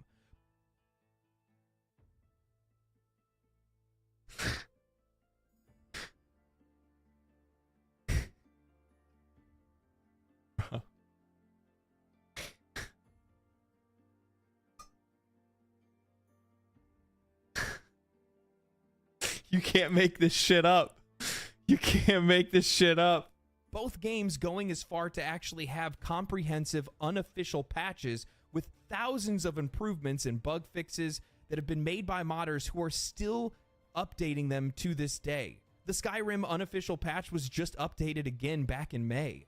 Bethesda and Todd Howard... Oh, no. Where's your beard, dude? You left your beard at home. You left your beard at home. There was another part in this that was really interesting. I love these investigative ones that I make. Because I always end up uncovering some really cool information. I think this is it right here. Searched, and the more that I've looked into things, yes. My eyes, who is this dude? I have no idea. I have no idea. It's the guy that was streaming here before I got here. I just took over for him. Come to because it's something that they've already tried to do in the past. So like the thing is that like I and this is also when I was working in construction still. So I wore contacts 90% of the time. LD's like younger brother. Yeah, I know. Bethesda's Creation Club was a platform and system This that is was interesting. introduced by Bethesda back in 2017.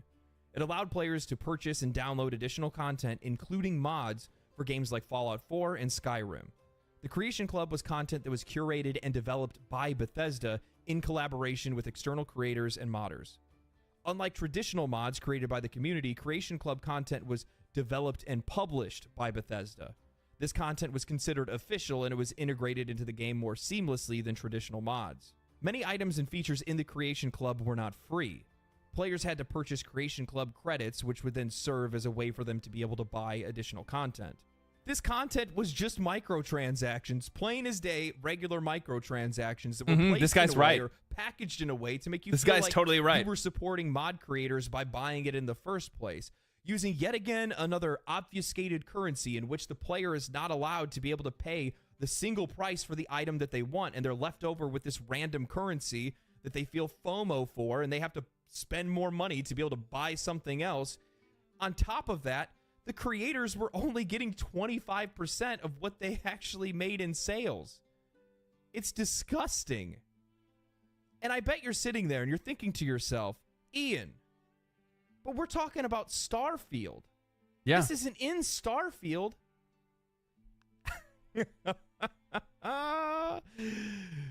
Oh, I'm sorry. In Bethesda's latest update on Twitter, they mentioned mod support through the use of, quote, creations will be available soon. And if you actually take the time to go and read Starfield's EULA, that nobody ever actually reads, they specifically mention the use of creation credits. So I don't know if they've actually enacted this already, but in the EULA for Skyrim, it talks directly about the creation credits that are associated with the game's virtual currency are not subject to terms and conditions. So, how old is this video? A year? It's a year old. You look more evil without a beard. Do I look somehow more fucking trustworthy with a beard?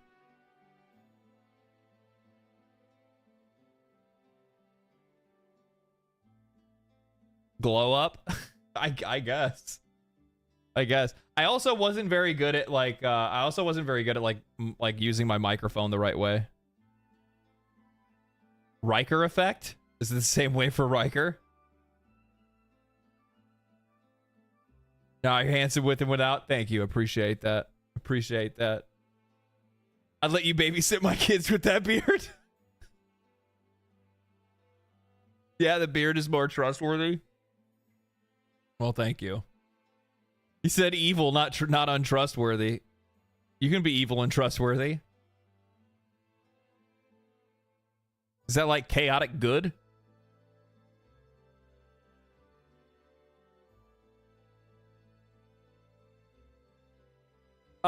So anyway, that was a huge segue about something entirely different. So anyway, incoming at NCSoft, so they're basically doing a mass layoff on all of the people that were working on Throne and Liberty.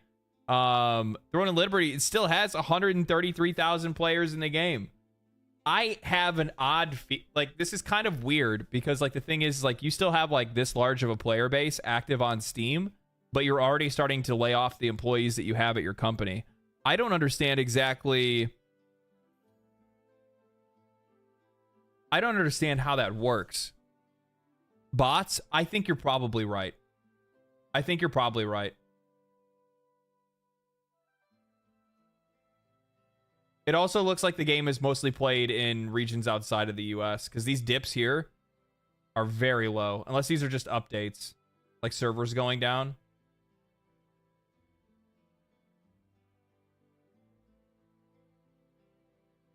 This is on a Saturday. This is on a Thursday. This is on a Thursday. I mean, still, even, like the difference between like these peaks is crazy. Huge percent of a botch, most likely, like Lost Ark. That's what I'm kind of thinking. Especially when you're talking about gold farmers or something similar. Likely, yeah, that's probably what it is. If it wasn't for Guild Wars 2, NCSoft would go back into the toilet. ArenaNet is wise to keep them at arm's length. Yeah, probably.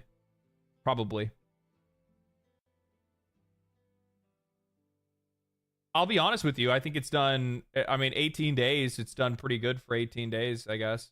I mean, it still has lost, you know, half of its player base. You know, the other game that a lot of people are pissed off that I keep bringing up is like people are losing their fucking mind about my comments on the first Descendant.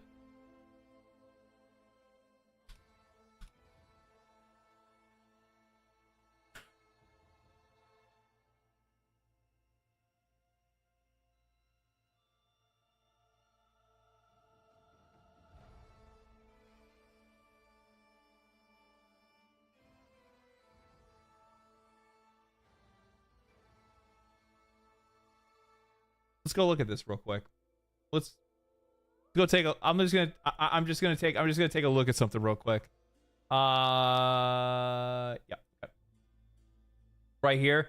This is the one where I was talking about hot characters in RPGs that have romance will have an impact on sales. Hot characters in an FPS game / immersive sim / survival game that you're likely to never see won't have much of an impact.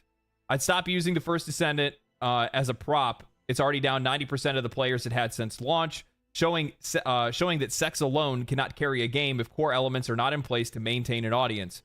While attractiveness can influence initial attention, it's not what keeps you playing, right? If Subnautica 2 delivers on the same experience as the first game, nobody will give a shit if the characters and the marketing looked ugly. So this is like one of the other things. I'm gonna end up having to talk about this in a video at one point. I just haven't gotten around to doing it yet. I might end up doing it next week. We'll see. It just depends on if it falls on the list or not. But anyway, so like you have people that are like, you know, posting shit like this. Marketing 101. This sells. This doesn't. And they're making fun of the characters that were in the trailer for Subnautica 2. I saw you know, a bunch of the normal people we usually see on Twitter. The typical offenders that were talking about how the game had gone woke and all this other shit. It's a game about you being in a fucking submarine by yourself. It's a survival game. I don't know what you're talking about. It doesn't. There's no such thing as going woke with this. Like but you don't even know what your fucking character. I don't even know what my character looks like in Subnautica. You don't even see yourself. You see your arms. That's about it. But you're in a wetsuit, right? So they're saying like this sells, this doesn't sell. Well, that is true, and I'm not going to say that this character is attractive. I'm saying that it doesn't matter because of the type of game it is, and also the expectations that audience has built up from their previous, from like the success of the previous games, right? But the thing is that like I'm getting sick and tired of seeing people constantly showing the first Descendant, and they're like, yeah, but this works, and it's just like, does it? Does it fucking work? Tell me how it works exactly, because it doesn't look like it's fucking working right now, does it? Why is it? Why is it that it doesn't work anymore? Why doesn't it work now? I'd really like to know. Because apparently you say it works, and I've seen this used a lot, by the way. This is just a single example of it, but anybody else that's here, I'm sure, has already seen this shit being posted all over the place. Everybody's seen this shit posted all over the place. DM actually responded to it. A couple other people did too. But like the thing is that the first Descendant is consistently in the top 50 selling games on Steam. Playtime isn't the only metric for success.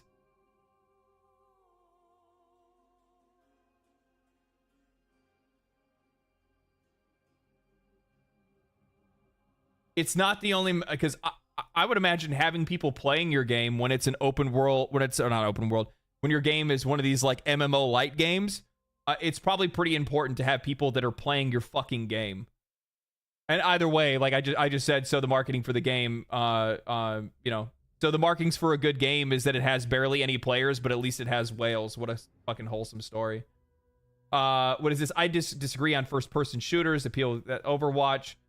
This is people completely not like. This is people that can't read, so they just saw the FPS part and then just removed the immersive survival game part of that, which completely removes it entirely.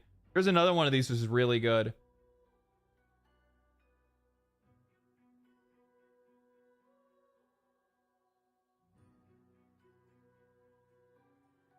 Still, people saying game is still making money in the ballpark of comparable shooters. Yeah, because it only has like fucking 5,000 people that are keeping it afloat. Yeah. Here we go. This is a good thread right here. Every game with a huge influx of people playing, or at least the ones that people are interested in, after a while have a core player base that sticks around. You see it in every game. So if I was you, I would not knock the first Descendant. Or should we bring up Warframe as an example? Sure, we will.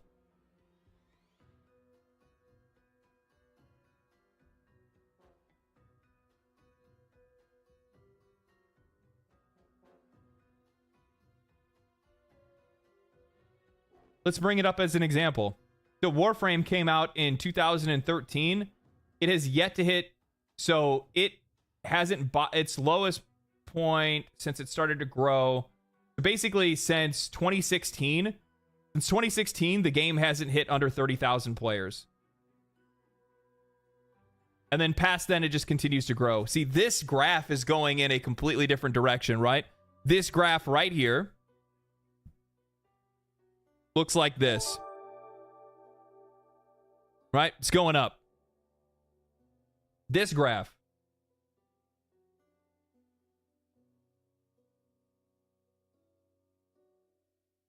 This game started at nothing and rose up. This game started at everything and fell down. There's a completely different outlook when we look at these two graphs at the widest scope possible. Now, mind you, one's only been out for 3 months, right? But at 3 months, it's already lost a peak that's higher than Warframe has ever reached. And it reached that peak within the first week of its launch, and that's it. And it could never hold it. Warframe has gained those peaks from expansions that the game has dropped over the course of its lifespan. I would imagine that this 189,000 peak that we've seen back in 2021, we will likely see a similar one, if not higher, with 1999.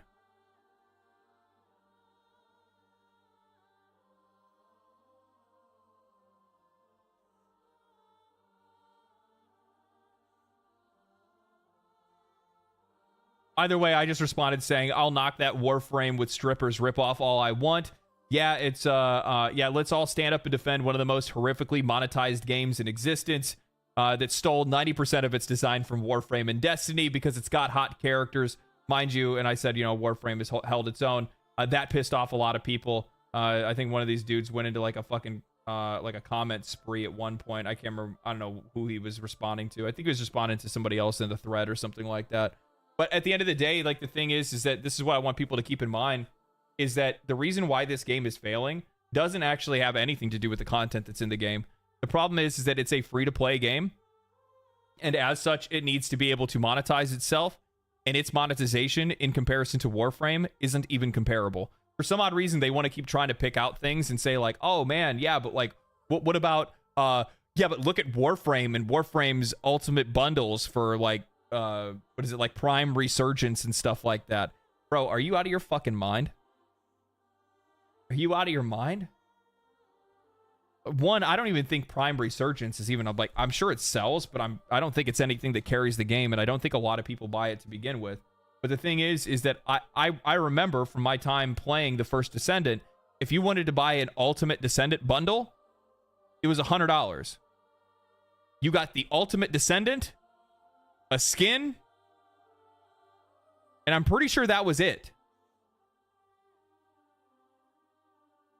Right? I'm pretty sure that was it. So the comparable of that in Warframe would be a Prime pack. It'd be a Prime Resurgence, right? So the comparable of that is Warframe gives you the frame with reactors installed, weapons, cosmetic, and also twice as much premium currency along with that $100 pack. Twice its worth in the pack itself. You could quite literally buy a Prime Resurgence or a Prime Access. Oh, and 90-day boosters. Yeah, you're right. And 90-day boosters. So you could buy a Prime Resurgence pack just for the discount on currency. Yeah, 39. Yeah, over 3,900 plat. So like the value exchange is completely different. And then beyond that, if you just go into like just the small differences in the monetization between the two, because you can compare them one to one, because a one-to-one, like they literally, it's the same fucking game. It's literally Warframe.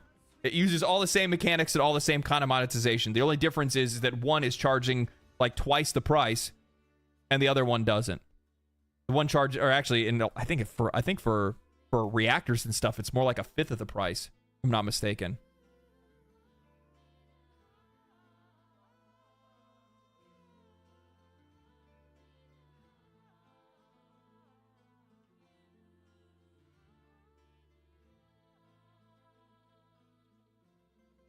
Oh, and not to mention the Forma stuff too. Yeah, somebody just talked about just being a Forma addict. Well, the thing is that like in the first Descendant, like those getting the Forma shit, that stuff's expensive, man.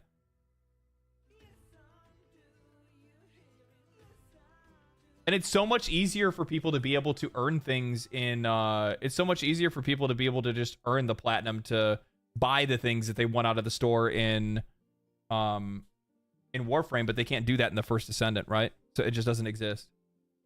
So like I think that's what a lot of people just kind of fail to realize or fail to see. And I think it's ultimately the game's monetization. Like, don't get me wrong, I'm sure the content is playing a role in this game not doing well, but I do think that the monetization in the long haul is the biggest problem for this game. $5 per Forma, like 25% reactor. Yeah, it's $5 per Forma in the first Descendant, and I think in Warframe it's technically as close as you could get, about $5. No, it's like $3 for a pack of 3. Oh, it's $25 for a Forma. That's right. Yeah, you're right. I think it is 25. I have it in a video when I did my review of the game.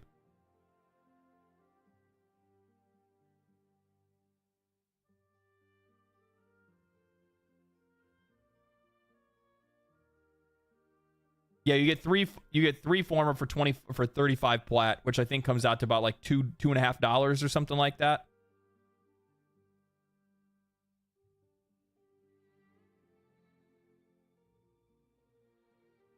Just farm them easy. Well, see, that's the thing, is that also the farms are better. So in Warframe, you can farm these things in I'm talking in a fraction of the time that you could in the first Descendant. It's not even close. It's not even close. Because if I want to get Forma, I just go crack relics and I just get Forma blueprints. That's it. I don't need to go do this dungeon to get this material, then go do this dungeon and have a chance to get this other material, then go do this other dungeon and get this one chance to get this other material, and then I need to go and do these the boss fights, and I have a 0.1 or 0.5% chance to be able to get this other thing. No. They get rid of all that fucking noise. You want a Forma? Go crack relics. You'll get a Forma. Yeah, 6 Foreman and Arbitration Galvanized mods. The thing is that like for you to go out and get the things that you want in Warframe in comparison to the first Descendant, like you can do it in a realistic, healthy amount of time while playing the game. In the first Descendant, it will take you hours just to simply get like a couple things that you need. It's not even fucking close. It's not even close. And plus on top of that, like you just start adding on all the other differences because. And like I saw some people that were saying before, like you shouldn't compare the games, and I'm like, no, I should, because they literally stole the exact same fucking mechanics and they made it worse. Like you have the whole system. I forgot what they're called in the first Descendant, but they have the whole system where it's basically relic cracking, right? And you go to crack the relics, and I can't choose from other people's rewards. The drop rates are insanely lower. And the way for you to increase them requires a rare material that you can only get from some other places where like... So if I wanted to increase the drop chances on a relic in the first Descendant, I need a very special and specific material that can only be used for that type of relic, right? It's not even like a blanket thing where like in Warframe, if I want to increase my chances on any relic, I just need Void Essence, and I get Void Essence from doing void missions. It's all self-contained. Amorphic material, that's exactly what it was called, yeah.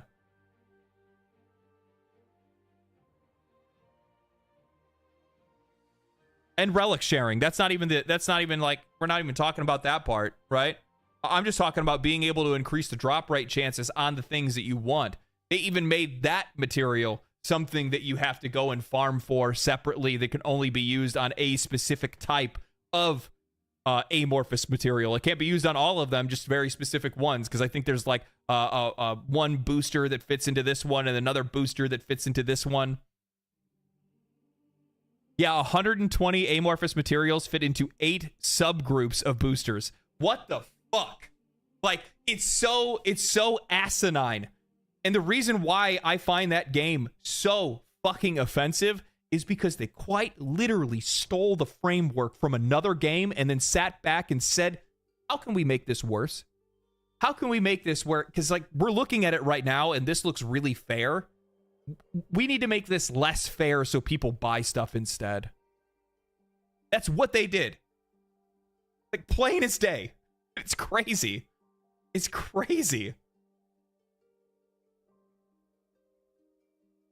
You can have a conversation using the terms from another game and have no misunderstanding for the most part. Yeah, exactly. I literally could say, oh, you know, relics in that game, and people know exactly what I'm talking about.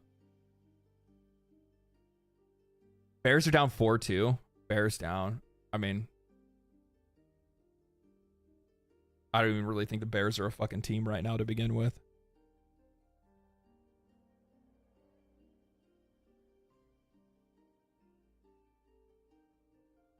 Aren't the Bears in the exact same position they were like last year, which is like they have a really good defense, but they have nothing outside of that?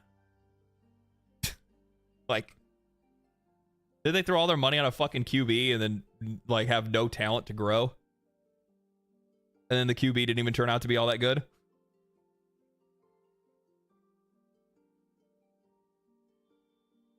I thought he said Barrow. No.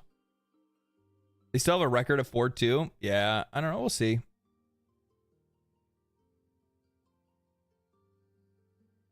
We'll see. At least for me, I get to watch hockey instead right now and know the team's going to be bad and be okay with it being bad.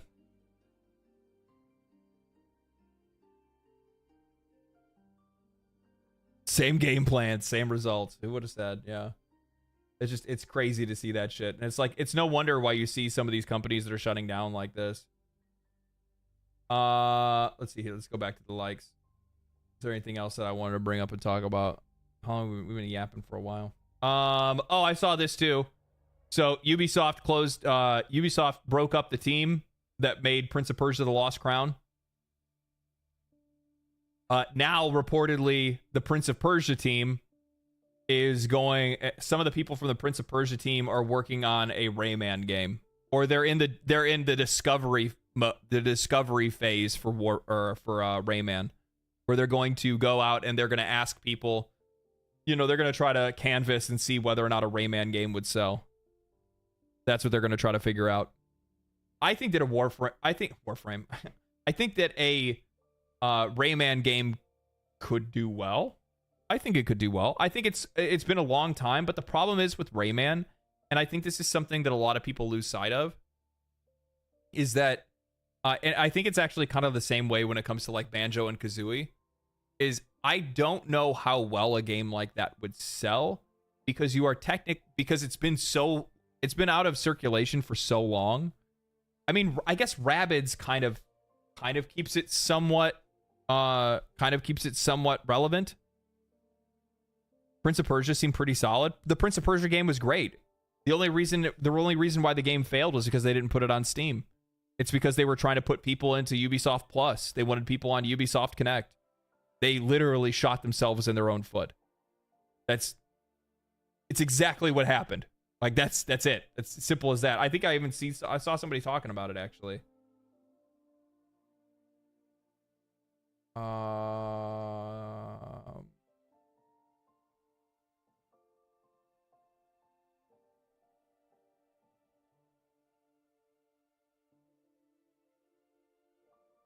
Yeah. Guy from Larian Studios. He says the last notable game on their platform was arguably Far Cry 6 in 2021. The Crew, Mirage, and Avatar came out in 2023 and didn't perform.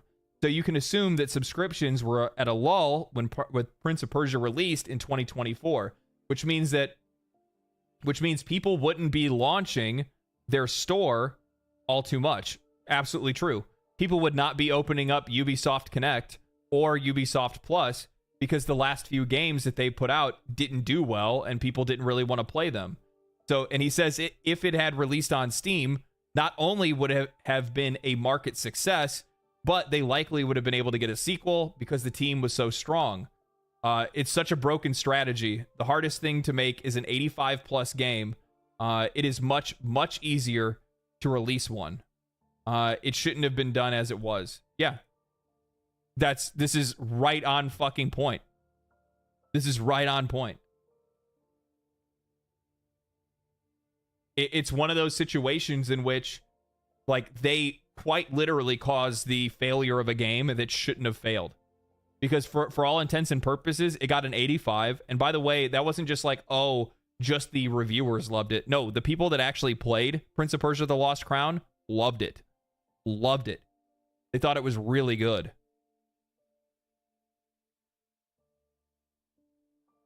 For their forgotten franchises, they should use similar talented teams with a smaller budget. If it gets traction, they can move on to make a new AAA installment. I think it'd probably be good for them to actually take a breath. I think for any of these companies right now that have been failing recently, I think they should probably try to take a step back. Try to make some lower scale projects and see if they can get one of them to like pop off. Because at the end of the day, like,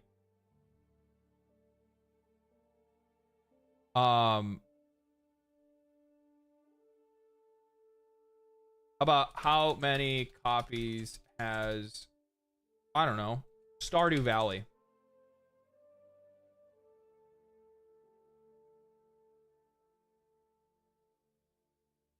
Was Stardew Valley made with a $400 million, $300 million, $200 million budget? No. Terraria?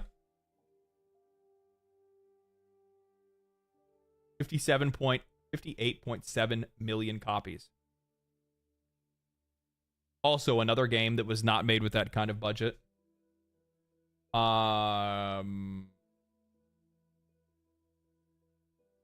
just trying to think of like other just like indie hits and stuff like that. But yeah, Terraria is such a good game. It's literally probably my favorite game of all time. Project Zomboid, Undertale. There's tons of examples of this. There's tons of examples of this. That's the crazy thing. Vampire Survivors, Hades. Yeah. There's like the thing is that they, you know what's crazy about this is that especially if you make something that's like replayable, like heavily replayable, like roguelike or something like that, especially with the amount of talent that you have, with the amount of players that you potentially have that are fans of your franchise. Imagine if they made a fucking Prince of Persia roguelike, or a or an Assassin's Creed roguelike that was that had an interesting narrative and it played like Hades or something. I don't know. Go copy off of other people. That's what AAA companies have always usually been good at, is taking somebody else's idea, copying it, and then pumping more money and talent into it and making an even better version of it. But they've gotten away from that shit. Instead, all they ever want to do is just make the same game they've made over and over and over and over again.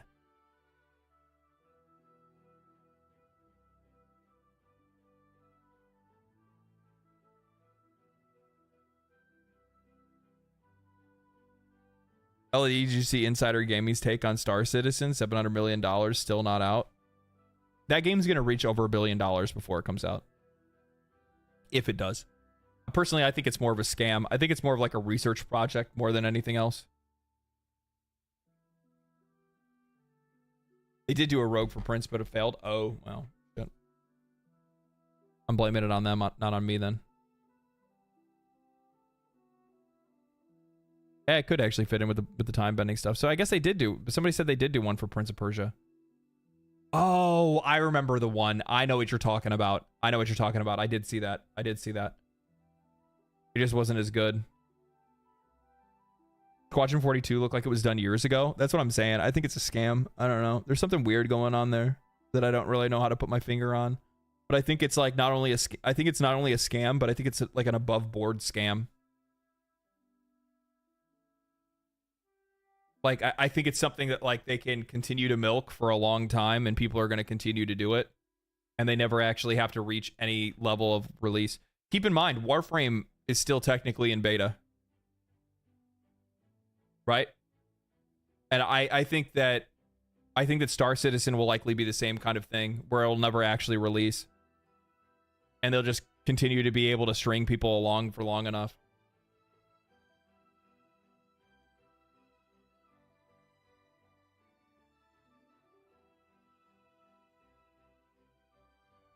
How the hell is Warframe still technically in beta? How does that even work? Because they never had an official release. It's a community joke. The game's obviously fully released, but they, technically it's not because there was never actually any full release announcement for the game.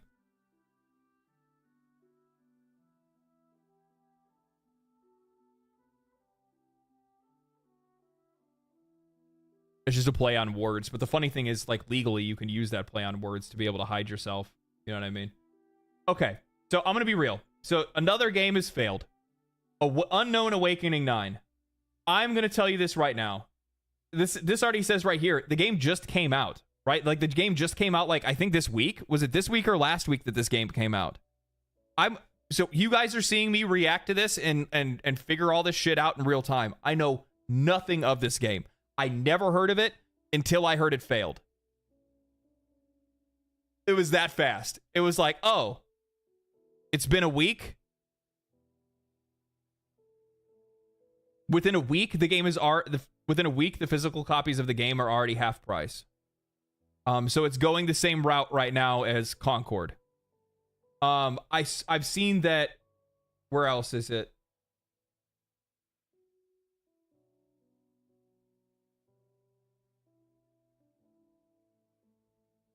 I don't think I have anything else on it right here.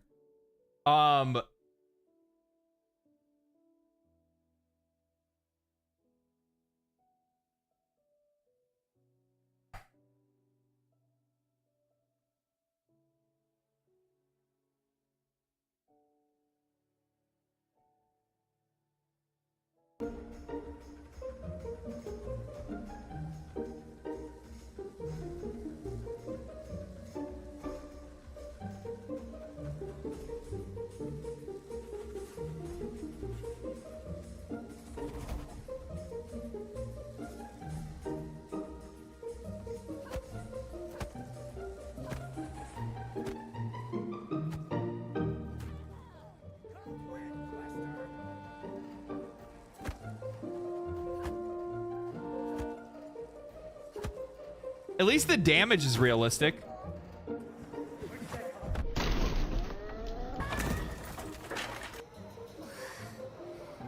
I'll be feeling that one tomorrow. What's happening? Are they like stuck in a... Oh no.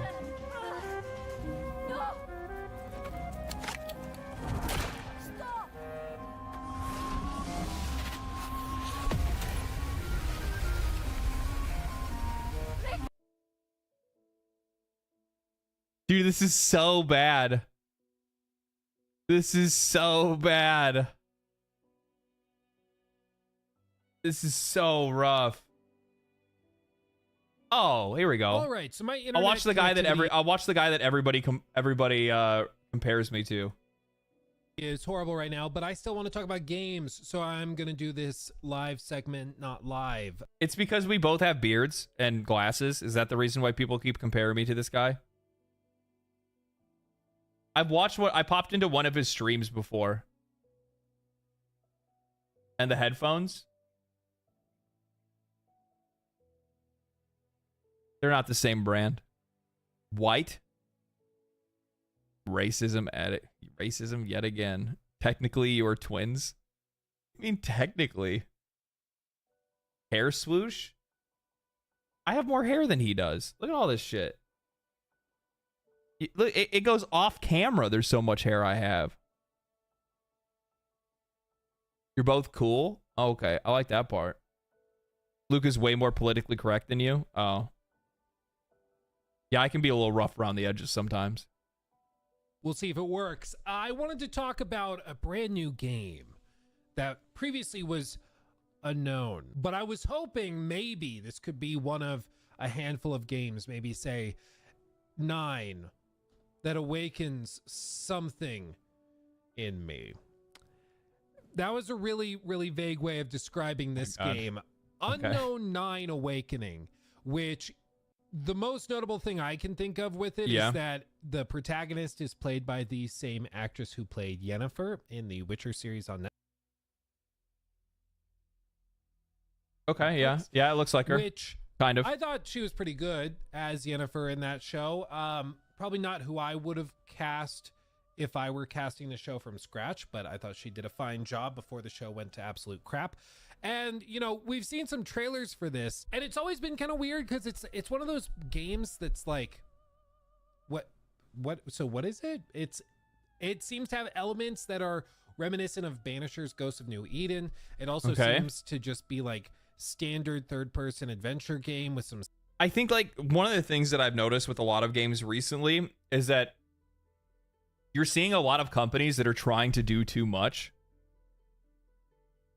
I feel bad for the actor. I mean, yeah, it kind of looks like her, but not really. I mean, like it like if you put the image of the two of them next together or whatever, like or you said who it is, like I think you could probably ascertain that that's who it's based off of. Obviously, it's kind of like loosely based off of, but that's you know, that's how these artists like to sometimes take creative liberties with people's faces for some reason. With that said, like one of the things that I've noticed recently, and it comes up with a lot of the games that we've seen fail, and that's a lot of games have been trying to do too much. Like they completely ignore their core gameplay loops. They walk away from the things that make their games successful or make other games successful, and they try to do too much. Like I think that and I'm not trying to use Elden Ring as an example for every successful game, but if you look at Elden Ring, it really just does one thing, right? It really just does one thing. It has an open world, and you are just killing monsters. And you're going to kill small ones, and you're going to kill big ones, and then you're going to... That's it.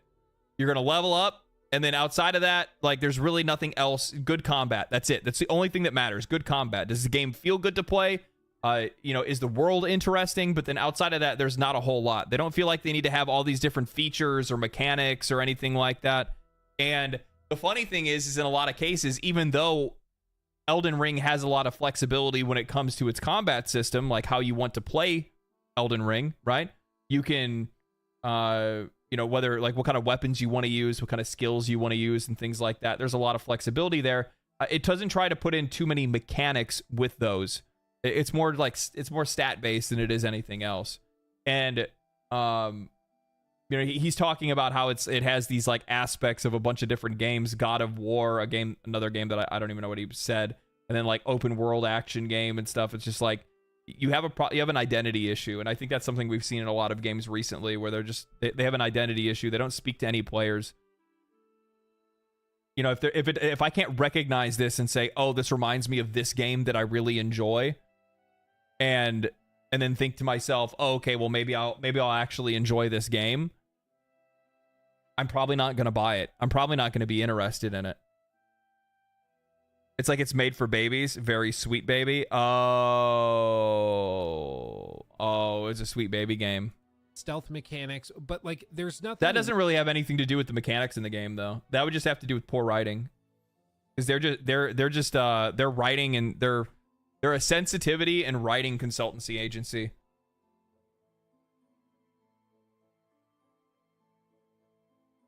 Really unique. And I'll be honest with you, like even just like the look of the game and the look of its world and like the dumb stuff we saw from that goofy clip that we just watched before this, there's obvious quality issues. There's a lot of issues, to be honest.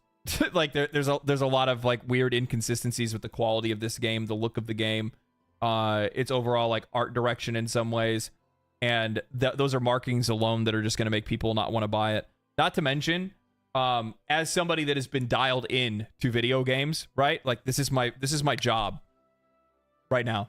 Like this is my job now. This is what I do. I pay attention to every single game that I can get my eyes on. I have never heard of this game. So as much as people want to point out Sweet Baby Incorporated, I would probably say one of their first mistakes is the fact that I've never heard about it. And if I haven't seen it, and my job is to be terminally online and make sure I'm paying attention to every single game that comes out,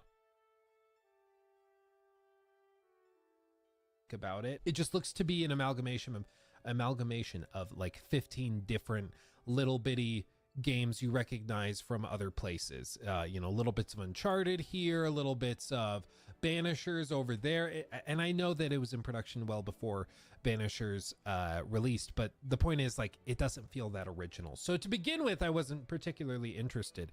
Beyond that, there's been basically zero marketing for it, and I think the reason for that is because they knew that this was going to flop, which flop it has. It peaked.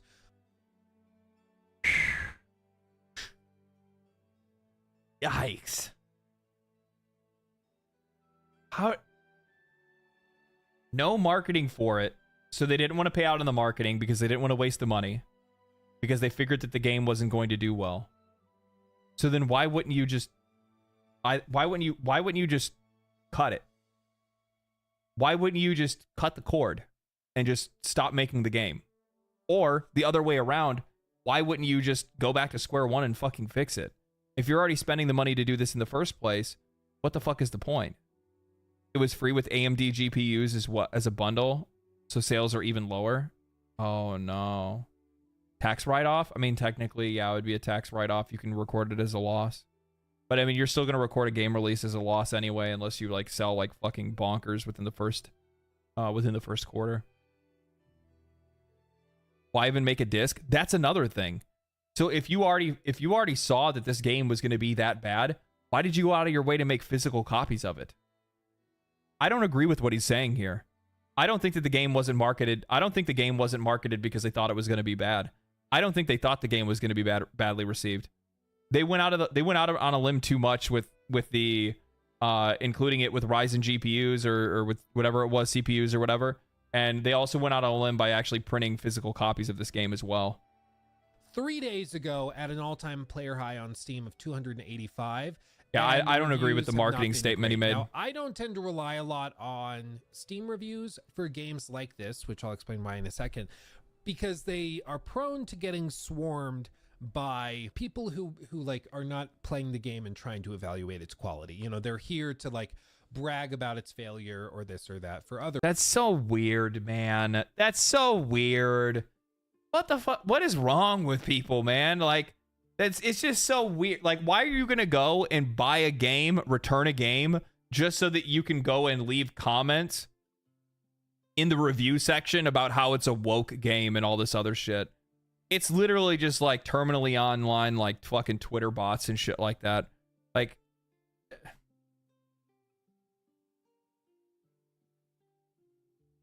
Steam review has your hours playtime. Yeah, it's just weird, dude. It's just weird. Reasons. Whether that's justified or not is a separate question. My point is just, if you're some people are for actually Steam bots. reviews, I know. like, what is a fair judge of this game's quality? You're probably not going to get it through those Steam reviews.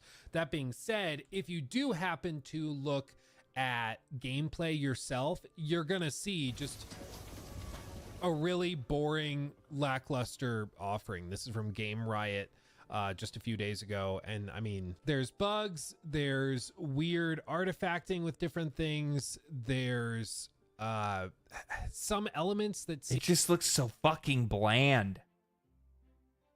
It's like the color choices, it's the world. It just looks so like but really like modern in their presentation, but then there's other things like the animation quality that's just not there. That's more in line with like early PS4 games. Again, this is so Uncharted. It's really funny. It's really funny to see, but yeah, it is. Stuff, this weird like checkerboard artifacting that is a staple of upscaling stuff, but in this case I can't tell if it's upscaling artifacting or if it is intentional, an artistic choice. Either way, it doesn't look great, and this is one of those things where like if I can't tell if it is a bug or a feature, something's gone wrong. Because if I can't tell, then something's wrong. But even if we zoom in here, I mean, you can see, oh yeah, it's just an FSR nightmare. I mean, this game is relying on upscaling to hit any decent frame rate so bad. This is why I'm expecting that this is probably FSR artifacting and most stuff. Likely, this yeah. level of graininess and this sort of like pinhole artifacting is something you see with that. Yeah. Upscaling stuff that they do to hit decent frame rates, and even then, it's not looking. That's crazy, dude. And by the way, like looking at the art style for this game, it doesn't even make a lot of sense why it would need to use FSR or why it would need to use all of these upscalers to be able to get to like a respectable frame rate, because it doesn't look like a graphically demanding game. DLSS still king for upscaling. This FSR is horrible. I don't think it's not even like the argument between DLSS or FSR.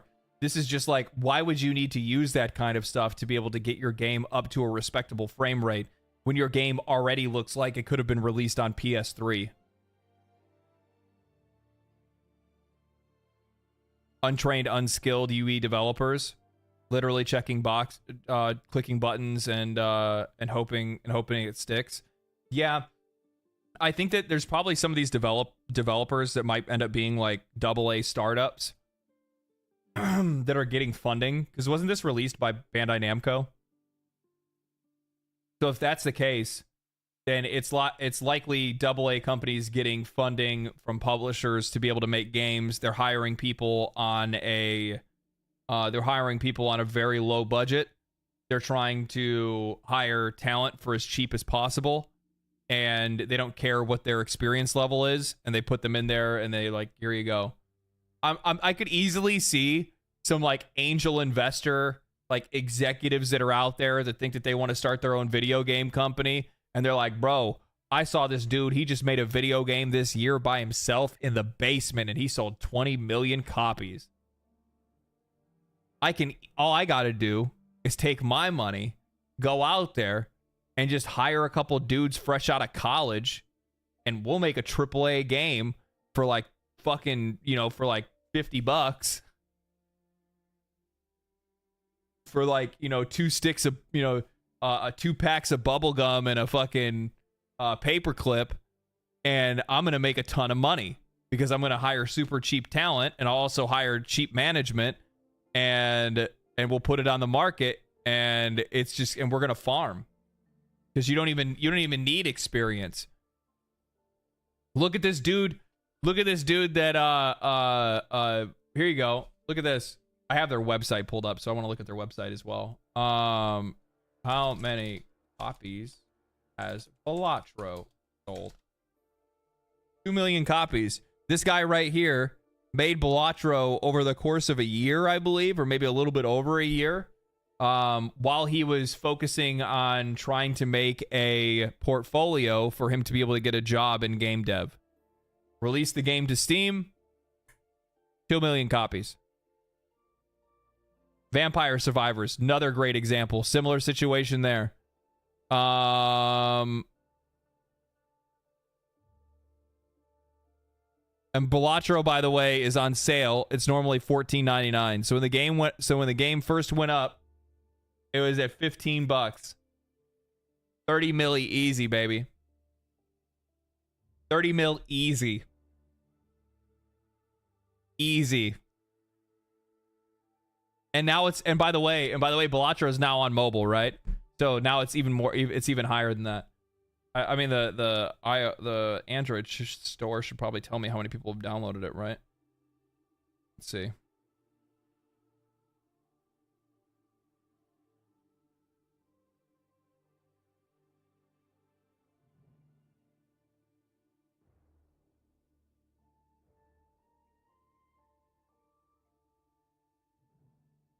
Over 100,000 downloads so far. Over 100,000 downloads and a 4.8. I don't even know how that's even fucking possible because it doesn't even look like there's negative reviews. The negative reviews are so low that they're not even existent. Game is like crack. I know, it's so good. Did you guys see they just put out an update, actually? Speaking of Balatro. Oh, I saw this. This is like the old screen that they had for it. I guess I didn't click on it.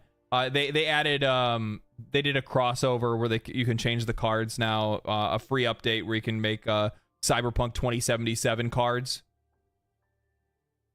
And a few other ones as well. It's super cool. It's super cool.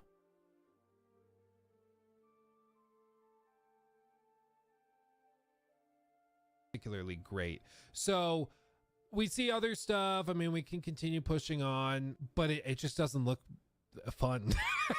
Yeah, this looks really bad. It just doesn't look fun. And at that point, like, why are we playing the game? And the thing is that like you can already look at something like this and see that the narrative for it's probably going to be fucking garbage as well. Like, there's no shot that you have a game that like looks like this little effort was put into it, and but it also has like a great story, or maybe the combat is really cool or something like that. Like, environments look sterile. The whole game looks sterile. It just feels like nobody ever stopped to ask who wants to play this, because this is a business. I think some people can get caught up in the discussion of like video games are art. So it's not really about whether it's a good game, it's whether it's an important game. And that's all that really matters. I hate that for some of these studios. Yeah, if they have the fucking money, but most of them don't have the money to do that. And the funny thing is that every single time they release an important game, that important game ends up flopping, losing them money, and then they turn around and start blaming the audience and saying, "Why didn't you buy it, you bigots?" No, it definitely should be a consideration if you want anybody to buy it, whether you like it or not. If your game is not entertaining, people are not going to buy it. No. For example, I've done plays and musicals with some local theaters in Northern Colorado. Haven't since COVID. I've just been too busy with this. But I know a lot of people who are still actively doing it, and there's been an attempt by some. I like that. Or tell people not to buy it preemptively. Isn't that your favorite? Don't you guys love that one the best? Don't you guys love that? Don't you guys love that one the best? The you know, hey, I just want to let you guys know this game isn't for you. Okay, it's not for you. Oh, okay, thank you, man. Appreciate you saving my money.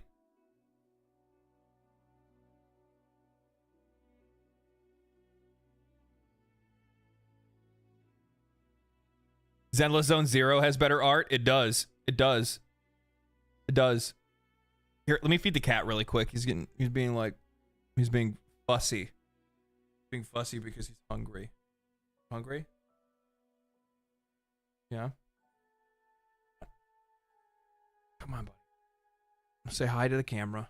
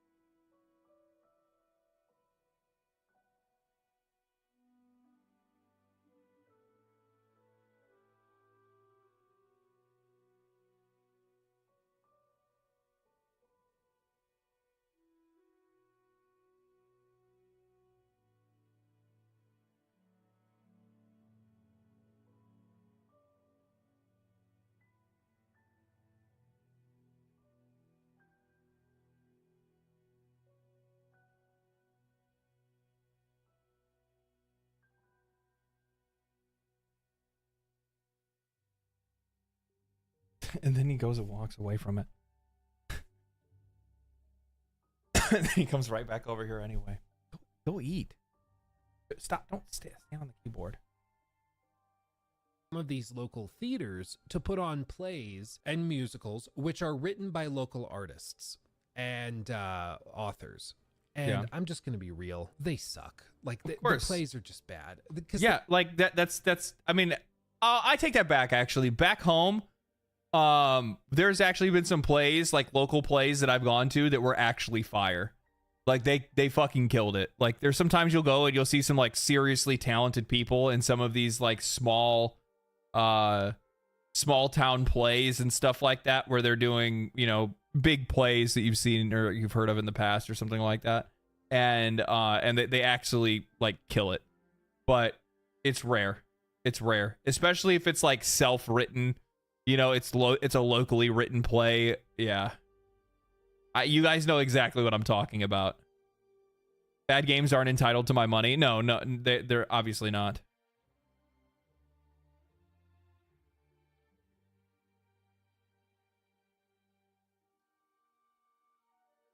I don't like this guy's voice. There's something snotty about it. Oh, I don't know. I don't have any problem with the way he talks.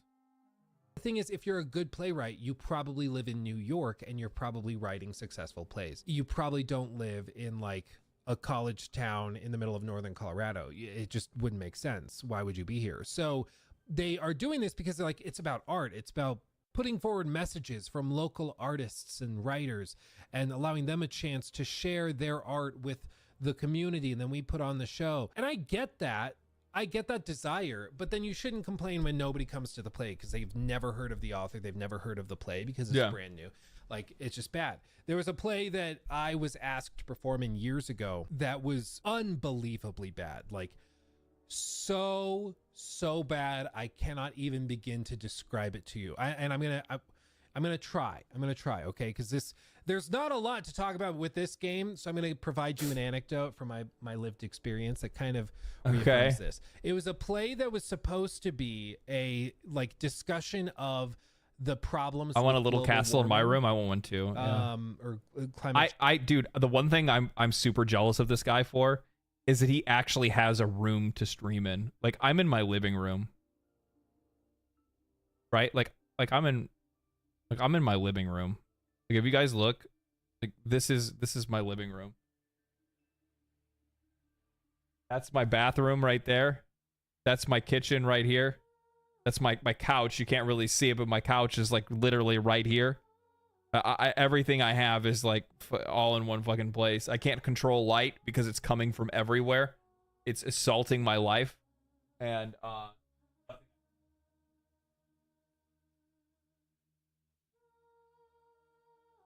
there's nothing I can do about it. Upgrade? You guys have to it's okay. Just can somebody donate a house? Can we get a can somebody house super chat? Join the club, bro. Cool living room. Hey, you know, I try. Will you be streaming the dev stream tomorrow?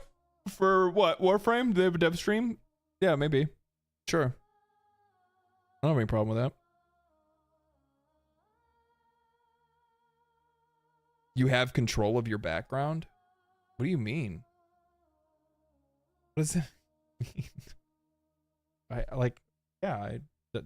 There's nothing. But the problem is that like it actually would be kind of nice if I could like reorganize my living room, but I can't do it because of like where window placement is. So there's only two walls that don't have windows, which is the wall that's right over here and then this wall right here, but this doesn't have any sockets on it. So I can't put anything on this side of the room, right? And the TV has to go in that corner because it's not gonna go here because there's no outlets. So then the couch has to go in front of the TV. Like this room is set up just the way that it has to be. Basically, there's nothing to do about it. And I'm not gonna set up my TV and all that stuff right next to the heater. You know what I mean? So I keep that stuff away from it. Change in general, I guess. And so the play was supposed to be all you got to do is increase your income tenfold. Easy. We're working on it, baby. We're working on it. Some sort of apocalyptic event caused by climate change or, you know. Pella. Fucking Pella says, I remember when people asked you to turn off your lights for Chains of Horror, but in your current situation, you can't turn off the sun. Everybody was like, make it creepy, turn off all the cameras, turn on not the cameras, turn off all the lights, make it dark. And I'm like, oh, okay. It was like 8 o'clock, but it was still daylight here, so I turned it off. I turned the lights off, and it was like still bright. It was still light in here. So funny or something. And there were like pages of dialogue, like 8.5 by 11 pages. It feels like a throwback. Just dialogue that went on for 5, 6, 7 pages at a time of just monologue nonsense.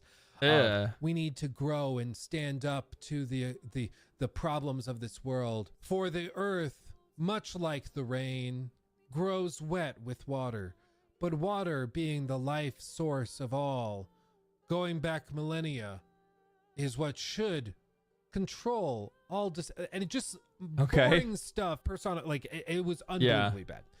And we went to a table read, and I said, I'll listen to the table read. I'll see what you've got. And I went, and the dialogue was already killing me. It was just not an interesting show. It was just basically the protagonist. Yeah, a bunch of people just going up and yapping back and forth on a stage. Like nobody wants to see that at all. And then there would be a cut where she has like a vision of the future after she has saved it with her scientific experiments in this bunker. And they were like, yeah, and this, and I'm not joking, you're gonna think I'm joking. They said, and now is the time where the dancing protozoa come out. And then the earthworms will come out. And we have costumes for the earthworms, and this is what they look like. Oh, God. Like, again, no joke. You remember those like blue dancing dudes in that club in Starfield? It was that. It was that. It was so unbelievably bad. It was like, who on earth greenlit any of this? So I made up some excuse. I was like, oh, I have a business trip. I think I was working at Best Buy at the time, and I was like, they're sending me on a training. I gotta, like, this was greenlit on the idea and concept that it's an important game, not that it's a fun concept or a fun game. Or and that's kind of the feeling that I'm getting from this in general, is because you're looking at like the character designs. I mean, like, what's the background of this game is my question.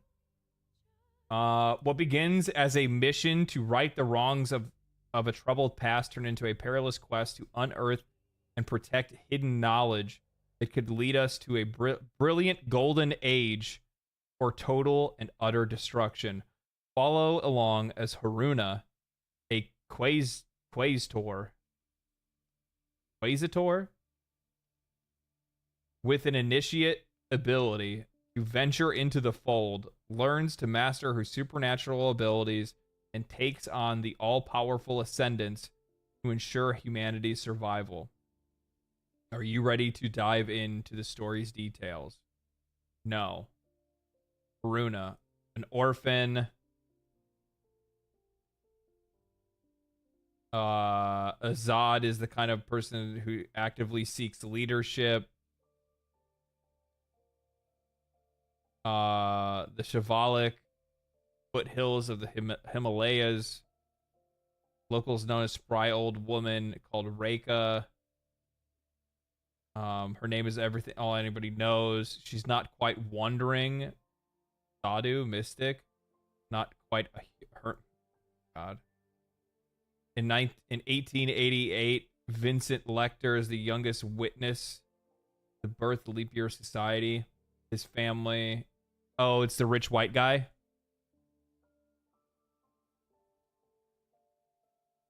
Yeah, it takes place on Earth.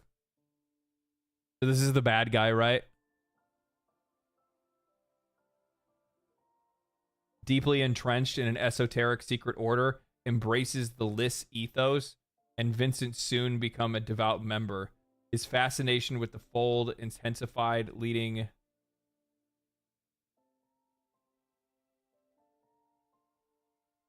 This doesn't look like a good guy. This looks like the bad guy.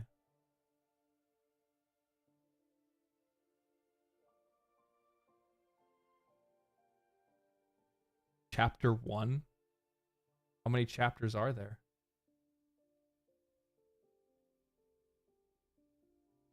As the Ascendant rhetoric grew and the fold explorations reckless, the Leap Year Society had no choice but to shutter the Ascendant's initiative. Undeterred, Vincent declared war. The Ascendants, he asserted, were the true heirs of the Leap Year Society. Members had pledged alliance to him and faced the Ascendant's wrath. Nothing would stop him from harnessing the ominous power that they discovered.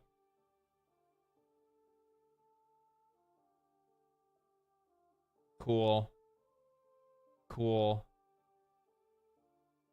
The ethnics versus the ethnic looking folk versus the white villain. Like, I haven't seen this a million times before.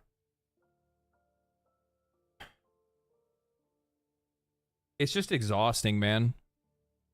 Novel or unique. It's just exhausting. So everybody that's played it is bored out of their minds. You can like see you see every fucking Netflix television show do the same thing over and over, and you see every movie wanting to do the same thing over and over and over. And like, why is it that these, like, I would almost guarantee that the entire staff that made this was likely all white themselves.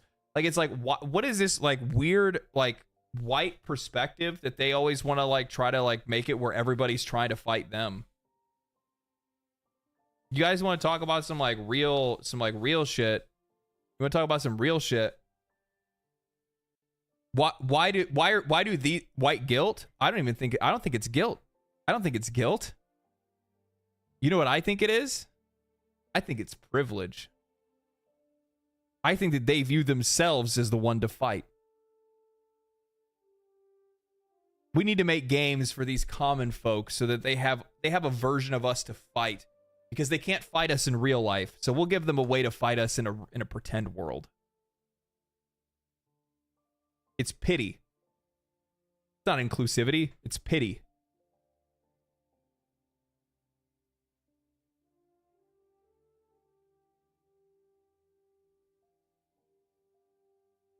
People who are playing the game for playthroughs are putting in the header of their part one of the playthrough, "I don't like it, sad face." Like, you can't make this up. Okay. So setting that aside, if you're wondering why some of this is being received this way, there's been a lot of ties with this game that people have brought up. So the studio that made it is called Reflector Entertainment. And Reflector Entertainment, this is their first game, but they have a lot of people that work there or have worked there that have ties to other groups that are basically like radioactive to a video game in the modern climate. A guy named David Bedard, he is the co-founder of the one and only SBI. And prior to that, he worked as the brand content manager over at Reflector Entertainment. And there's people over at Reflector Entertainment. Oh, so he was at Reflector and then he went to Sweet Baby. That still work there today that have been working on this game for like 4 or 5 years. You can't make this shit up. He was there and have been actively banning people who bring up any of this, have been trying to ban anybody from their Steam community boards for discussing SBI connections or anything. It's pretty hilarious. But for me, like, there's kind of two sides of this. This game sucks and is flopping because it's a really bad game. Yeah, 100%. Fucking thank you. Like, this is the one thing that I think a lot of people lose sight of in a lot of cases. Like, they want to completely point out. And by the way, so like initially I wanted to look into it because I don't trust things anymore. I can't tell you how many times I would guarantee right now if I went and I searched up. I'll do it on one where I don't have anything on, like, actually in my like in my algorithm, right? I'll use my YouTube channel. What is it called?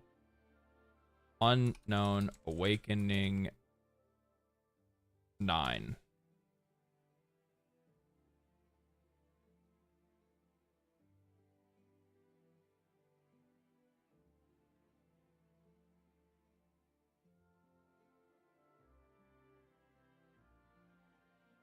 So, like, immediately, that's not what I want. Where'd it go? So, like, immediately, like, you're seeing, like, why is this Sweet Baby logo on there? What does that have to do with anything? You're actually kind of hard pressed to even find videos that aren't just like the promotional material. Another person, Sweet Baby I incorporated logo. Like, they like, people want to immediately include that kind of tie in there. And while, like, yeah, there's people that are out there that are getting, like, banned for bringing up the ties to it because somebody that worked there now works over there. I don't know if Sweet Baby Incorporated worked on this game at all. I don't know that. I don't know that, so I can't really speak to that. But the one thing that I can say is that, like, trying to blame bad games on that alone is just not worthwhile. It's not worthwhile. Like, they write bad stories.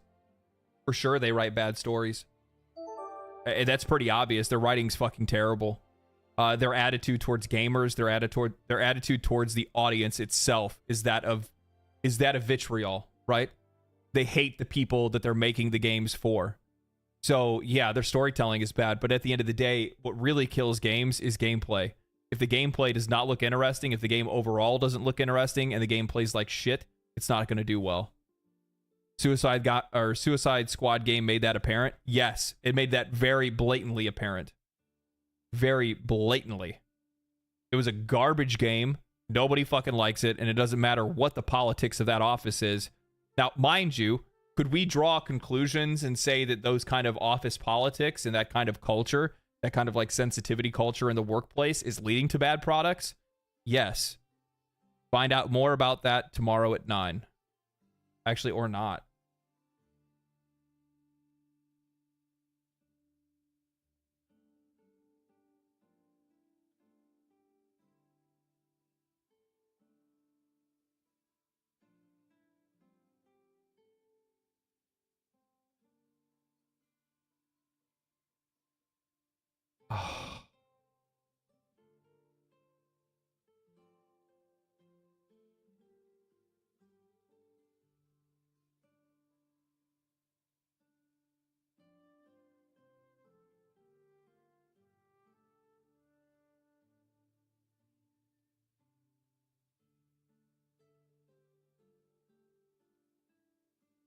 Sorry, it's just something that I realized.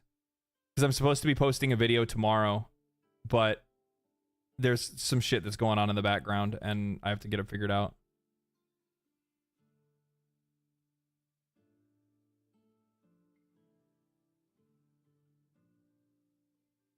And it's already 5 o'clock.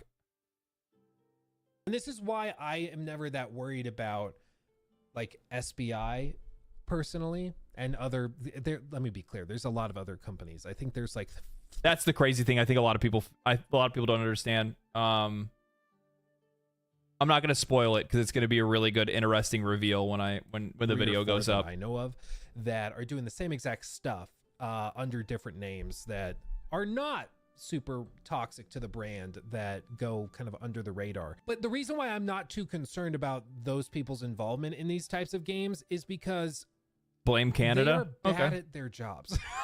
They're really, really bad at writing. They're bad at game design. They're bad at all of this stuff that they claim to be really good at.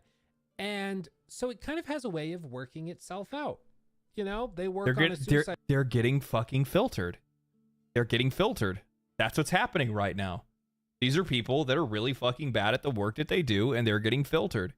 And the crazy thing is that like just because you go to school for video game design doesn't mean that you should work in video game design. And I think in a lot of cases, the people that are making these games hate their audience. And at the end of the day, like, especially when you're talking about like, this is an important game, we have an important message to send and things like that. Like you've already lost the plot. You already don't even know why you're making a game in the first place. Squad game, and the writing is so god awful, the game is roundly mocked and loses the parent company $200 million. Sounds to me like it's kind of self-correcting. It's course correcting or whatever. Like if really bad writers work on the Saints Row reboot, it's going to be really bad, lose money, and those people won't get hired again. Because the one thing executives love more than the pat on. Oh, somebody just asked, do you know anything about Good and Evil 2? From what I talked about with my insiders, it's not something you're going to be seeing anytime soon, which is crazy because I think they announced development for it like 10 years ago. That's another one of those like Ubisoft like money sinkholes. On the back from people for being like really progressive or whatever is money.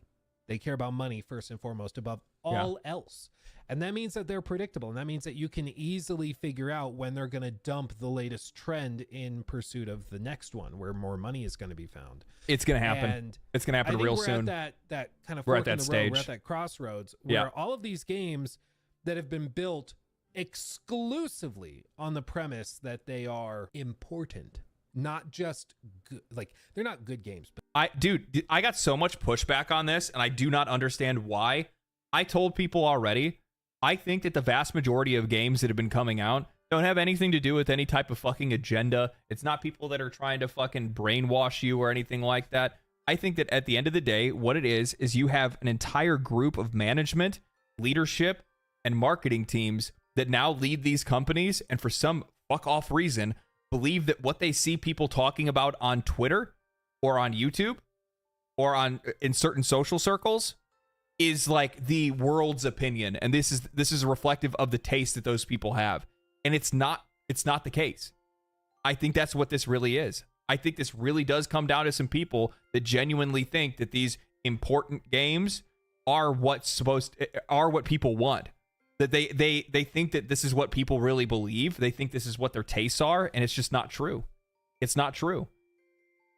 They see these fucking morons like over in the fucking UK laying down in the road and throwing fucking soup on paintings and stuff like that, and they think that like that's everybody, and that's everybody who wants to buy video games, and that's the audience they make their video games for. When they don't realize that the vast majority of the world are the ones that are watching those people and laughing.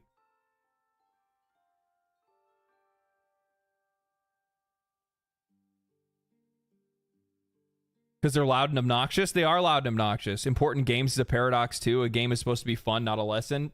That's the exchange, right? I'm not giving you my money so that you can teach me anything. I'm giving my money so that I can have fun and be engaged and enjoy myself. They're important games. They're flopping. It's like I've used the analogy for food a bunch of times in the past, but it's like somebody that comes out and you're like, okay, I want to buy, I go into a restaurant and it's a steakhouse, right? And I'm at the steakhouse and I order a steak and they bring me out the steak and they put the steak on the table and it's like, it's Wonder Meat. It's fake. It's a vegan steak. And I go, I ordered a T-bone. And they're like, right, but this is an important steak. Yeah, but I ordered a cut of beef. And they're like, yeah, we don't do that. We came up with this other idea. And this is what we want to do now. And they're losing millions and millions and millions and millions of dollars. And at some point, it just doesn't make sense to greenlight them anymore, or to spend money on them anymore, or to promote them anymore. And certainly for like SBI, I guarantee you, I don't even have to guarantee you. I know for a fact, I've spoken to somebody that works pretty high up in a multi-billion-dollar company in the game space, and they're actively avoiding SBI specifically. I would guarantee after all of the gaming backlash over Sweet Baby, I would 100% tell you right now that like on their website, they removed the list of companies they work for or work with. I don't think that they did that to protect themselves or to protect the privacy of their clients or anything of that nature. I think they removed it because their clients said, please remove our logo from your website. I would bet money that their past clients called them up and said, get it off of there. Get our logo off of your website. Norsky, 6 months. What is this, uwu? I send a message. Uwu every month. This is awesome. Yeah. Half a year. Snuggle Wuggle. What the fuck? Thanks, Norsky. Thank you for the 6 months, man. I can't believe Norsky, out of everybody in the entire community, I cannot believe I've held your attention the longest.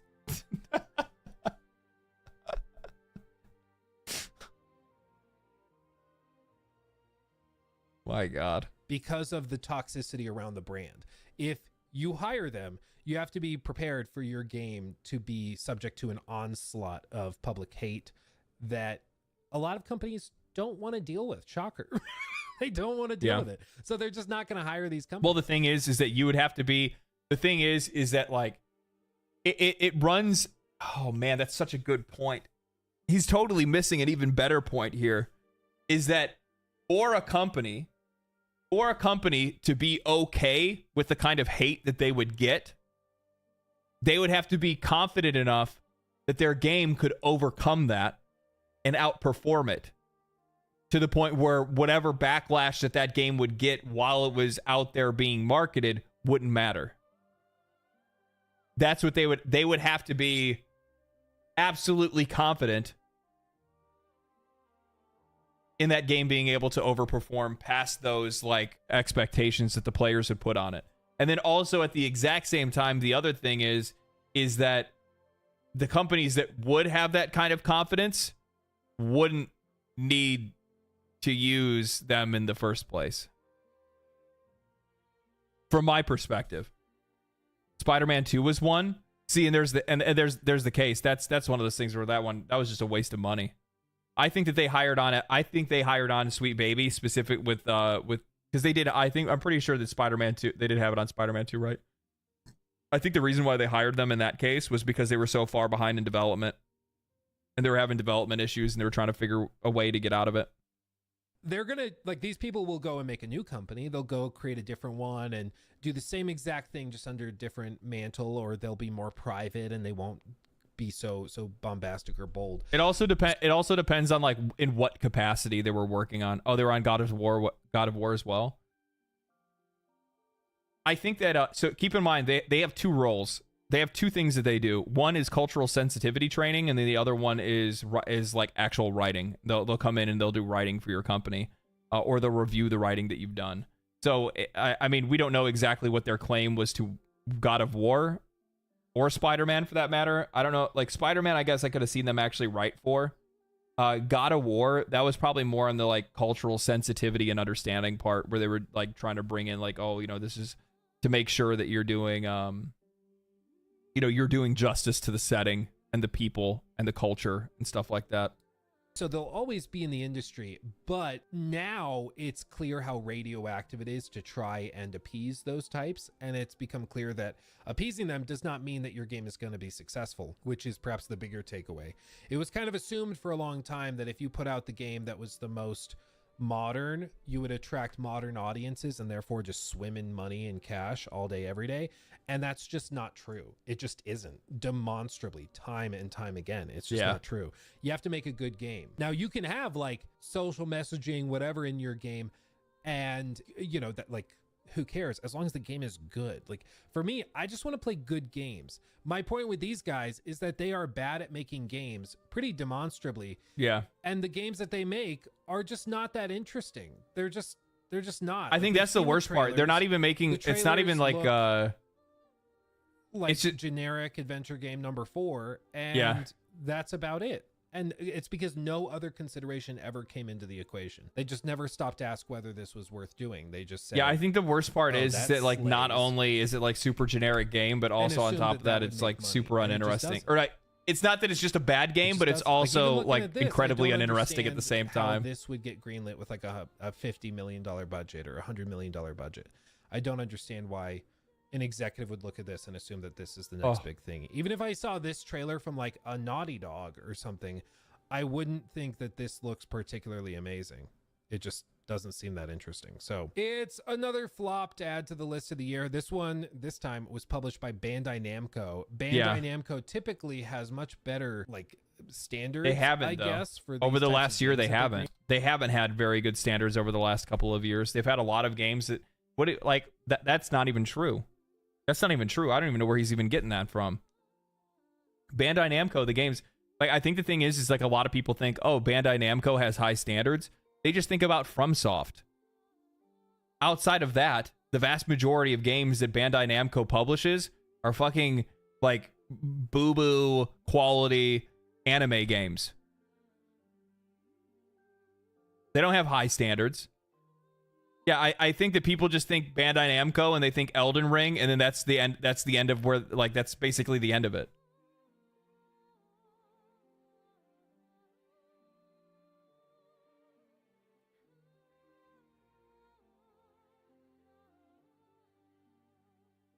You glazed Capcom for 2 months straight. You're not much better. Oh, I like Capcom's games. I mean, and honestly, I mean, like, on the, what are you talking about? And been really successful. Norsky, you're fucking banned. You know, they lost the rights to Elden Ring. Elden Ring bought out the rights for that. Am I supposed to like shit all over Capcom just because they released? What has Capcom released? Now I'm pissed. You fucking pissed me off, Norsky. Capcom releases. That's not gonna help me.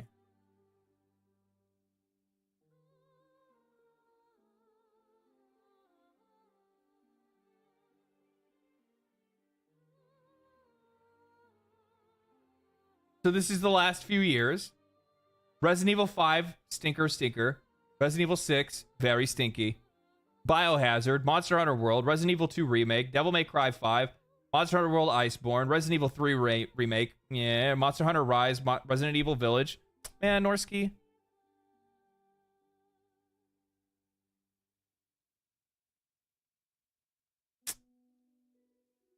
Oh my god. Okay, yes. Okay, they get one, all right? They get one. We'll see what they do with the next one. And so they got to find what their next big thing is. And oh, I forgot about Exoprimal. But Exoprimal, from what I understand from like the vast majority of people that I had talked to, they had liked the game. It just didn't appeal to a lot of people. Like, the game was good. It just didn't appeal to a lot of people. I had a whole group of friends that played the shit out of that game. Yeah, I don't think that Exoprimal was a bad game.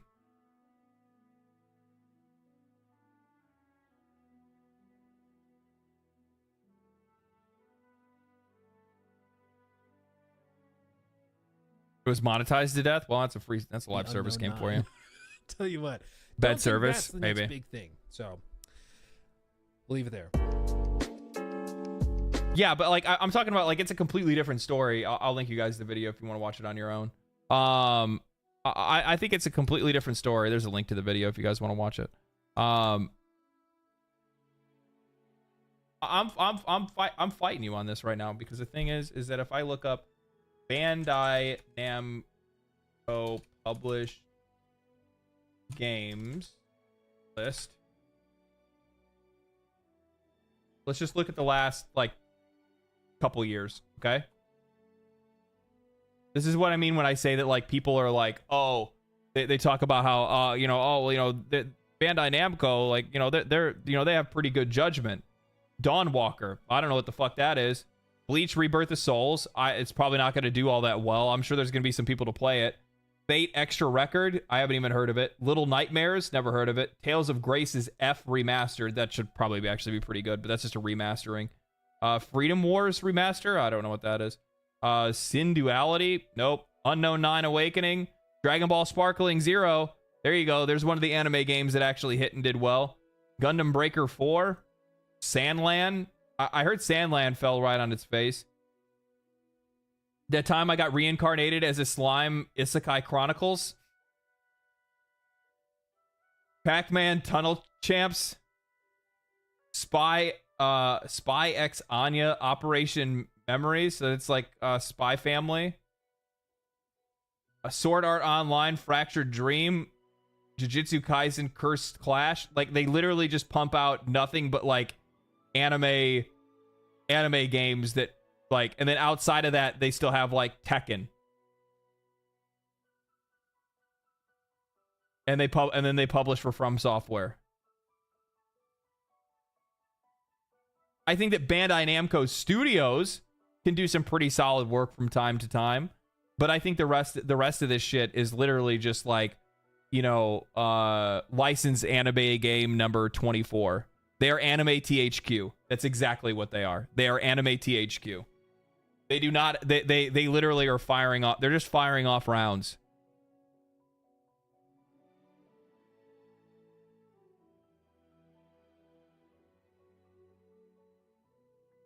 They also made Code Vein. Like I said, I think Bandai Namco's studios can pop out a pretty good game from time and time again. But yeah.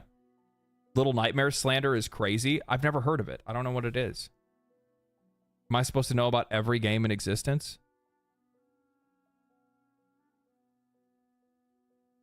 I didn't say it was bad. I just don't know what it is.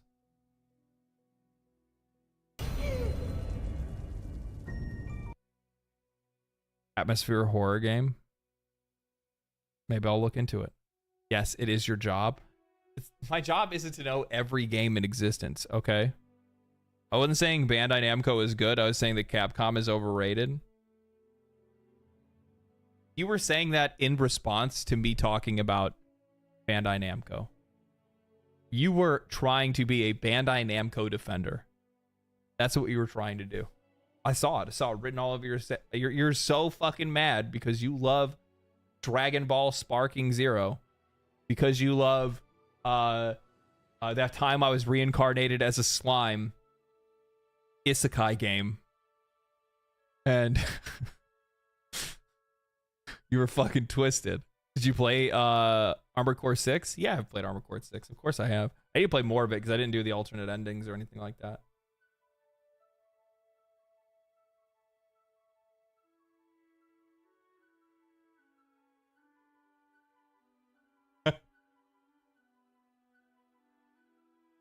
What?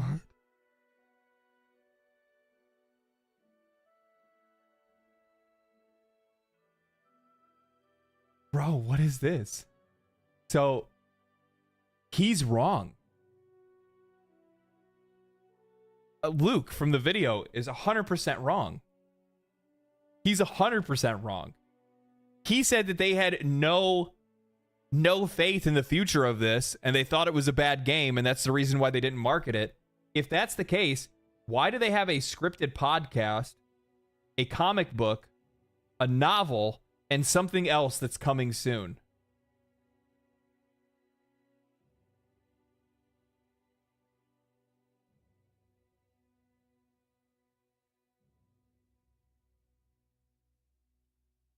They were getting ready to create they have 9 episodes of a scripted podcast.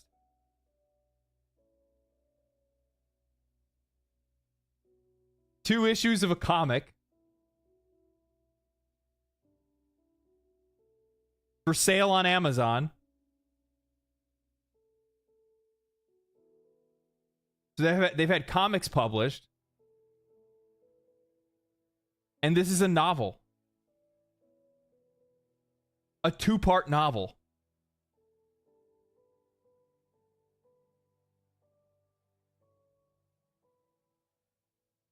Two novels.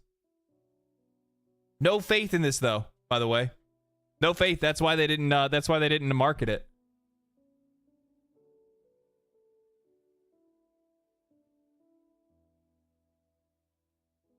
That's crazy.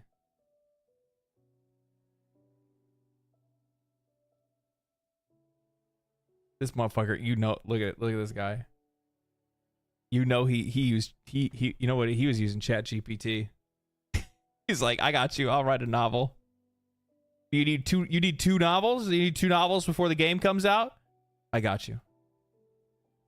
How'd you finish 2 novels in 2 weeks? Artist never reveals his secrets. Artist never reveals his secrets. Let me pose for a headshot real quick.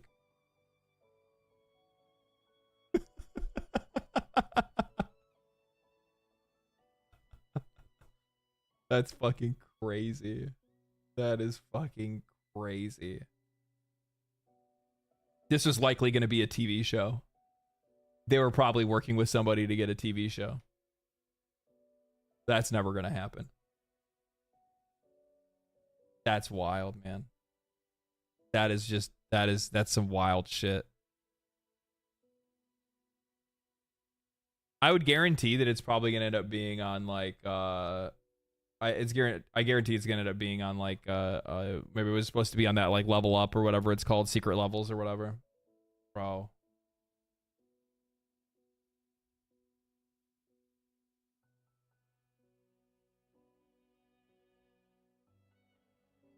Dad, tell us about the Xbox 360 days.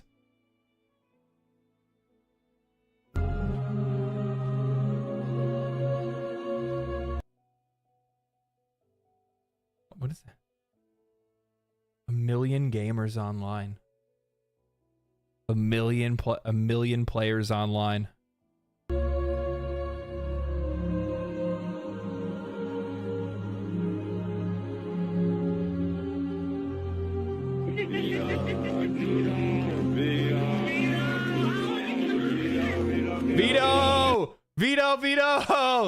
Vito! What was the map? What was the map? Oh, nobody wanted to play Team Slayer on Sandtrap? Should never have been that close. Rat's Nest. That's actually probably a little bit better. Vito! God, dude. I think it's an absolute fucking tragedy. I'm not even talking about like Halo. Like I think that like Halo for sure is a problem. Persistent lobbies.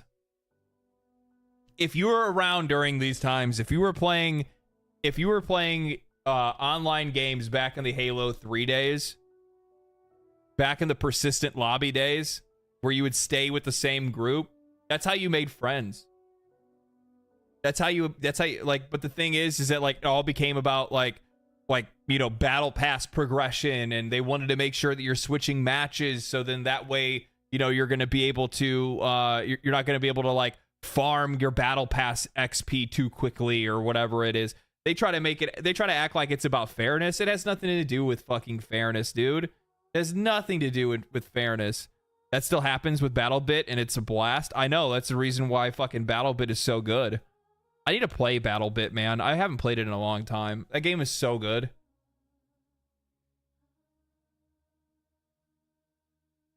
They neutered voice chat so much in games now. Too many of them, too many people with thin skin. Yeah, there's that as well. I wanted to ask if there's any way for you to go back and watch the full VOD of you playing the new War Quest. I'd love to see your reaction to everything. Obviously, the YouTube video is mostly taught. Yeah, the VODs are on YouTube. You can go on the app. I mean, I can actually go to the channel, right? If you're on the app or if you're on the website, you can go to live.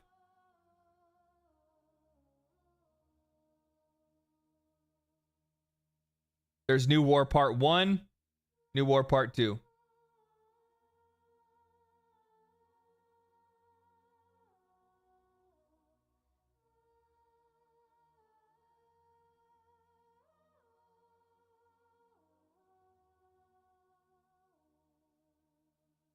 Didn't know there's pages? Yeah. The YouTube channel is separated. So you have like shorts, live streams, videos. So these are like my curated videos, and my live streams are here, and then yeah, it goes from there.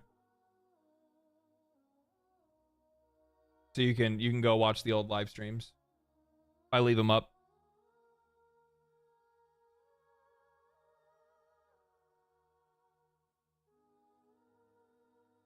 What's a good MMO these days? I guess it kind of depends on what you're looking for. If you're looking for like the grindy, like more like gear-based stuff, I would probably play WoW. And like the dungeons and shit, like if that's what you're going for. If you're looking for something more social, I'd play Final Fantasy 14. If you're looking for something that's probably in the middle of the two of them, that's cheaper or something like that, probably play like Guild Wars or something maybe. I haven't played Guild Wars, so I can't really like give you anything on that.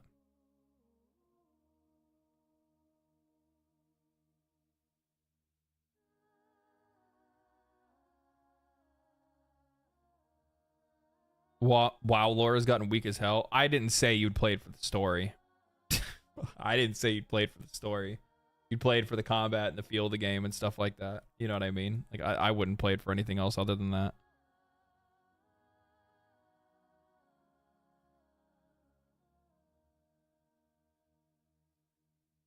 At least that leaves me with some more stuff to go over tomorrow, I think. I think we'll be pretty good there.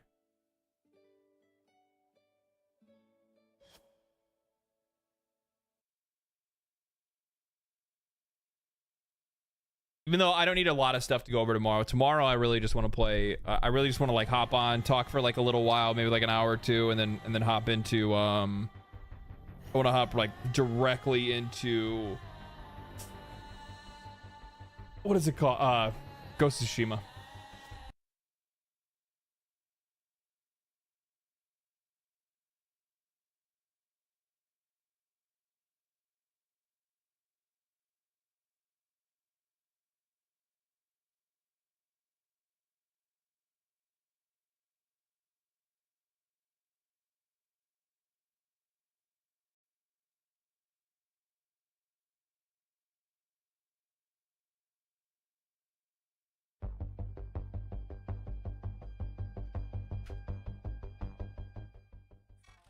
Hey, Tano, you ready for today's deal?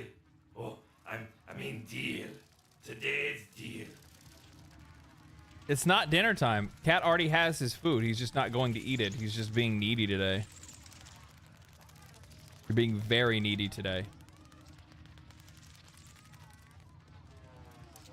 Like, I brushed you. I gave you snacks. We played with toys. I gave you pets. You sat in my lap during almost all of stream. And you're still over here going like, look at me. Look at me. Look, please, please look at me. Hi. Why do you look irritated? That's the weirdest part. You look irritated with me for some reason. What did I do to you?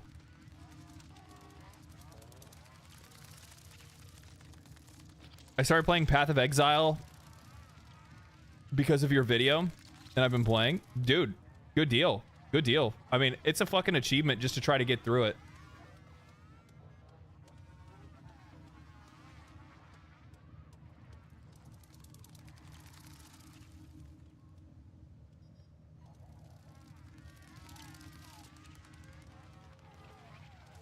Let me, what was I doing? Oh, yeah.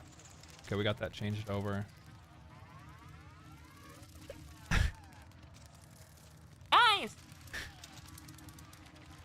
face.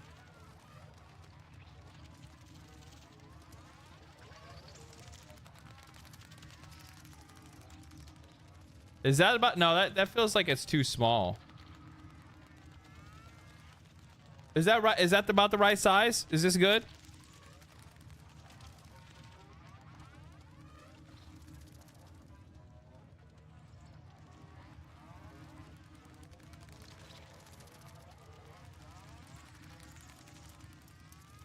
Face over Ember head. I'm not gonna put my face over Ember's head. What's wrong with you? Let me change my my stream title. Or here we go. I'll change it over here. We're chilling now. Where's that? Let me see that booty. Operator, your inbox exists in a non-zero state. Would you care to check your mail? I feel like this kind of covers me up a little bit too much. Even though I like the way it looks and I think she looks good, I think it's just a little too loud. It's a little bit too much on this skin specifically.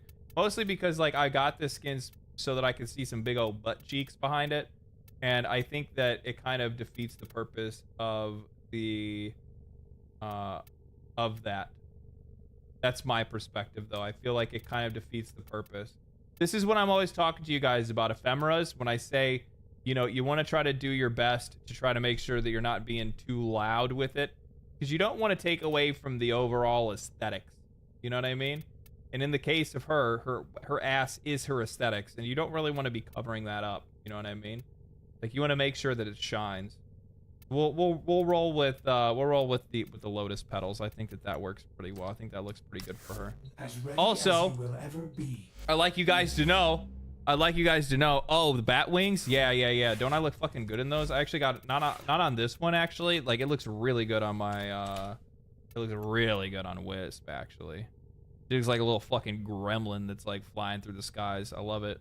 It works really well with like her color and stuff. Perfect. Perfection. Absolutely fucking perfection. Also, I'd like you guys to know, I now have no, she's good. I got my Torrid Incarnon. Thank you. Yes, I now have the Torrid Incarnon. Yep, it is here. It is leveled to its it's gone through its Torrid evolutions. It looks I actually really like it as its base color. I'm not going to change it at all. I think it looks good like that. I don't think I need to change it whatsoever.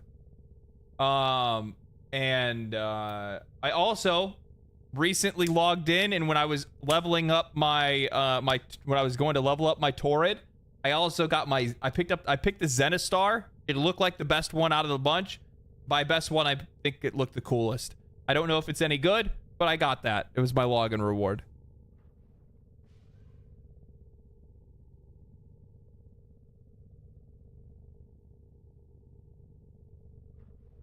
Select the final perk. Did I not do it? Oh, you're right, I didn't. Ordis keeps a I'll probably just take crit chance, I think. Reluctant to allow animals on board. In Ordis's experience, I don't know what I should take. So much as You're the Mr. Magoo of Warframe, I swear.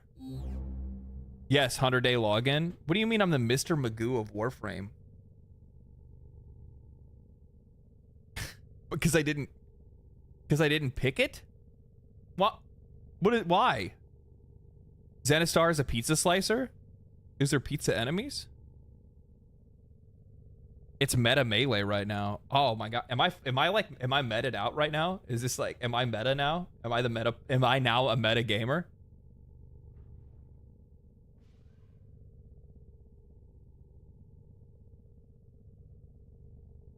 Zenistar is good for fashion, but bad for general use, in my opinion.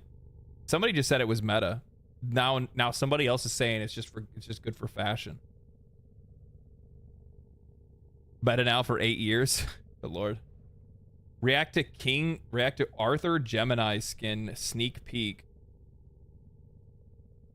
on your Warframe YouTube or Discord react. I can check it out tomorrow. I don't really want to bring up anything right now. It's meta. I mean, fashion is the meta for this game. Oh, it's a stat stick.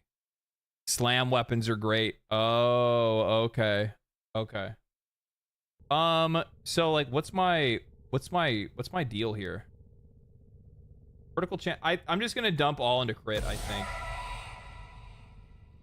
Because I can change this later, right? Yeah, I can change it anytime I want. That's not a bad deal then. That gives me 49%. I have to put Forma into it though. I have to put Forma into it. So let's do that really quick. Take myself off. I'll put myself back on public. I changed my theme to Halloween. I hope you guys like it. Try Heavy Blade Dominion skin on Zenistar if you have it. Makes it look huge. Maybe. But would it cover my butt though? That's the question. Because this is all about me playing as a really hot looking Warframe. Right? Like, that's really what this comes down to. Zenistar used to be meta in Melee 2.0. Melee 2.99 killed it because they tied disc rotation to the combo counter.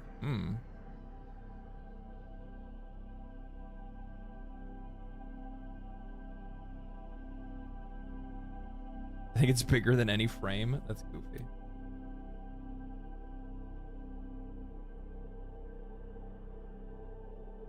Fashion is also the meta in Final Fantasy XIV. That's exactly what it is. I spend more time doing that. There was a video, and I don't even know if I even have it. I don't even know where it would be.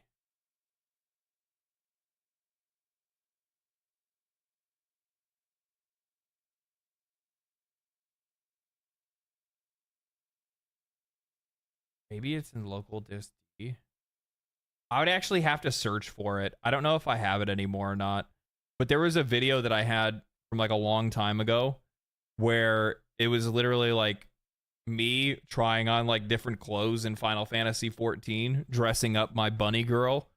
And then like 30 minutes goes by and I'm like, all right, dude, I'm ready. Mark, my buddy was like in voice chat with me. And he's like, what have you been doing? And I was like, oh, I was just, he's like, you were fucking changing clothes again, weren't you? And I'm like, nah, dude, nah. I straight up lied to him in the video and he's like, oh, okay.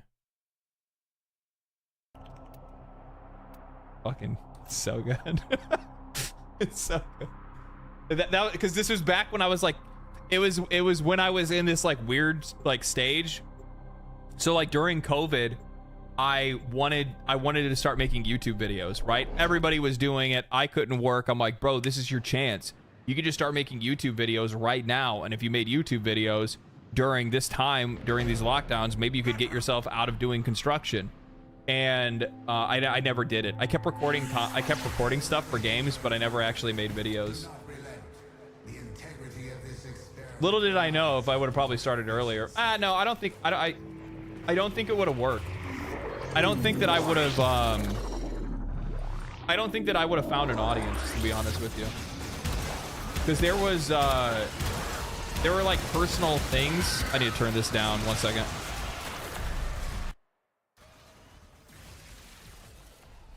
Because like the thing is that I really feel in a lot of ways that when I turn it down for myself too.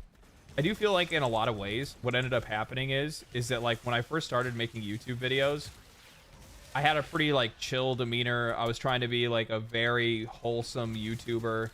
And that was kind of like my whole idea, right? It was like also like I disagreed with a lot of things that people were saying. And I still do that. I still disagree with a lot of the people. I usually still try to bring the temperature down on things quite often. But the one thing that I will say is that I didn't have any teeth. And I didn't find my teeth. And the reason why I didn't find them was specifically because it's because you're... Die.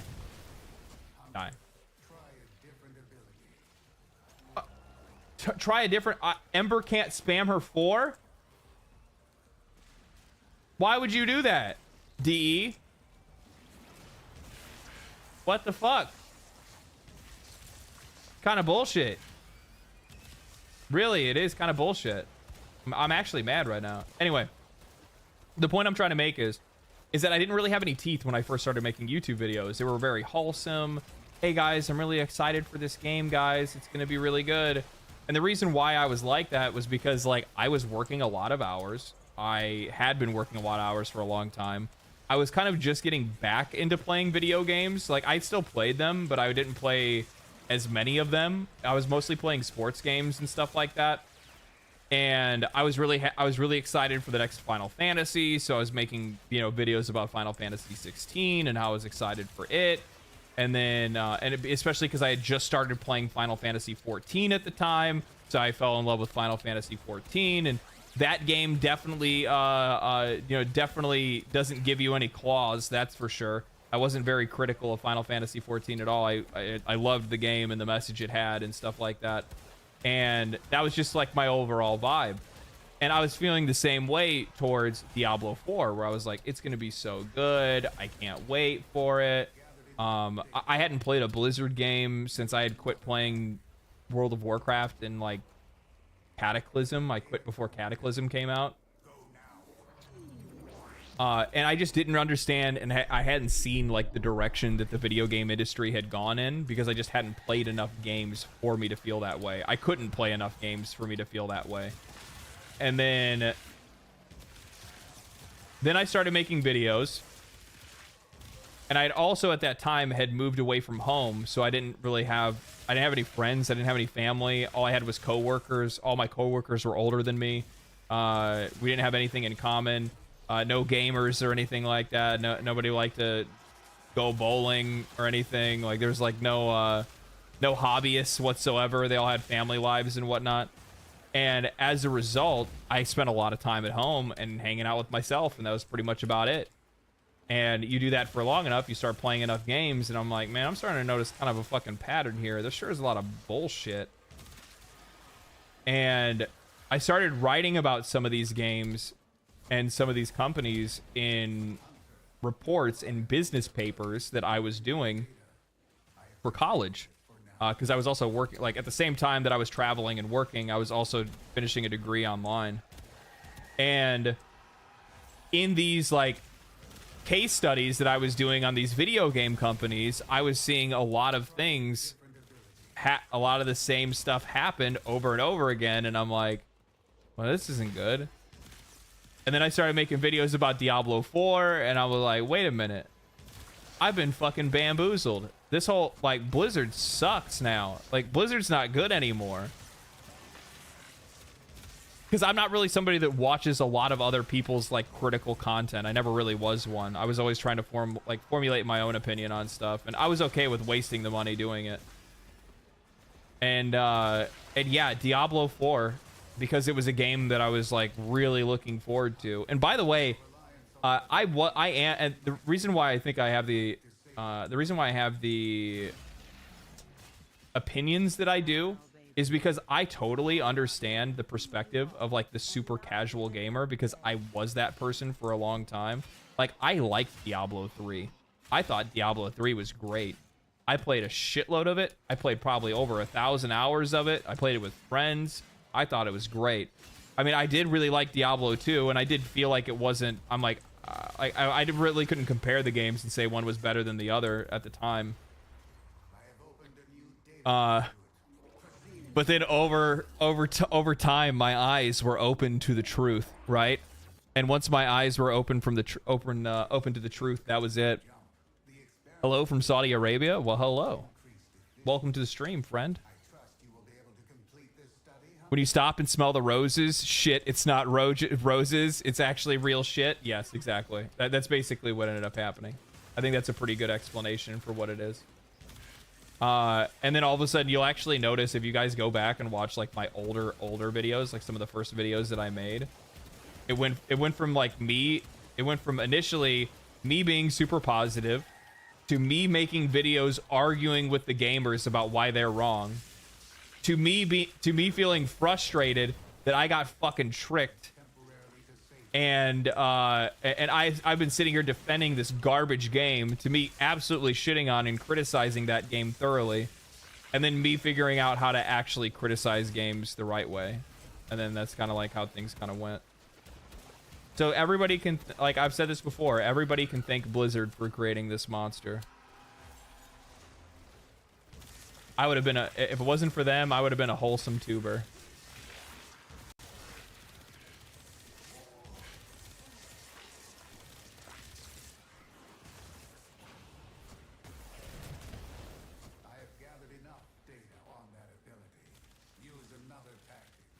No. Samaris, it's how I build up my stacks, dude. I need you to fucking chill. ESO, I know ESO blocks ability spam. Doesn't mean I'm just somehow unlearned to do it. I'm just gonna keep doing it.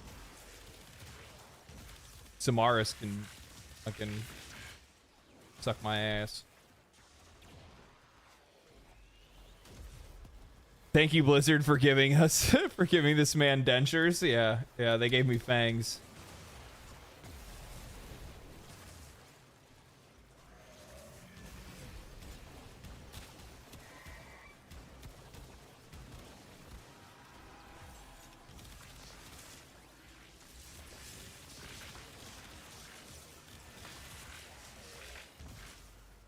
I don't know what, like, I have some, like you basically just put some fucking status mods on this, right? You put more you put like viral on, go viral for it, and then get some crit rate and status chance. Is that what you're really looking for on this? I'd imagine you should probably try to go viral. Because isn't it, is it caustic or toxic? I think it's toxin, isn't it? It's called the Torrid. Corrosive blast and crit.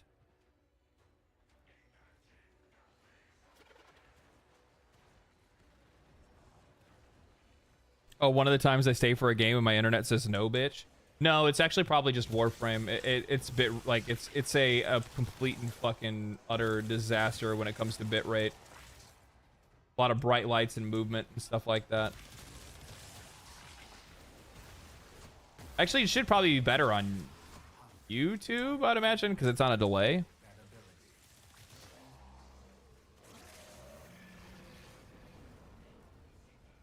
Beam weapons are disgusting with blast now. Really? I don't have a lot of beam weapons. This would probably be like one of the first ones I actually use. I'm on YouTube, still can't remember my Twitch login. That's too bad. You get better emotes on Twitch.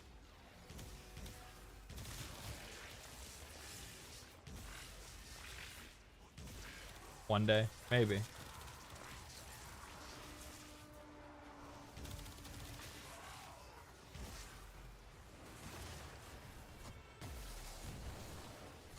You barely have any emotes?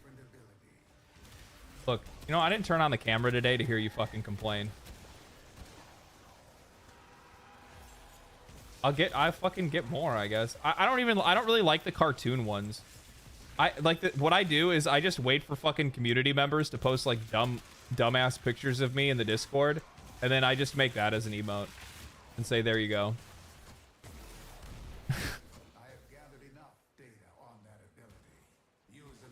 It's just the easiest way to do it.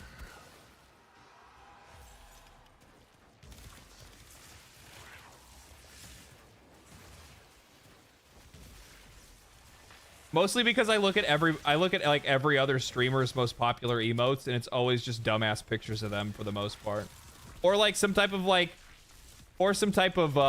inside joke that the community has. We don't have an inside joke. I don't think there's been anything I don't think we've had anything happen on stream yet that would qualify an inside joke.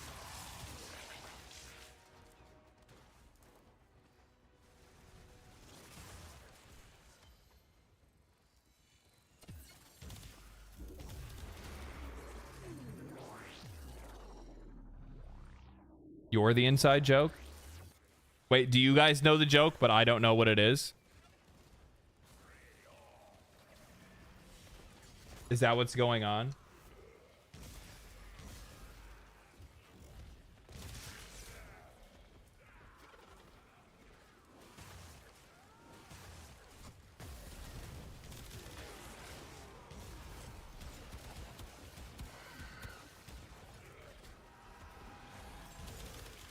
It is crazy how easy it is to get the, like, I'm gonna use this is gonna be like my fucking AFK brain weapon for sure. Like, you get the Incarnate on it. I don't have to aim with this thing. This is kind of fucking stupid. No wonder this is the best gun in the game. Not to mention the damage it does.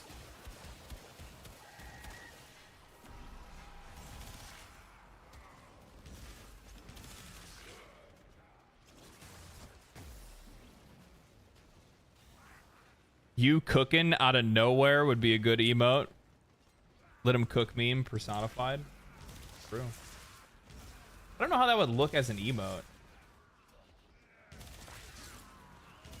That also require me to cook. What if it's just me using the air fryer? What if I just make an emote that's an air fryer?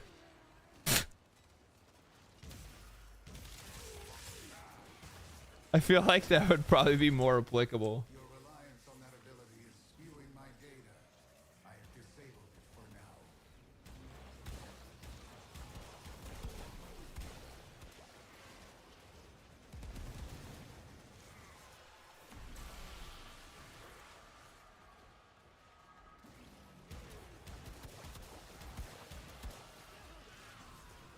Oh my god. I need to tell you guys something that is very fucking important, okay?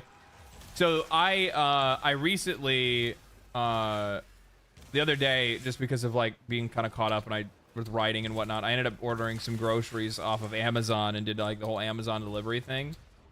Worked out fucking great. No problems whatsoever. Got everything that I needed, but like I got more than I even bargained for. So one of the problems that I've had is that like where I'm living currently, I have not been able to find the Jack's $5 pizzas. They have been in like they don't exist. I just haven't been able to find them. I go on Amazon to search for pizzas, and I'm like, oh, let's get some frozen pizzas while I'm at it. Jack's $5 frozen pizzas. I had one last night.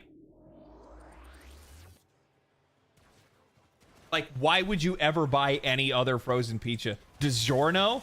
Fucking garbage. Trash. Absolute trash. What's the other? Red Baron? Garbage. More like fucking red doo-doo. Red Baron better? No. Not even fucking close. $5 Jack's Pizza. Pepperoni and cheese. Only thing you'll ever fucking need. It's not even fucking close. It's not even fucking close. Trader Joe, I'm not even listening to you guys. All of your fucking opinions are invalid. They're not even like... You obviously have not tasted perfection.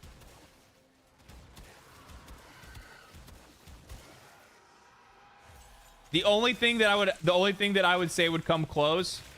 See, like, this is a different thing. So, like, these aren't like, this isn't like real pizza, right? Like, this is like fake pizza. Like, good fake, like, fake pizza can be good. Real pizza is from Chicago. But fake pizza can still be good. It just depends on what kind of fake pizza you get. Jack's, really good fake pizza. Little C's. Little Caesars, good fake pizza. Worthwhile. Good value. All pizza is good? Maybe. 10 out of 10. Great emote idea. I'm gonna make a fucking Jack's Pizza emote. It's just gonna be the logo for Jack's. Little Caesar sauce is goated. It fucking really is, though. It really is. And plus, on top of that, because of like all the chemicals that they use, like their pizzas are always great the next day.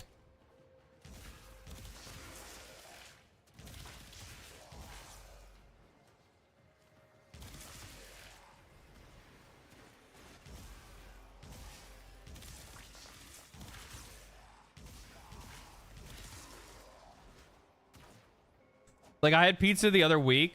Meanwhile, Italy.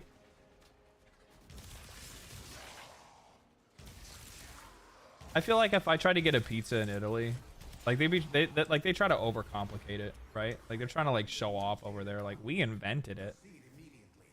I'm staying out. I'm max. I need to go form up again.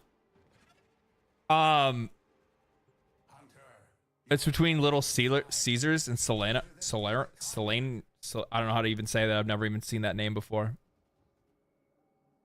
you fucking Canadian or something? What is that? Is that like one of those like every time you go to Canada, it's all fucking shawarma. Like everything is shawarma. Like, oh, we have shawarma pizza.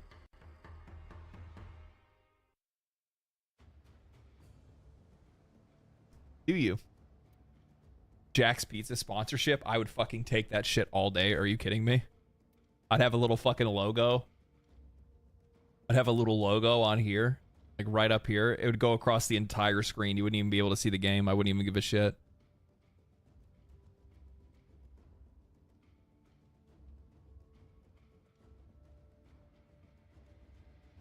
We have buttered chicken pizza here in Canada, and it fucks hard. Really? Did you have to self-censor that because of your government? I'm kidding. I'm kidding.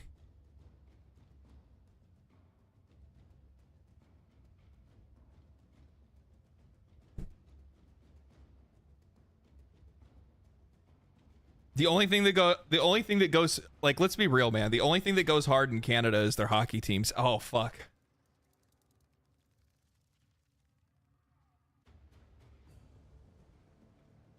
Never mind.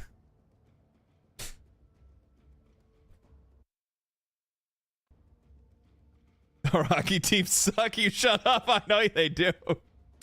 I know they do. I know. It's why I everybody loves watching the Leafs fail.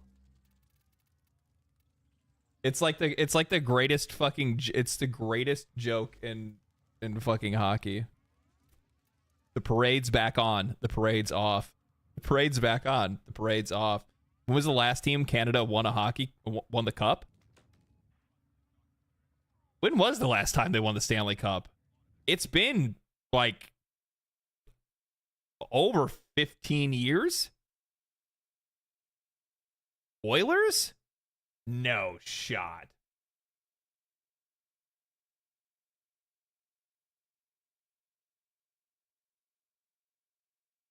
$1993.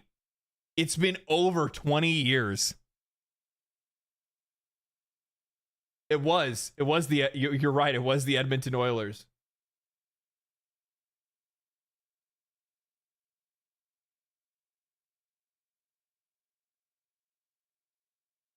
Oh no, this is, oh yeah, no. That's oh well, that was because they won, they were because this says Montreal's 1999, so it was Montreal won in 1999. Stanley Cup champions are watching as Edmonton ends Canada's title drought.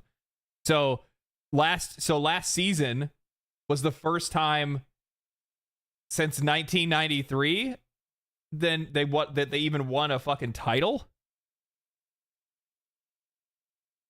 See, I know things. You were the one that said Oilers. Montreal Canadiens were the last team to win the Stanley Cup. What a dumbass name. What's your team name? The Canadiens? Where's your team at? Canada? Thanks for the pick me up.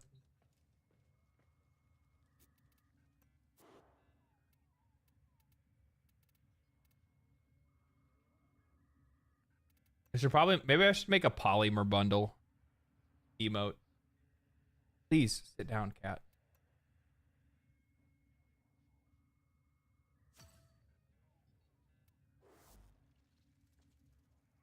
Quite the stockpile. I wonder if I'm going to get to the point one day where I'm going to have so many polymer bundles it's going to cause frame rate issues in my orbiter. I need to put a format in.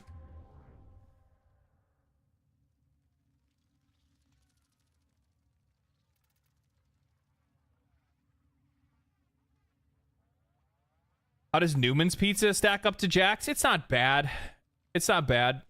Yeah, if you see a Jack's, try it out. Tell me what you think. Tell me what you think. It has good. I think it's their sauce, and I also think it's like they're oddly like It's their weirdly delicious cardboard bread.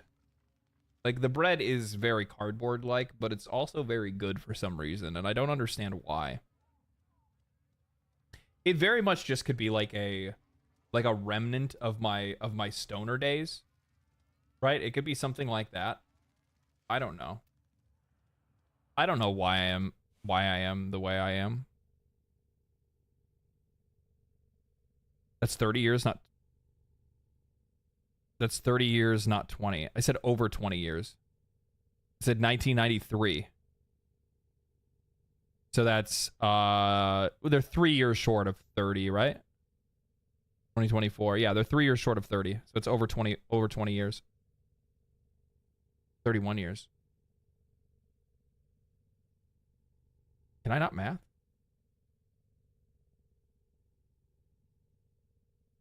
Is it weird that I feel like I'm right, but then also I feel like I could be wrong? That doesn't make sense. 1993. I guess, yeah, you're right. Yeah, 31 years. Look here. I talk about video games. I'm not a fucking... Fuck. I'm not a math tutor, okay? I'm not a math...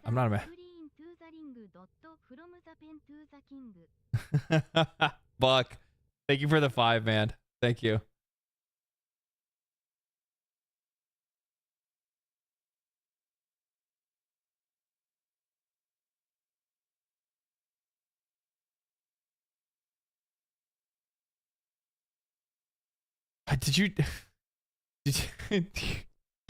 Did anybody see fucking Jack's Films do like his reaction to KSI's music video? Except for it was I think it was like a Linkin, but he made it like a Linkin Park cover about fucking Prime. It was funny as shit. Okay, upgrade. Oh, wrong thing. Horrid. Upgrade. Action. Okay, so let's think about the mods that I'm putting on here first, okay? So viral acceleration, rhyme rounds, galvanized chamber for sure, right? I figured Hunter, like, throw some bleed on there, right?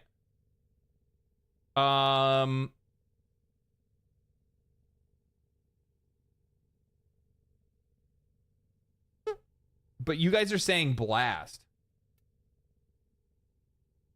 Viral acceleration stays.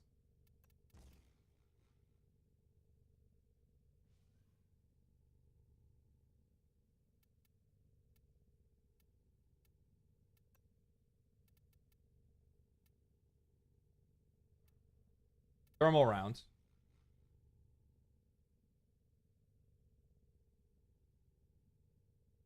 That gives us blast. Crit.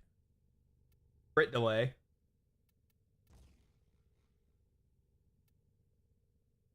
Vital sense? Is there a primed vital sense?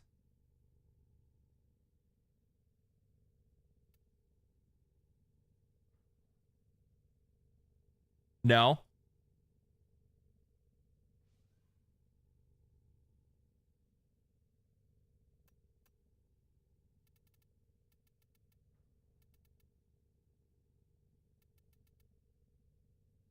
So what's the last mod that I think this all looks pretty good. What would be the last mod?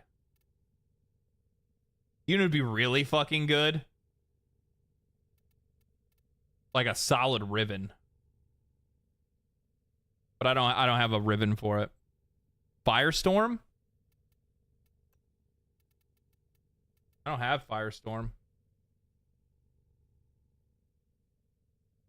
Hammer shot? Can you put hammer shot on it?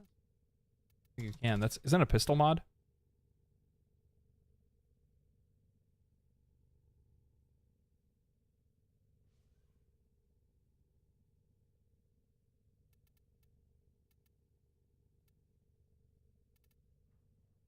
Electric mod? What?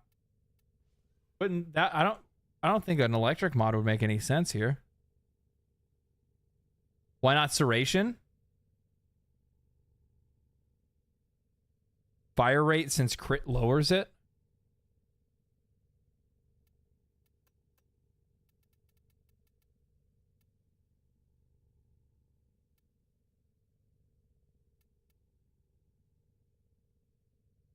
Wouldn't fire rate wouldn't like shred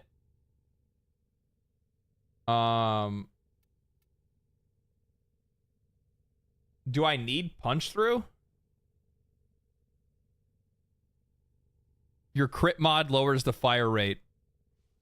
I'm seeing people say Serration, just a straight up damage mod. Yeah, I have fire rate on it already. It naturally has punch through. Yeah, so punch through is not really necessary. So shred actually would probably be okay.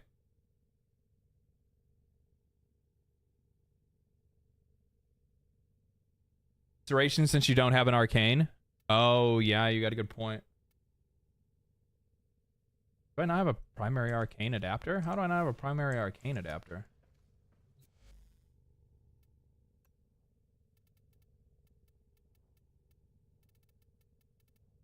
Uh-oh. Uh-oh. Oh, I made weapons too.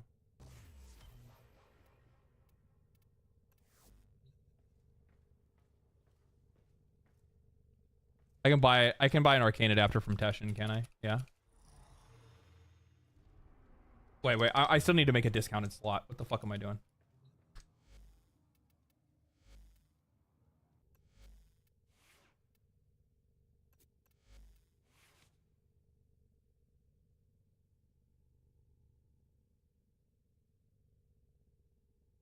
Let's see here. Mods. Let's put in a or no, not mods, sorry. Actions. Actions. Polarize. Thermite rounds is staying, so put a V on here maybe. Vile acceleration is for sure staying as well. Can I have Vile acceleration and the other fire rate one on here at the same time or no? I'll just put a V here because I'll leave Hunter munitions on there.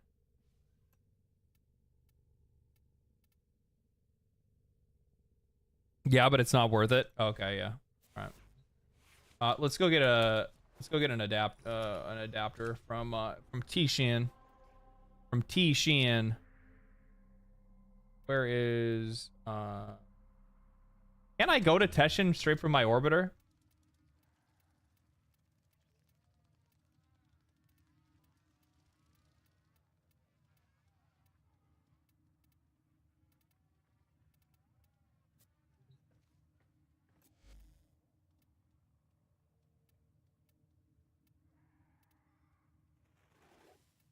These will feed the fire.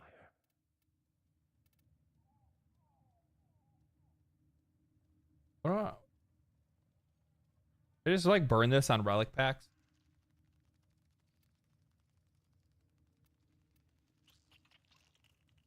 No. Of course not. You buy cosmetics.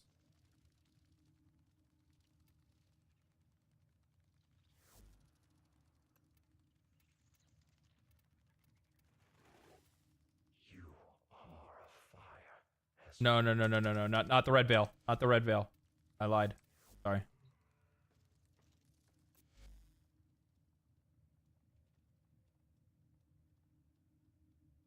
Or by augment mods? Excuse me? Thank you.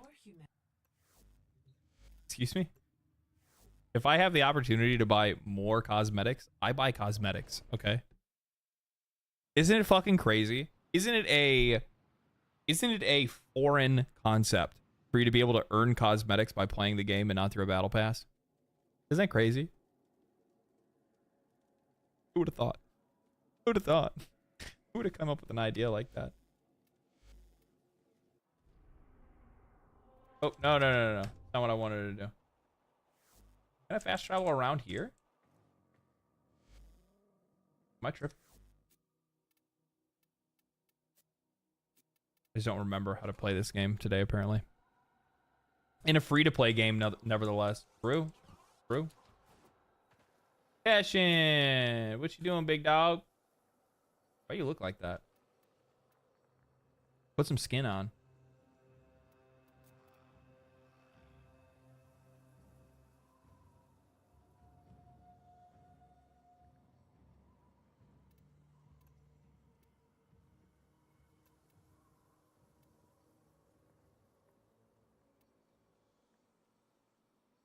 I'm confused. This says I have 4 of them.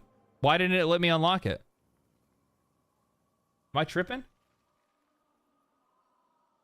Or was it the Exilius weapon adapt?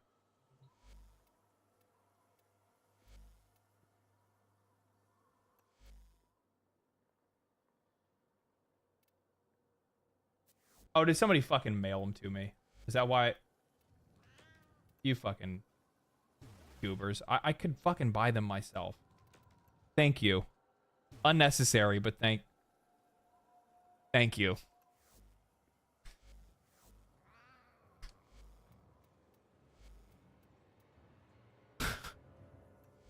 I'm stuck on Kuvas and not sure how to do it.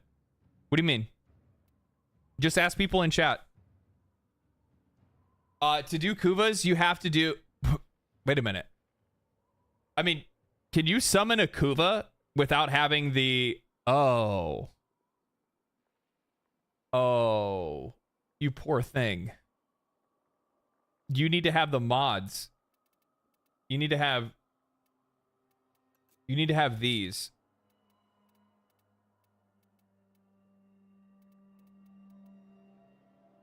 Jack, do you have these? These mods here? Like Jahu, Kra, Riz, Lock, Boss, Ul.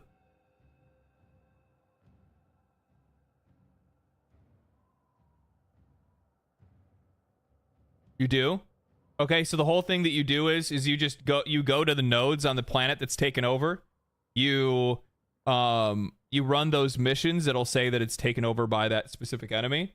And then you'll earn up the stuff you'll slowly but surely earn up the stuff to get the words. It'll tell you what the word is. And then you put the words on your blade and then you stab the motherfucker. It's about the easiest explanation I can give.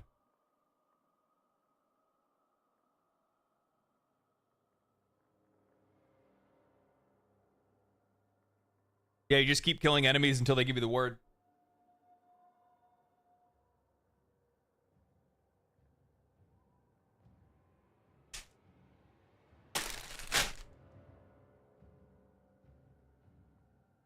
You keep doing it over and over again. You'll see the bar like slowly fill up, the little circle thing. It'll fill up. Once it fills up, you can go back to your orbiter.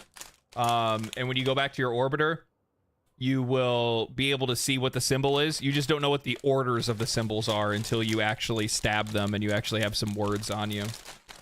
Liches are hard to explain, but easier to figure out once you do one. They're very easy to do, yeah. Sorry about the bag opening up sound.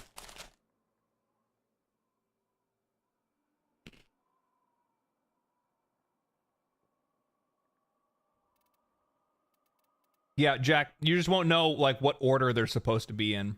Like, you won't know what words they are. You'll fight the enemies, find out what one word is. Then you'll put 3 of them on, including the word. So, like, let's say you find out that the first word is lock. You'll put lock on there. You'll put Netra on there, or something else. You can put on whatever ones you want. And then put them in whatever order, but make sure that one word is on there. Go and stab them. You might get lucky and find out that one of these 3 words or 2 of the words are actually in the right order. Or find out you're super lucky and you guess the other 2 words and the order, which I think is like a next to 0% chance. And then you'll be able to take out the Lich.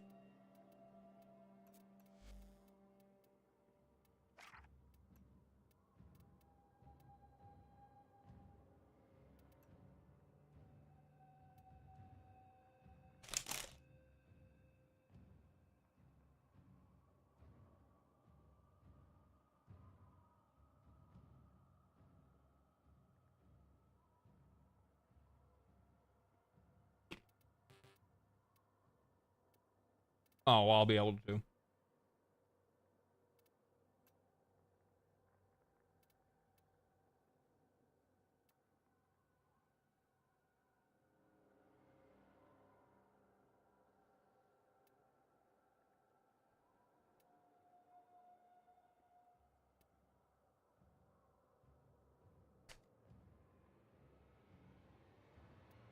Primary Merciless?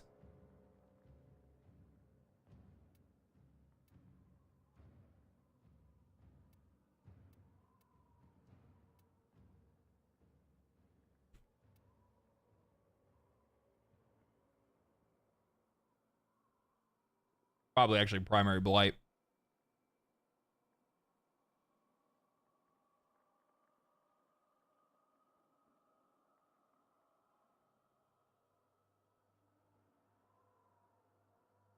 Meta Weapon Gaming Torrid. Yeah, I know. I'm trying to figure it out the best that I can. Thank you for the $2, Aishi. Or Aishi. Torito. Am I right with that? Is it like it's probably Blight that you want to put on this? I mean, I have Merciless, but I haven't even put on any of these.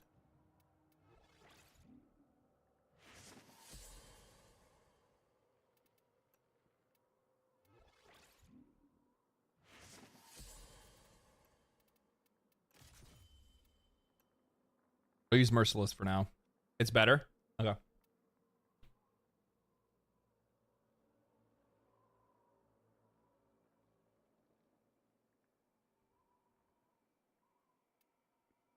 Okay. Now we're good to go and do the now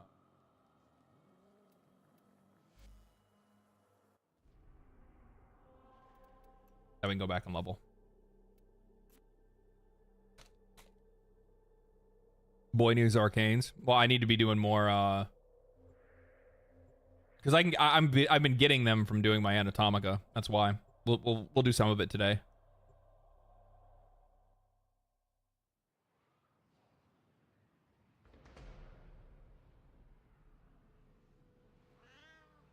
I'm late. What game failed?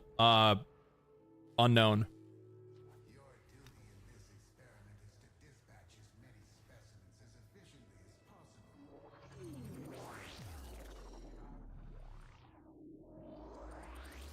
I think it's even more funny. I think it's even more funny to have a game like that fail and have a name like that. The irony is, it's not lost on me. Or probably like the fucking or the YouTube algorithm for that one. They're like, oh man, way too easy of a joke to make.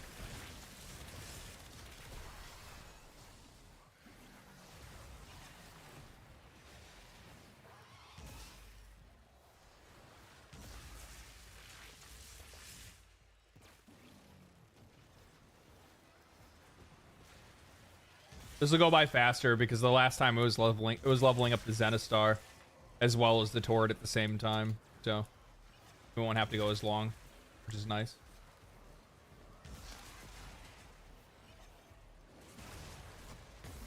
Project Unknown? No, Unknown 9 is the name of the game. Nobody knew about it. Nobody even talked, like, literally they did like next to no fucking marketing for the game.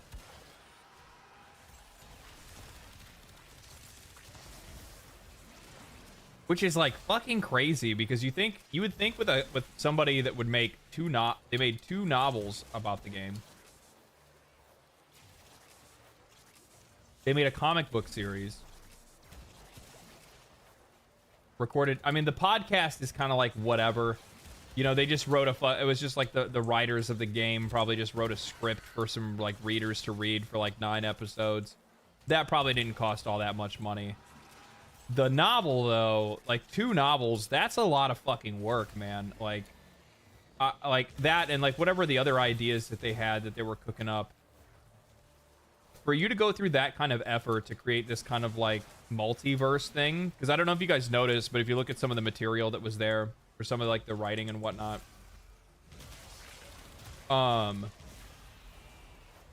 you could see that like they had a whole like plan for this. So I don't understand why they wouldn't have marketed it or how they forgot to, or maybe they just didn't know to do it. I don't know. But I'm talking about like they didn't even like approach people for sponsors to like have like sponsor streamers or YouTubers to play the game. Like nothing to soften the blow, nothing to like prepare people to play the game. Straight up just like cold drop this game out of nowhere that looked like absolute ass.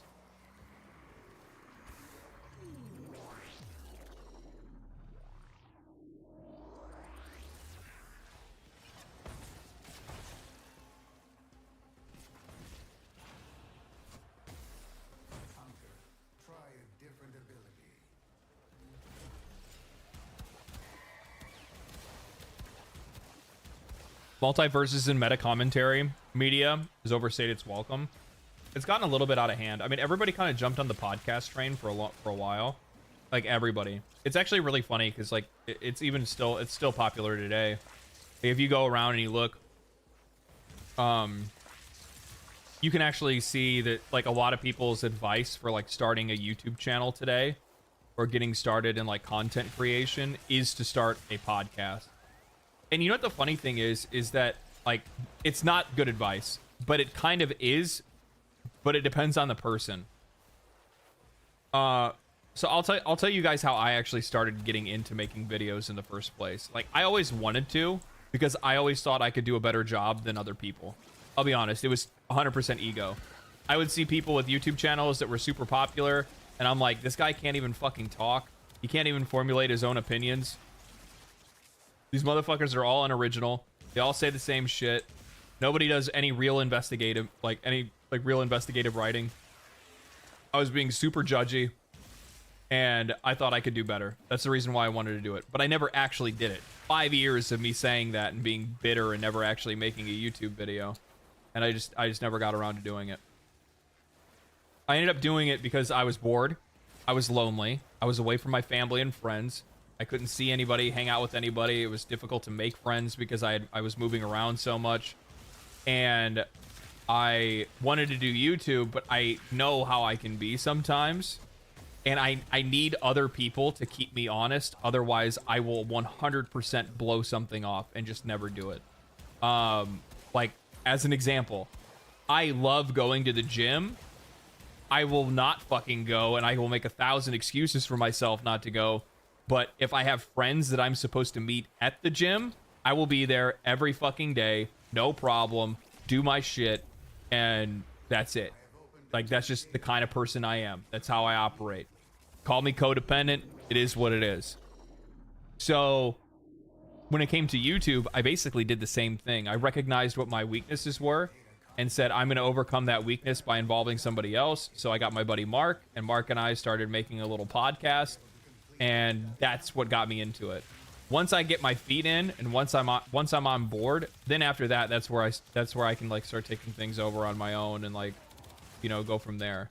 And once I got a like taste of making videos and actually doing that kind of stuff and uploading and whatnot, then I started learning how to edit. At that point, then I was like, man, this whole YouTube thing isn't really growing, but it had already got me into the habit of uploading every week.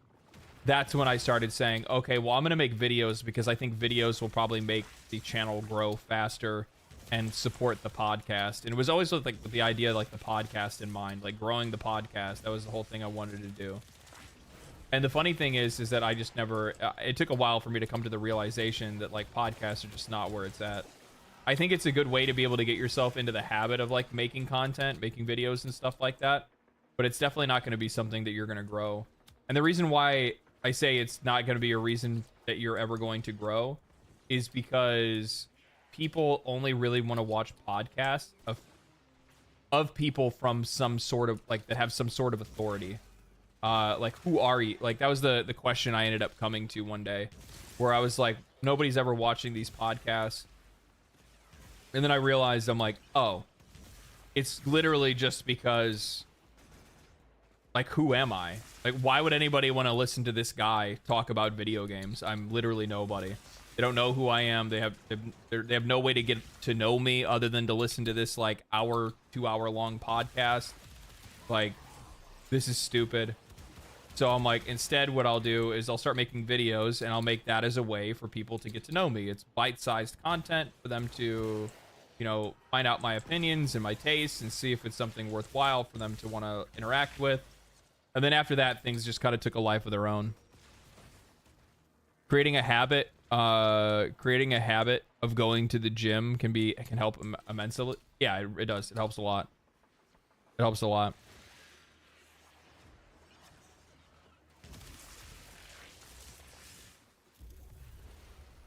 Enter the conduit now.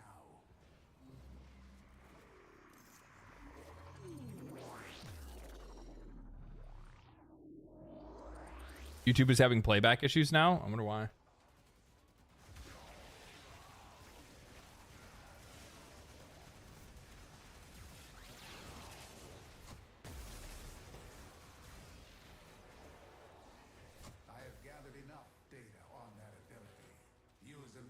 Asking out of genuine curiosity, do you think a podcast would work for you now?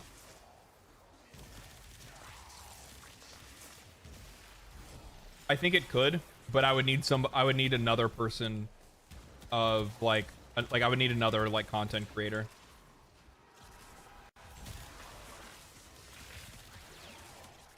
That has like the same kind of interests and things like that that I do.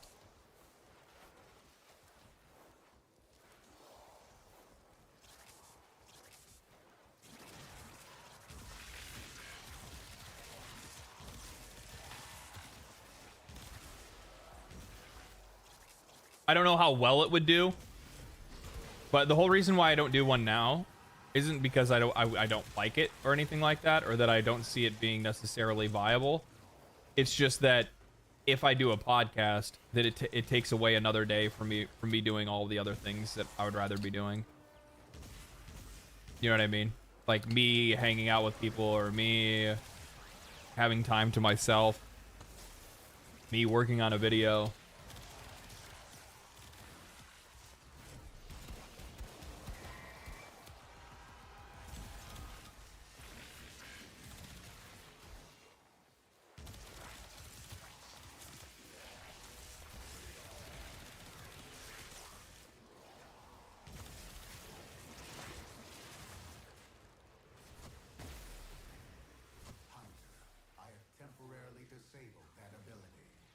Who needs free time? Me for mental health.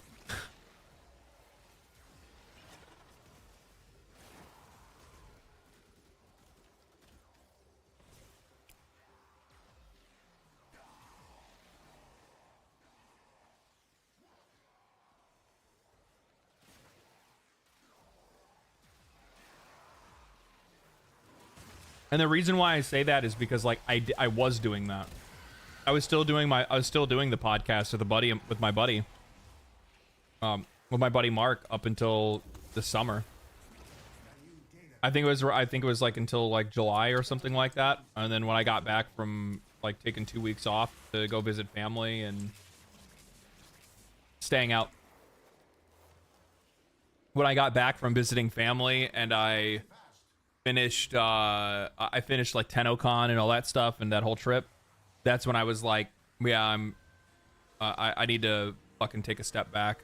Because there was like that weekend that I got back, I was like, I just don't want to do the podcast because I had just gotten back. And I had stuff that I needed to catch up on. And I just realized like how nice it was having a day. Just a day. Where I don't have to think about YouTube, do YouTube shit at all. I literally can just like kick back, play video games. Go play like fucking Magic the Gathering or something like that if I want to. You know, chat with friends. Take naps, be a fucking bum.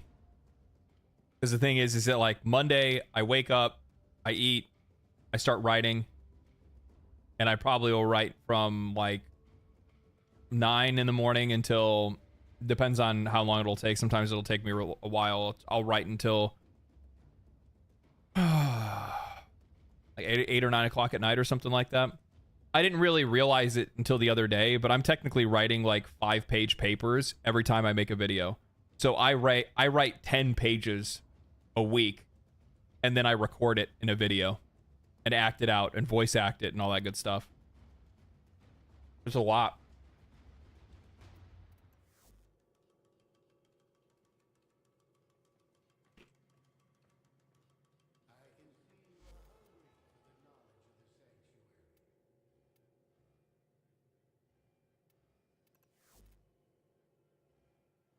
Well, actually, somebody brought up the friend request thing. I forgot about that. Somebody said add me as a friend. Bro.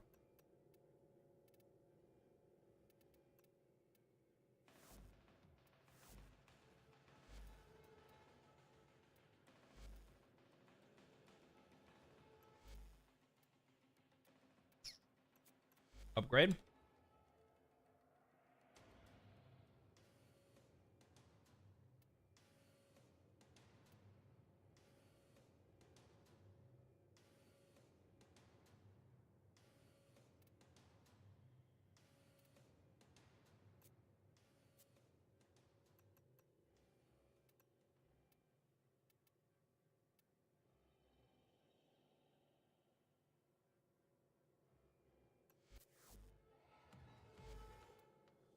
Yeah, the other spot's wide open.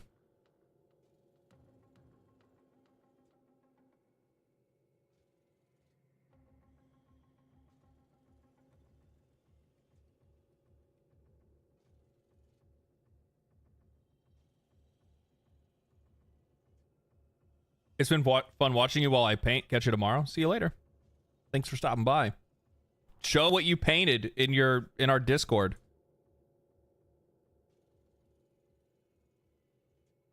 Let me get some water real quick.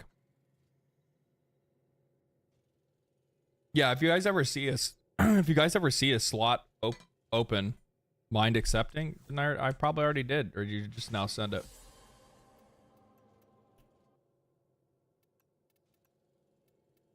There you go. Let me get some water.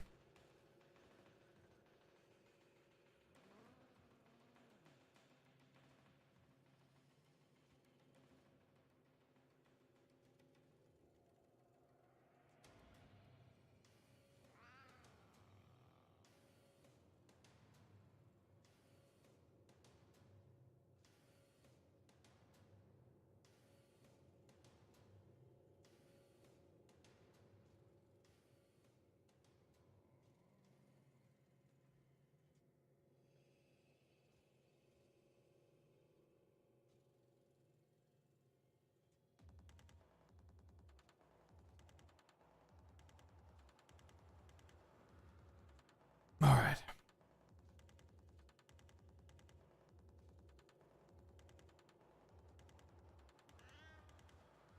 Toward Incarnon, yeah. I'm joining the club today, I guess.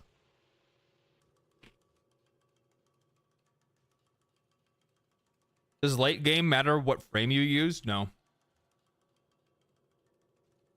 No. Not even the slightest.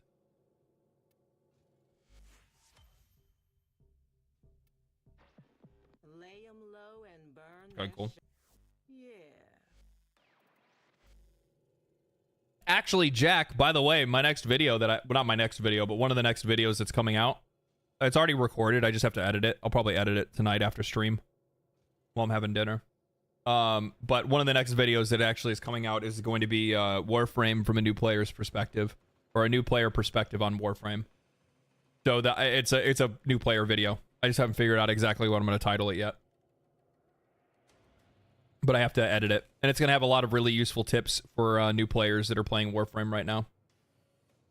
It has nothing to do with like, oh, I just got started. It's just general good advice across the board of like things that I learned while I was playing. It's not a how-to guide. It's not stats or strategies or anything like that. It's just me just talking about the game from my perspective as a new player and like what actually matters and what doesn't.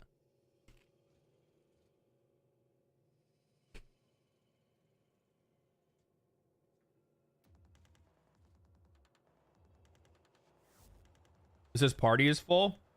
I can leave and just reform the party. It's obvious. It looks like it's bugged. I'm right at the point of starting New War. Yeah, like I mean, like, by the way, you can still be a new player. In my eyes, you can still be a new player until you've beaten the, like, even after you've beaten the story. I'm still a new player.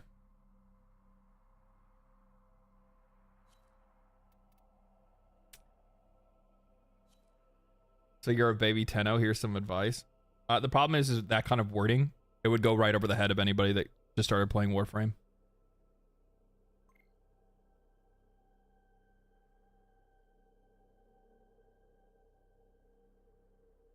Got to think about the algorithm, dog. Think about it from the perspective of the viewer. Thinking about it from the perspective of the viewer. Do I read manga? Chainsaw Man for you right there. The closest one to me.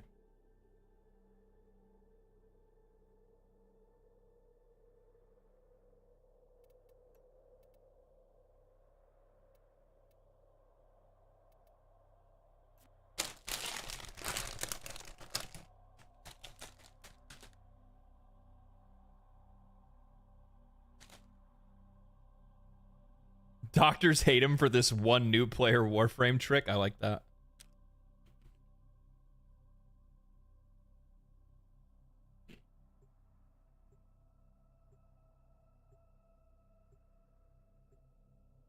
I like that. I only have 400 hours in. I'm the same, man. I have 400 hours. I don't know what I'm doing either.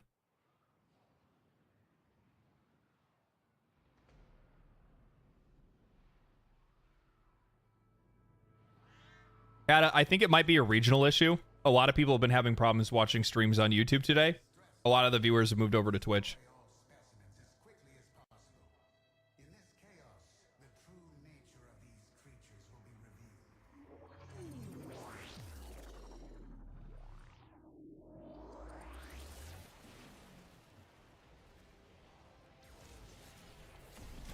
What's your thoughts on Frost Prime?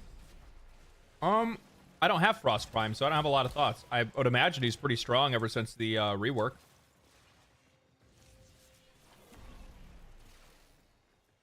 What year is this? 2024. Are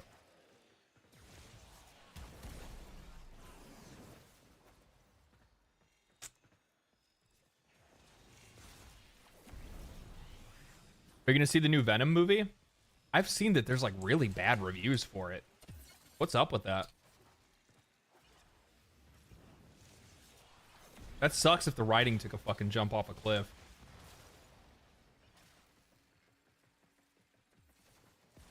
I mean, to be honest with you, I don't even think like. Now that I really think about it, I mean, the writing in the Warframe. Oh my god, the writing in the Venom movies really isn't that good to begin with. It's really not. You're not watching it for that. You're watching it for the CGI and the fucking one-liners from Venom, and that's pretty much about it, right?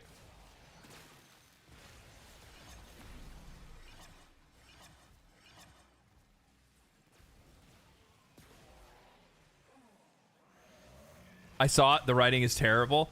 That's crazy because I think a lot of people are just there to see the CGI, the fight scenes, and stuff like that, and that's pretty much it.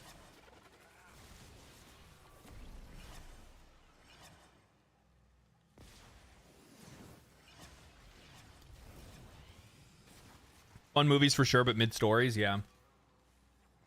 Is there anything superhero-wise that I still like? I like Spider-Man. I like what they've done with Spider-Man.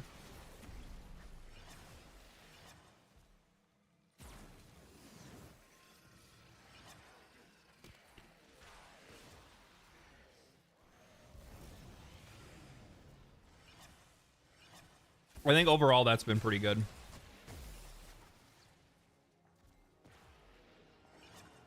Penguin? I didn't.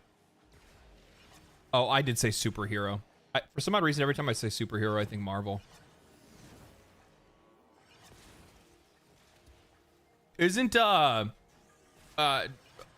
people kind of like high on like DC copium because somebody else isn't it like James Gunn or somebody like that taking over the franchise? Like the movie franchise?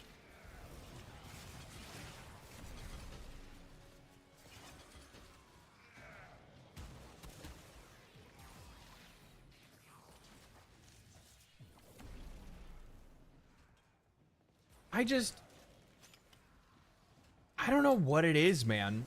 But like for some odd reason, like it's not like I don't like the idea of some of the characters. It's just not as. It's because I'm a fucking X-Men fan, man.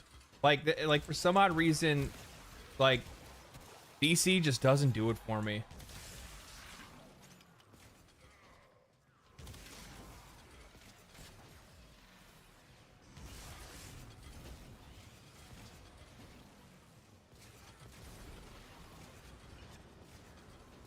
like reality breaking fucking Legion and literally just about anybody from like Omega level, you know, like Omega level mutants are fucking insane.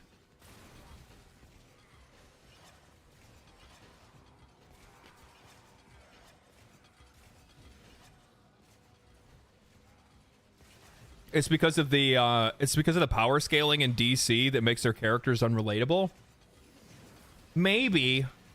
Like, and it's also like Superman has a weakness to a fucking crystal.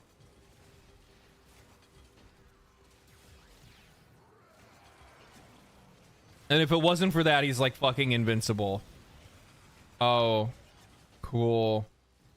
And his teammate is a dude that wears a fucking that uses gadgets and has like fucking parent issues because he watched his parents get killed. It's just, I don't know, man. I don't know why, but like Batman is the most popular comic book, and it makes sense. I mean, his like the theme of the character, the Dark Knight and stuff like that is super cool, but it's just like, I don't know, man. It just never really clicked with me.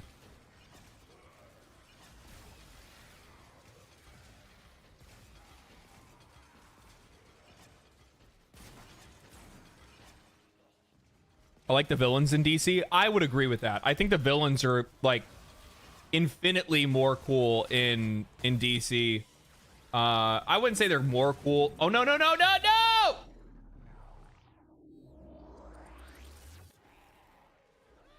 God damn it.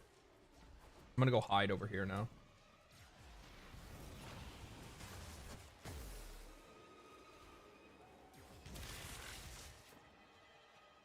It's max level, so we can stay out.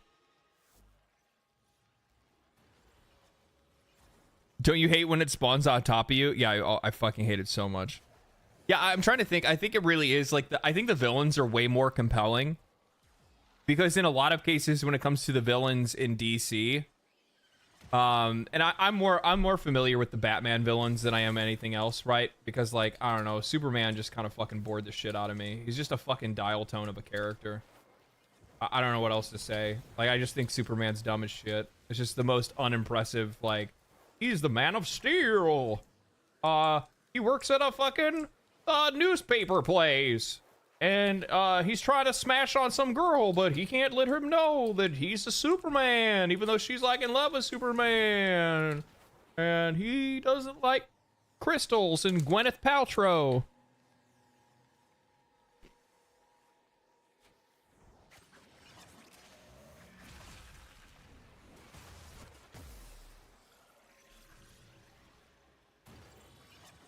Flash's villains are pretty based. Yeah, I like Flash's villains. They aren't too bad. I watched the Flash TV show. I think I watched like a couple seasons of it. It was pretty good. I don't mind some like super campy shit.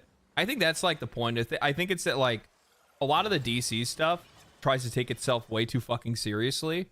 I really like the fucking Country Channel's take on like the DC universe, where it's like very like fun and, you know, it still has some cool, but it's like, it's campy, right? It's campy. I like that. Arrow was the same way. Like, I really enjoyed the first couple seasons of Arrow, but then like when I see a show look like it's gonna end up turning into something where it's literally just gonna end up being this whole fucking like, oh, we're gonna do like 20 seasons of this shit, I back out. I'm like, I'm chilling, dog. I'm out of here. I'm out. Arrow did start off strong. Yeah, I think Arrow was really good at the beginning.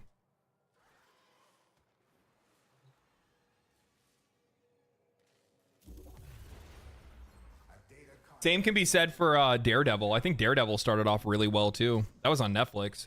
So did Jessica Jones.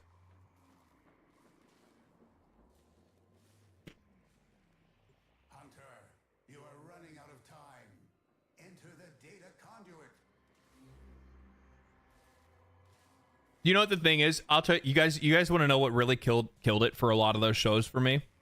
Like literally just destroyed all of those shows and made it where I couldn't watch any more of them again. Because when you go and you finally end up watching like the peak, and I mean the absolute fucking peak of Campy Television, it never, like, you can never go back because you find a new high that you'll never be able to get from anything. You go and you watch yourself some fucking Supernatural. You go watch some fucking Gossip Girl, Vampire Diaries. You're not gonna be able to go back to watching anything else. At least on like that like campy spectrum of stuff. What's another one? Oh,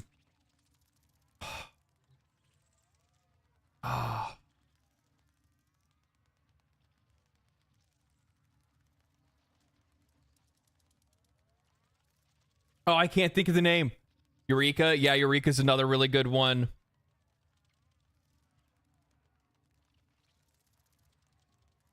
Vampire Diaries, my sister was hooked. Yeah, my girlfriend at the time fucking could not get enough of it.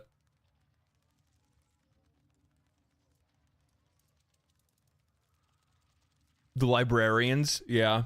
Fringe. Dude, Harbinger, I fucking love you for saying that. That was the one that I was trying to think of.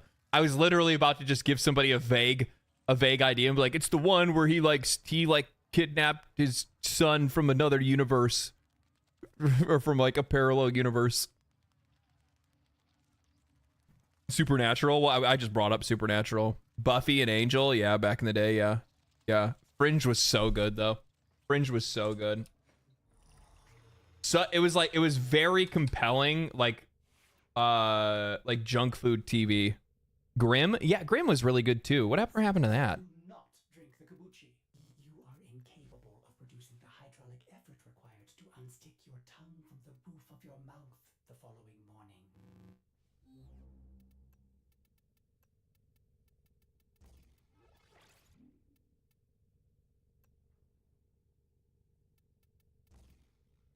Critical delay.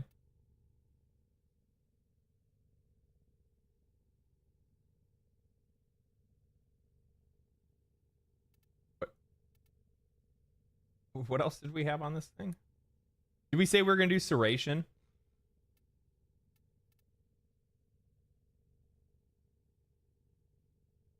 Is it Vital Sense? We just don't have the points for it yet. We're almost there, though.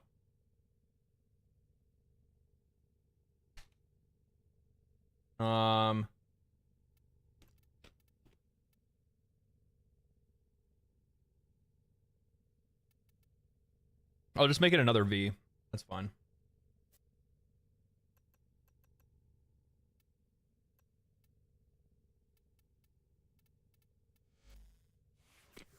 Operator, you have remembered well how the Tenno arm themselves.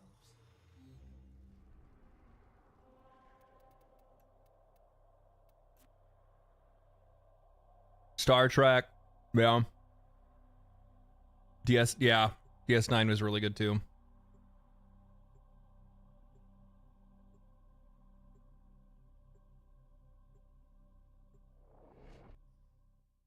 I think somebody else mentioned something else that I thought was really good as well. Have you been watching Agatha all along? No, I haven't watched it at all. Why, is it good?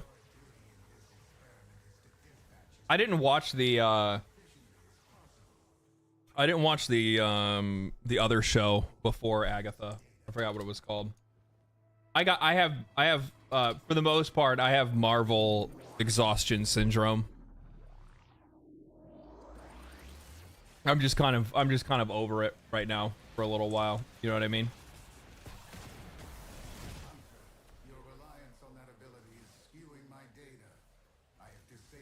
I'm actually really surprised we haven't seen another Star Trek movie. I thought those Star Trek movies did pretty good. The ones that were made by was it the director of Lost, right? J.J. Abrams.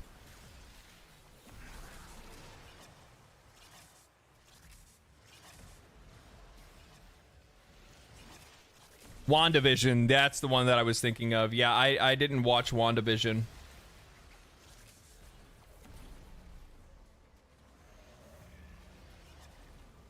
Quentin Tarantino was meant to do one? Quentin Tarantino was going to do a Star Trek? What?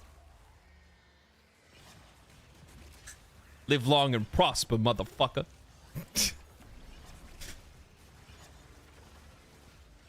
He said it was always his dream. I'm sorry. That shit would be fucking too good, though. That's too bad.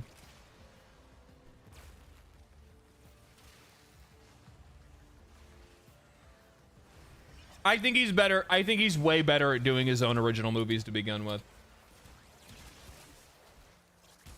Like, let's be fucking real. Like, I'll probably be proven wrong, but like, what Quentin Tarantino made movie is not a fucking immediate, like, not an immediate banger.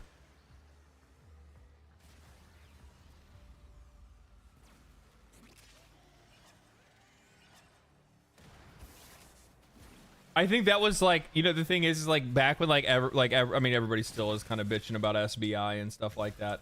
I think I have to say, like, the one thing that was like, where I was like, I don't really give a shit what these people say.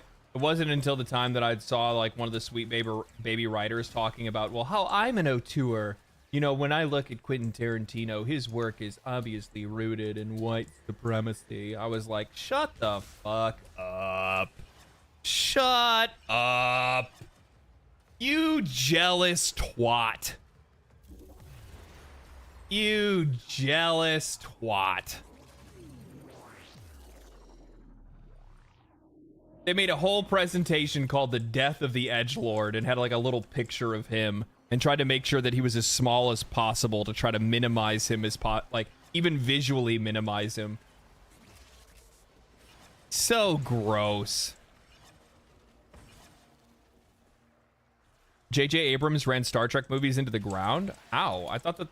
I mean, I think I watched the... there was 2 of them, right? They were both good.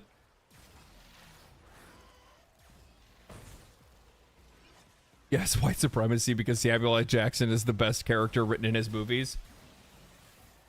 Yeah, because the black characters in his movies tend to be the best characters in his movies.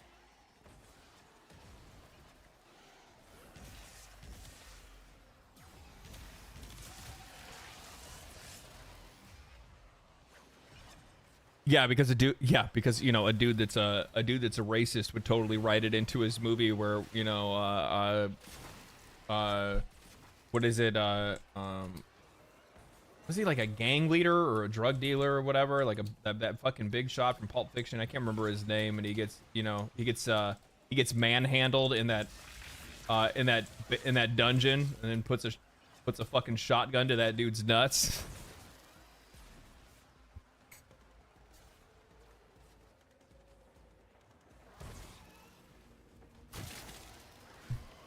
Trying to find humility on the internet is impossible. Everyone thinks their opinions are facts. Everybody thinks that they're fucking important.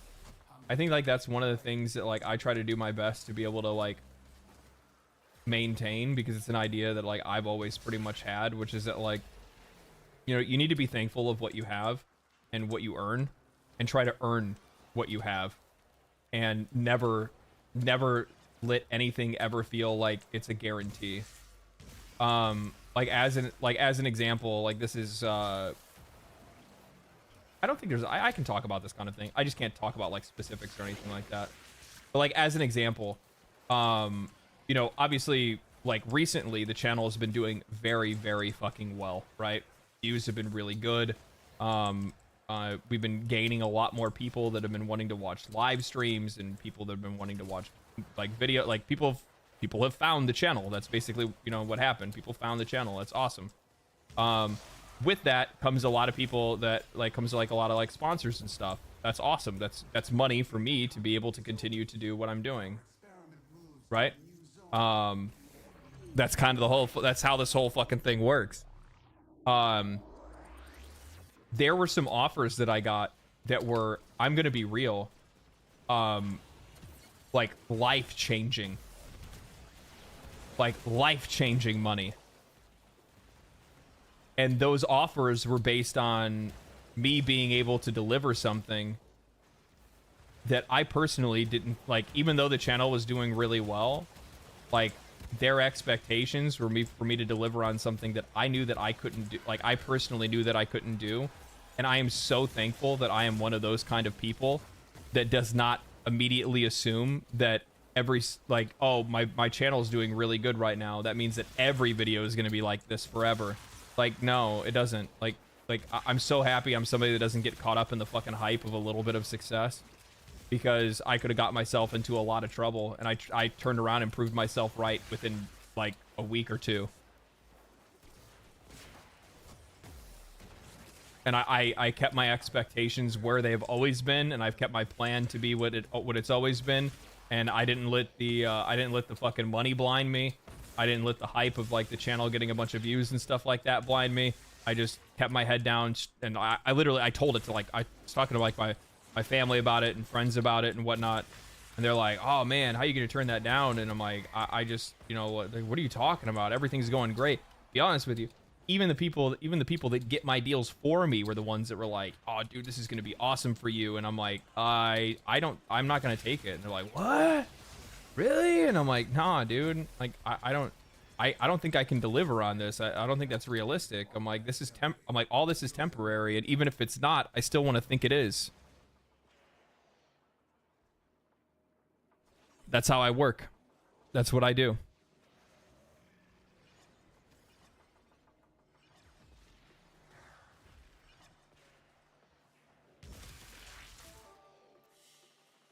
Helgrund, thank you for the tier 1, 6 months in a row. I like how you gifted subs early in stream, and now here you are free subbing. Integrity is really expensive. Integrity is expensive. Yeah. Yeah, integrity and common sense are both really expensive, but it's just the better way to live. I've been the person before. I've had moments in my life where I was the guy that had his head in the clouds, and I've seen the kind of trouble that can get me into, and I'm not gonna do that to myself again. I grew up. Good thing YouTube is on a healing curve right now. People want that kind of personality. I actually do think you're right. I do think you're right. I think that it's not only like people are wanting to get away from like the super generic YouTuber content, and then also at the exact same time, people want to get away from like extremist content, like super extreme views. I think there's a general like move away from those kind of things. They want they want to hear people talk about things that are like, they want to hear people talk about the difficult things. They want to hear people talk about the like the tough subjects, but they don't want somebody that like wants to just completely like commit themselves to it, if that makes any sense.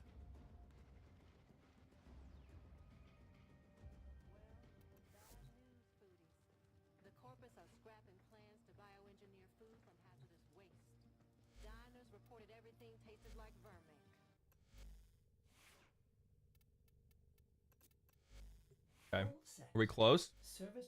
I might need to do one more forma. Maybe. Maybe. So we said we're doing Serration. Vital Sense.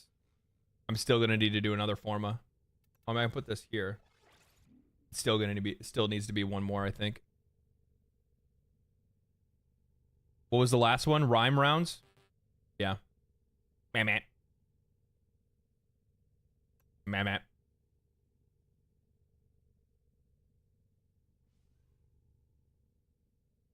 You don't need to do Serration?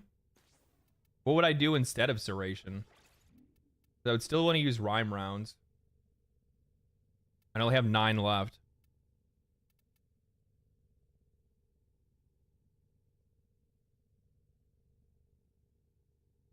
Faction mod over Salvation, but I don't know when I'm going to be fighting a faction. You know what I mean? Like, I mean, I do, but I don't really want to have to like use.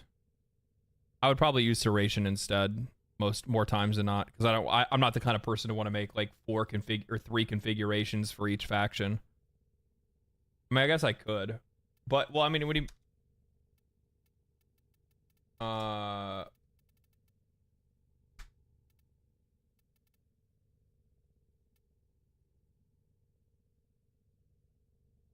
I would still need another V anyway.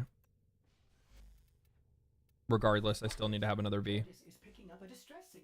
And I would rather have the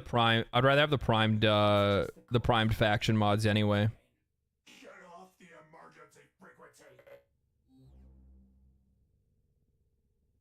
First time with the Torrid? Yeah, this is my first time building a Torrid. I'll probably just put another V in here. Yeah.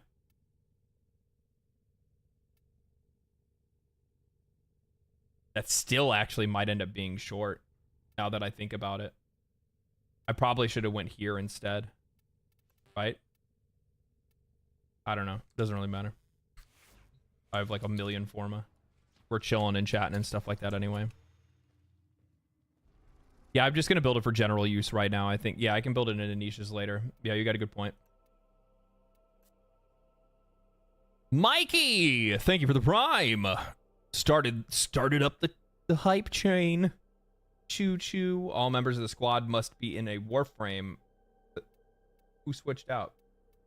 We can do regular. That's fine. I'll let you guys level stuff. I'll let you. For now. Do you know you can move polarities? Yeah, I know I can do that. Saves forma. It's not that I want to move. Like, I can move it later if I need to for like certain combinations of mods and stuff. But yeah, I'm not really too worried about that.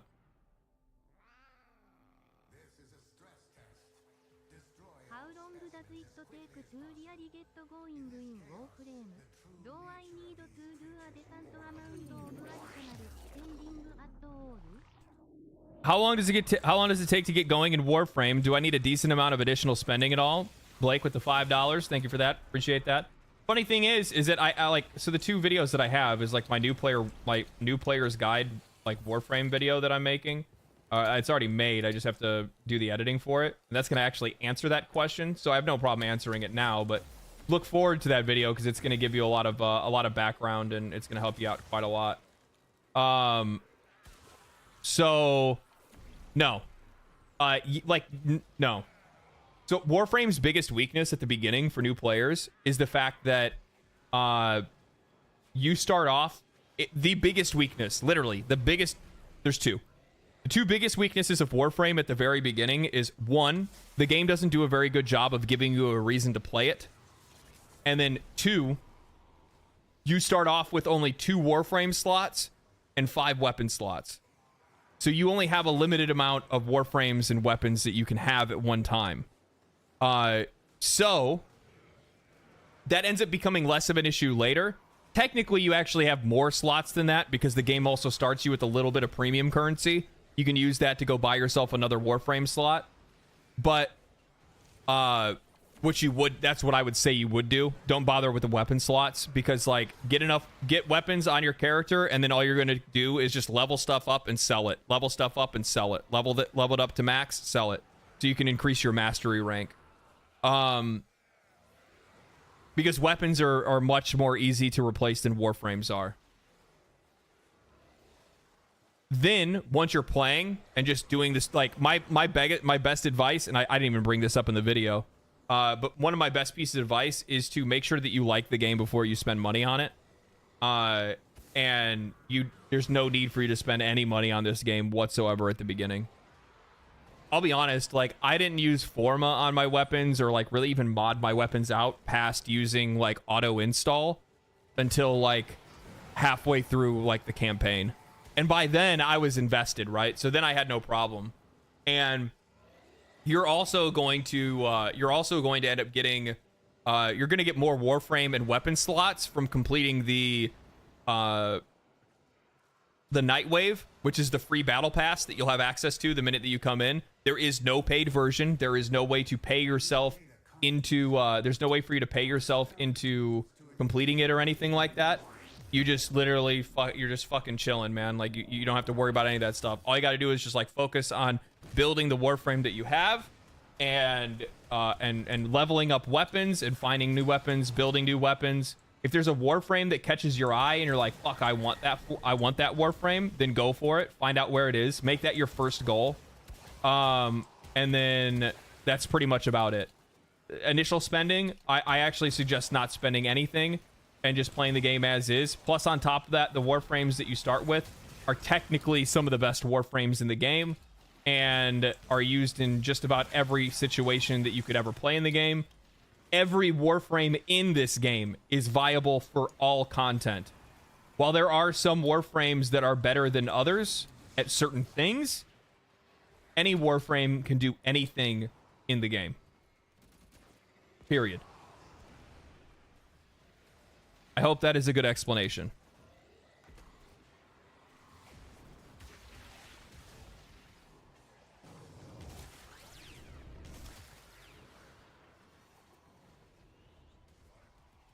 I think that was like right on point.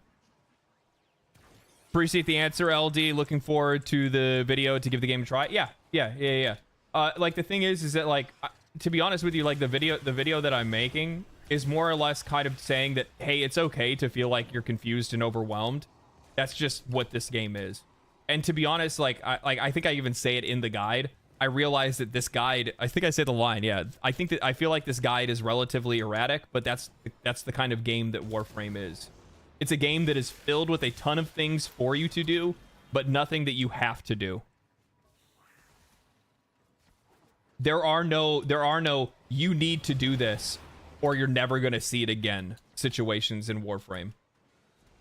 There is nothing like that. It is one of the most it's one of the most oddly like ethical free-to-play live service games that are out there.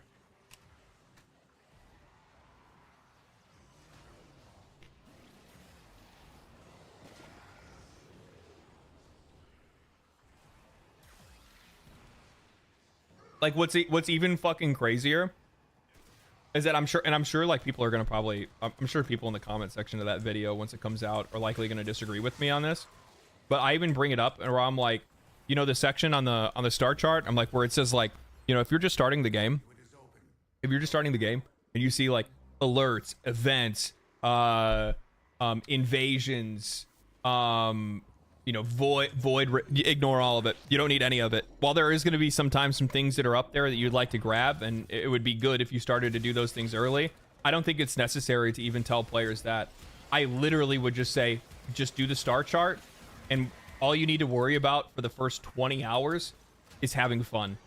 That's all you need to focus on. Have fun shooting stuff, have fun learning the controls, get comfortable playing the game, and then after a while start like use the I think probably one of the best pieces of advice that I give in it is that you should use the marketplace as your guiding star. Let it be the thing that sets goals for you. Do you go in the marketplace, you see a Warframe in there that you like, you go find out what planet it's on, you try to push to get to that planet, to get to that quest, to unlock that Warframe, find the parts for it, build it, find the materials. While you're doing all of that, you're learning a bunch of other subsystems in the game at the exact same time and making the game feel a hell of a lot less confusing.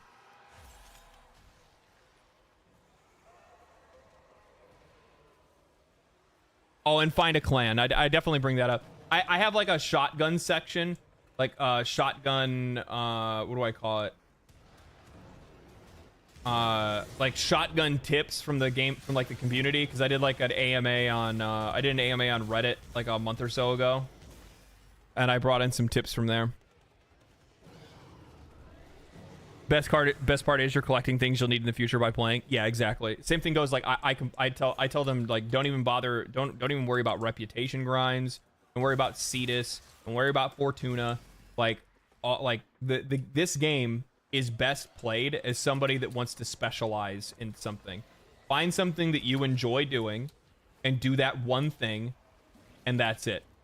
Find a Warframe that you like and you really enjoy it and build it until it's a fucking monster. Find a weapon that you really enjoy using and build it until it fucking literally levels rooms with one bullet. Find a mission that you like farming, or find a you know, reputation that you like farming. Farm the shit out of it, build up a bunch of extra mods and shit, sell that stuff on the marketplace, make a bunch of fucking platinum, and now make that Warframe that you made into a god look like one. That's how you play this game. And then once you finish doing that in one place, you go on, you do it somewhere else.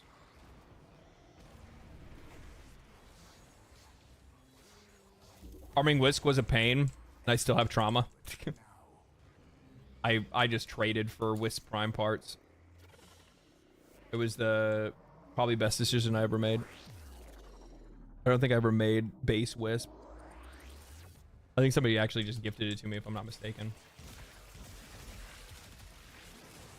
The base, I ethically non-YouTuber traded for Wisp Prime. That was the first one I got. I got Wisp Prime before I ever even started making videos on the game.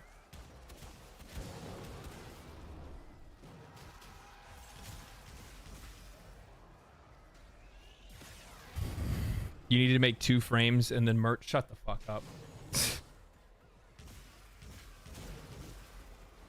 Fusion dance.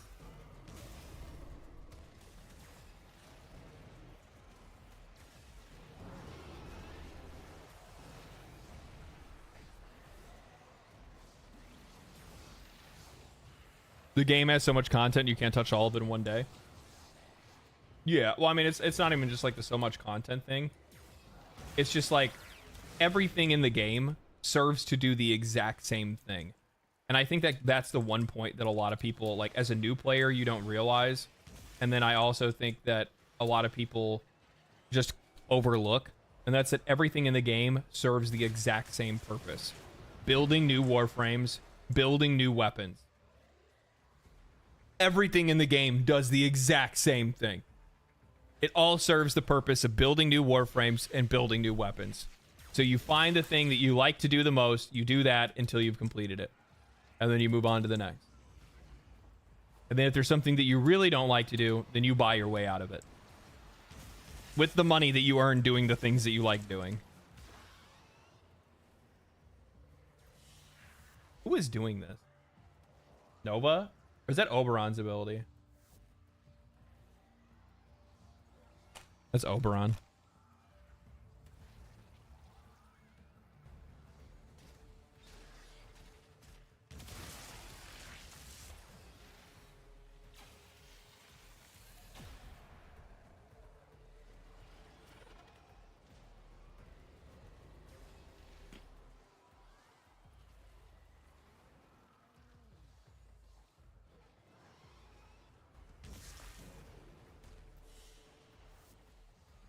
Max rank. Staying out a max rank. I have opened a new data conduit. Easiest way to tell who is farmed out Equinox is to ask their opinion of Tile Rager. True.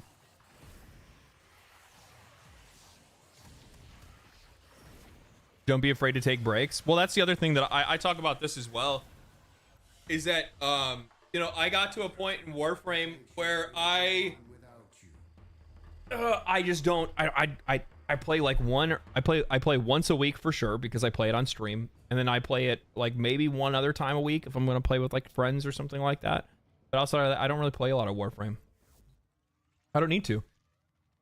1999 is right around the corner. The frames that I enjoy the most are here. They're built. If I want to, you know, make them stronger and stuff, I can. But what am I building them to do? If I may say, operator, your chosen Warframe suits you. You just sold me on that shoulder. It does look pretty sick, doesn't it?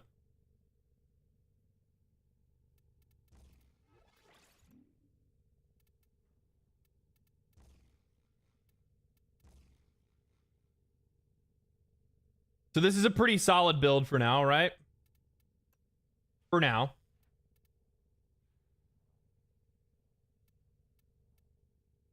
Oh, I don't have enough to max this, do I? Isn't there a primed serration? I'm not going to invest any more into this. How do I not have... There's not a prime serration? I thought there was for some reason.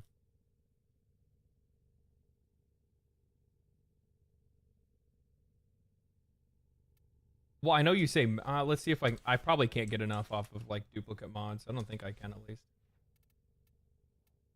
No, I can't. I don't have enough dupes to do it. I recently Is that 13? Oh.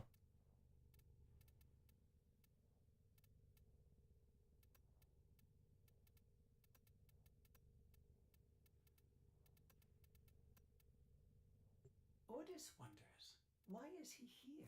Yeah, no, I don't have enough to be able to get there. How many items? I have a couple of these to turn in. Not enough though. That's like a couple thousand. Just wait. It's not a big deal. I don't need the damage right now. I'm not doing anything crazy. There's amalgam summation. Oh, summation. That's probably what I was thinking about.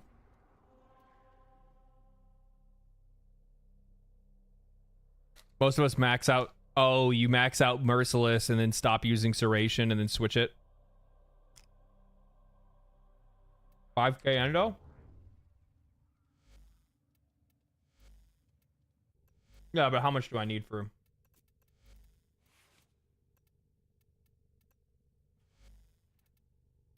How much do I need to max this out? 15k. Not enough.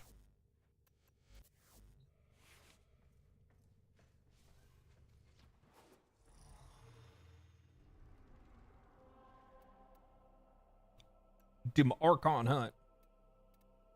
Do my Archon hunt. Actually, let's do sortie. To complete this sortie mission, you need to complete the prerequisite. Oh, silly me.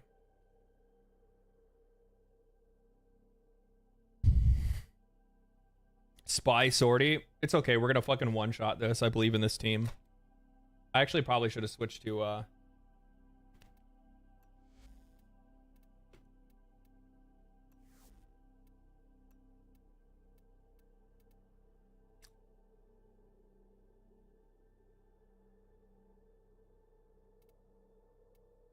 I hate when I don't immediately see what I'm looking for.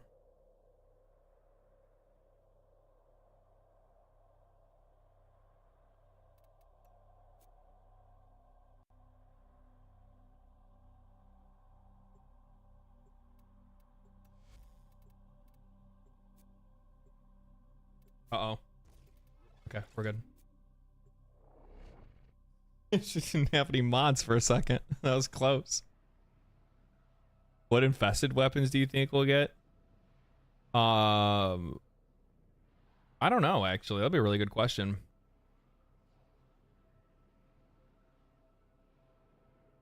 I don't know. Your mission is to break into enemy data vaults and steal any intelligence files you find.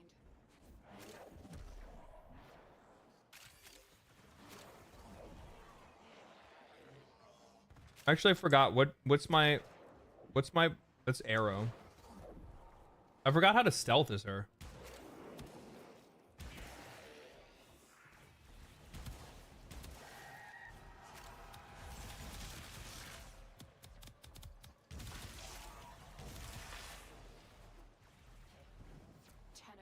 Be on the lookout for increased. Oh, you guys are already on it. The enemy would rather destroy their data than let it get into our hands. Isn't Avara's stealth 3? You're still in the clear. No detection from enemy Oh, sensors. yeah.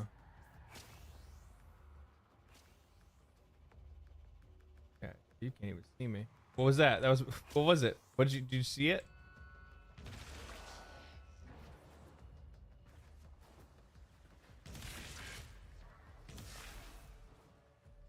Somebody's at C. Somebody at B.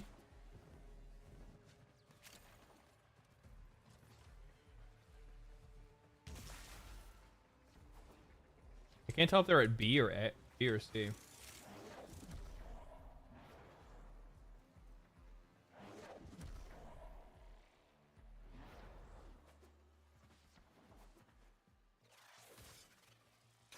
Uh-oh. Shit. Stay focused. There's a heavy. I'm so sorry. Oh no, it's my worst one too. I'm gonna fucking sell on this. I'm so bad at this. Yeah, I'm not gonna get this. I don't see it for some reason. Yep.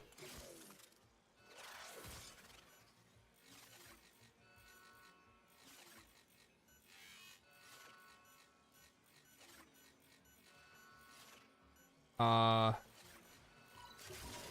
integrity verified. Retrieval was successful. We have everything we came for. Get to extraction.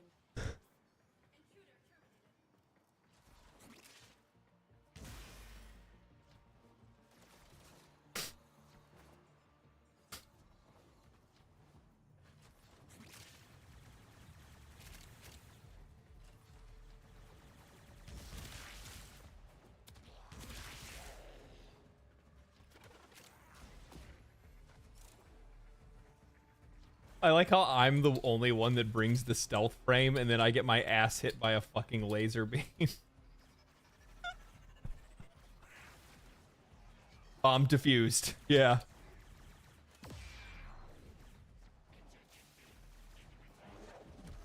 I'm fucking lost.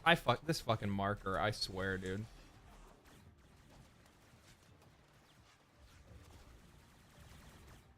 Is it underneath? Oh, the marker's bugged.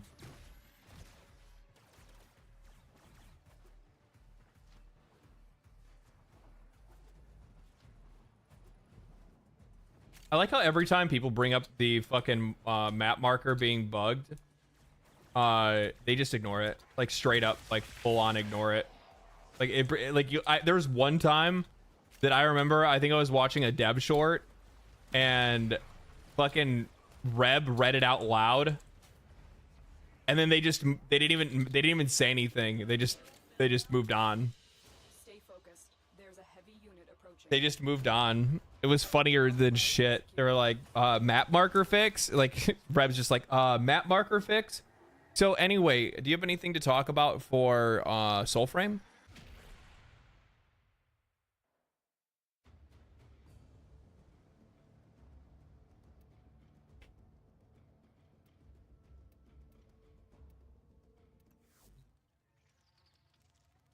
Map marker's a meme at this point? Yeah, I know. Because they can't fix it? Why?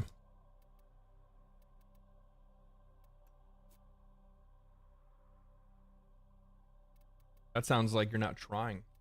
You have loyalty issues, Taro, my Zanuga. Up. Yeah, Tenno. Let me lick your feet, Tenno. I mean, I'm kidding. Kind of, but not really.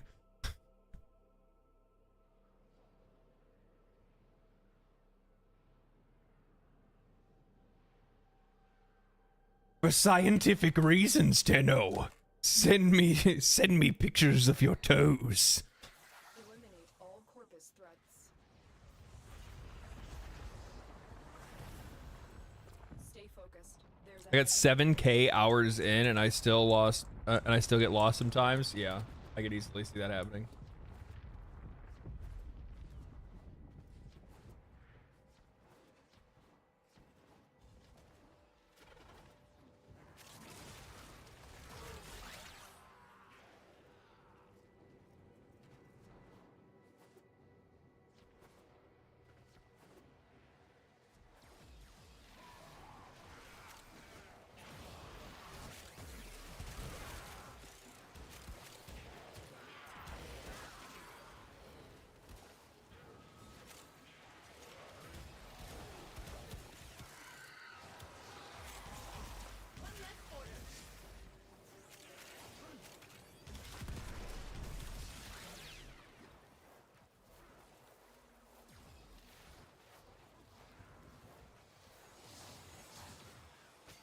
Somebody's a fucking Iton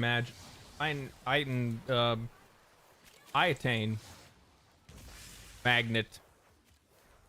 Yeah, if you could only be an Iton sculpture magnet, it would be really sitting pretty.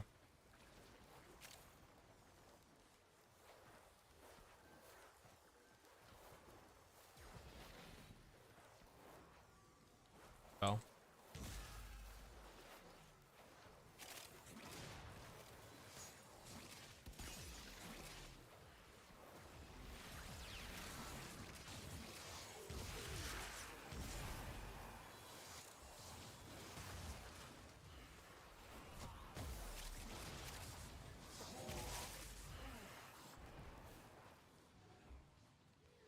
Do you have a favorite Warframe? Yes, this fucking thick ass bitch you're looking at right now. I thought it's actually, I'll be honest, it's actually a pretty hard tie between, I like 3 Warframes a lot. I like Saren because she has some like wild fucking damage, like AoE damage and shit that she can do, and it's a lot of fun. God, I bet Saren is gross with the Torrid. Oh, I bet she is gross with a Torrid. Holy, I just thought about that. Mission complete. Excellent work, Tenno. What else? I like Ember for general play because she's just fucking cool. I like she's just I just enjoy playing her. I like playing her as like a caster build. It's fun.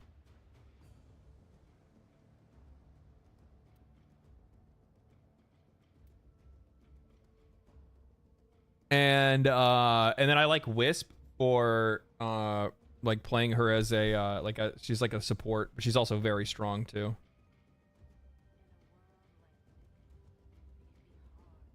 Saren's augment breaks the Sobek.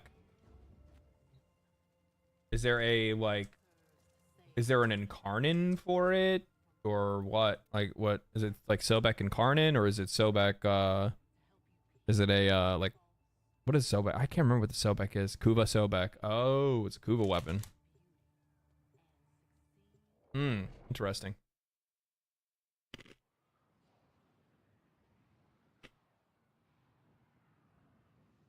Okay. Yeah, I could see that. I could see how that could work. Sobek augment mod. Drops corrosive bombs on kill. Oh boy. Might have to give me one of those. Alid V's newest prototype is a monstrosity forged from the bodies of our fallen Tenno. We cannot allow Zanuka to go into full production. Destroy Alid V and his horrid pet. Keep going. Nobody knows you're here. You have loyalty issues, Tenno. My Zanuka project will fix that for you. Oh, I've been looking all over for you, Tenno.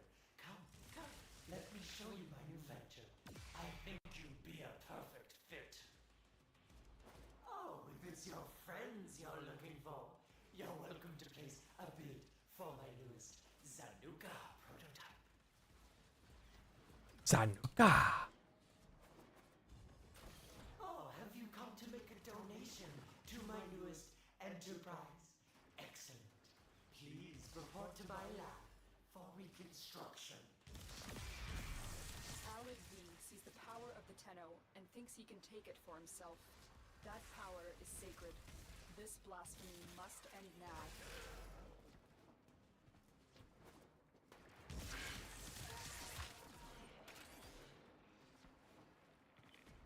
Target down. Assassination contract complete. Great work, Tenno. Target acquired. Take them down. Did he farm Kome? Me? Yeah, of course I did. Yeah, I have Kome. What else do I? Yeah, I got Kome. I got her weapons. I think I got both of her weapons. I can't remember. I have to go look. I know I got one of them at least. I'll be real. There's some weapons that I'm like, oh man, this could be strong later, but I just don't care because I look at it and I'm like, I just don't like the way it looks, or I don't like the way it plays, or something like that. I'm very aesthetically focused of like ones that I really enjoy. Umbrella Gun is really solid early game pick. Fucking a piece of paper is a strong early game pick.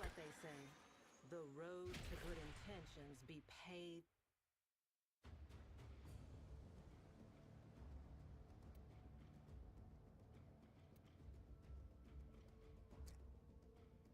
Heard speculation 1999 demo is Saren.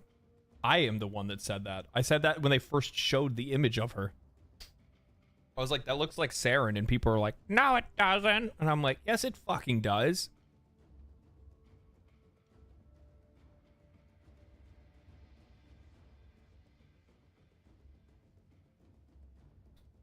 Bro dodging my question like a pro? I didn't even see it. Oh, your thoughts on Kome. I'm sorry, dude. I actually really like Kome. It's just like a fun frame. And she's also like, it's not only that she's fun, she's very strong. What did I get?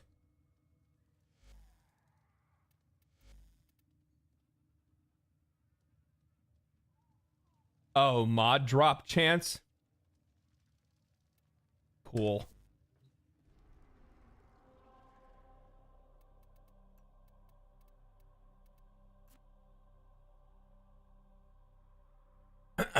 That's good. Yeah.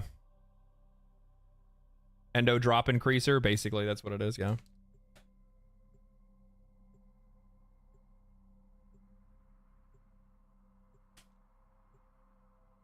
Yeah, I think the threads ability is really good. The RNG stuff is kind of like, eh.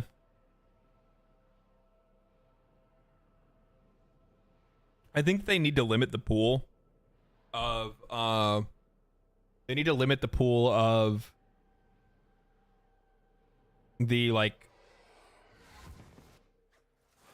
I can't remember the name of it, right, for life of me. For, like, the roguelike stuff. They need to limit the pool of stuff that she gets a choice to pick from. Yeah, the pool is kind of bad.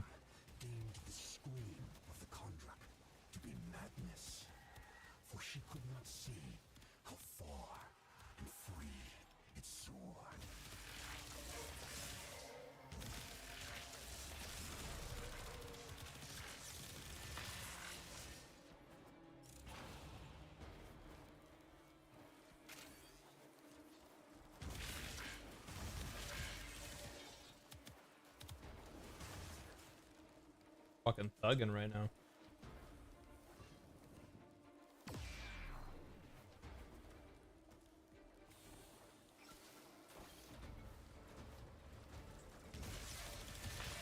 Roll to reload is good if done right. Yeah, I can see that.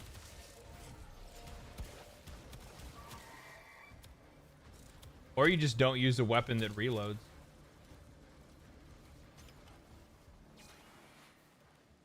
Favorite aesthetic for a good-looking gun? This thing is fucking sexy. I'm gonna Incaron. This is fucking pretty. I really like the way this one looks. Hurry up. You are running out of time. Other than that, I'd actually have to like look at the list of them and see if there's one that like jumps out at me. Probably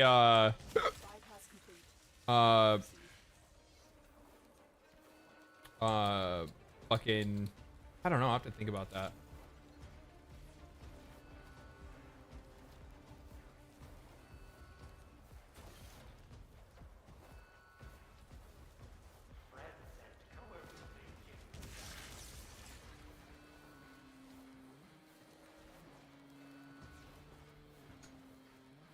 Thank the stars, not a minute too soon. Bite my head clean off, mother. That's where the good meat is. Suck the guts until the little legs kick, kick, kick. Target is being debriefed. If any trace of error. I like how she just sounds fucking exhausted. Like he says that and she's just like, God damn it. Bowman, I actually like, well, you guys already know that. I've talked about that in the past. Bowman Prime, I think, is like probably one of my favorite weapons. But it's I like Bowman Prime for its audio design. As odd as that sounds, I really like it for its audio design. I think the audio design for that weapon is very nice, especially in its like shotgun form. Plus, as somebody who mained Wisp for a long time, yeah, I really like. Oh, I'm going the wrong way. Sorry, guys. I'm coming. I got distracted.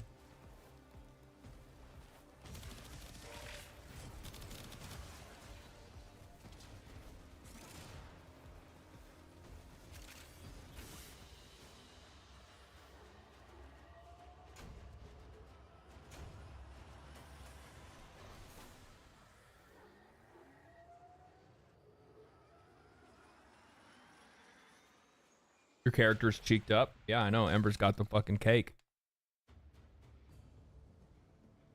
Any good news stories? Did I miss this stream? I mean, you're still going to be able to watch the VOD.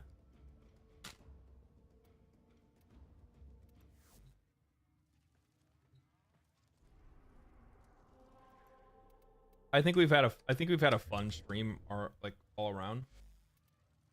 I'll look real quick. Is there any weapon that jumps out to me that's like aesthetically pleasing?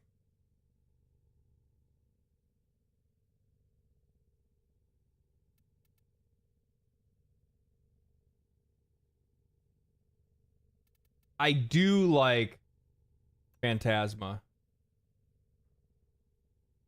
Even though I got this like little skin on it right now. I actually like the base version of it better, to be honest. Celtra. I think Celtra's a really good looking gun.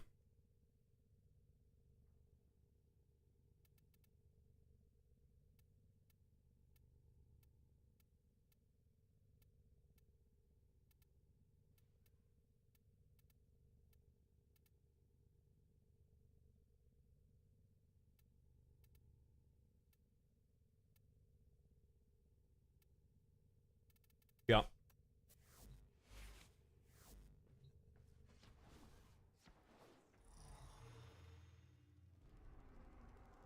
Bolter Prime. Dude, I was obsessed with the Boltor when I first started playing. I was obsessed. I was like, I gotta get the Bolter Prime. Is it good? I hope it's good. It's not.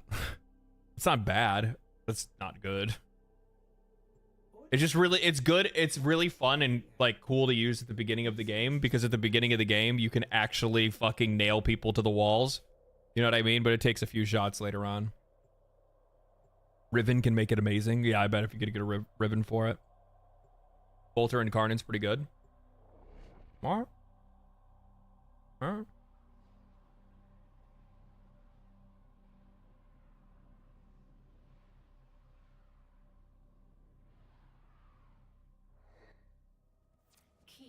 Yeah, I haven't tried the Boltor Incaron. I mean, this is like my third Incaron. Keep that in mind. Tord Incaron is like my third Incaron. I have the Lex Incaron, Burstin Incaron, and Tord Incaron. Which of us truly needs to save the other? How's it going? Lead on, matey.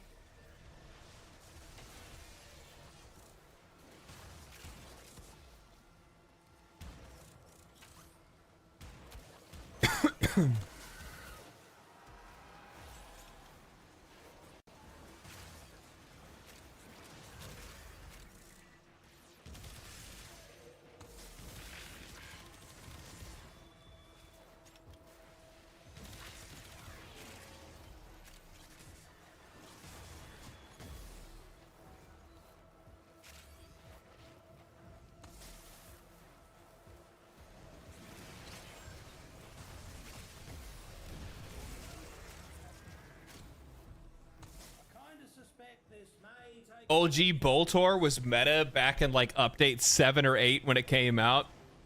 Ignored armor? That's kind of shit. Or that's kind of like the shit. Sorry. Leighton? Yeah. Oh, I have the Leighton. Yeah, you're right. No, I have that one too. That's pretty good too. That one's pretty good too.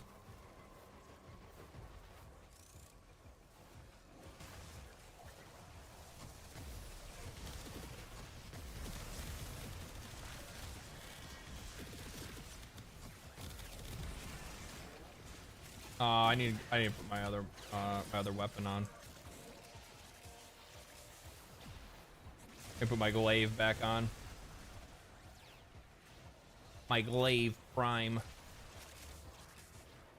Glaive prime. Where's my glaive prime Incarnon at?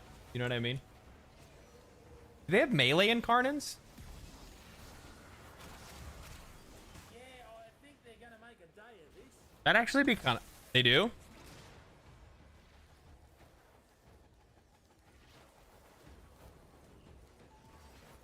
Oh, yeah, they do. Yeah. What about a glaive Incarnon? What would it do?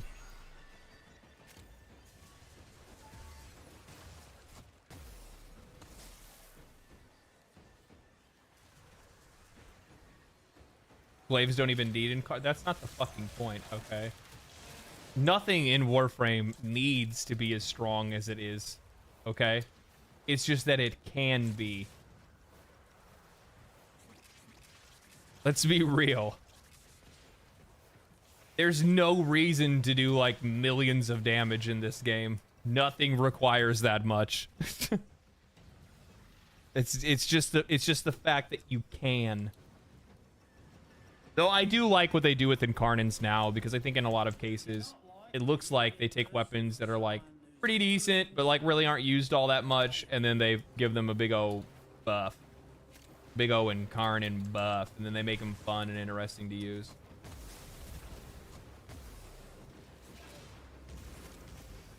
It's a pretty creative way of doing balance, I think. I like it. Actually, I really like Digital Extreme's overall like balanced philosophy when it comes to this game in some ways.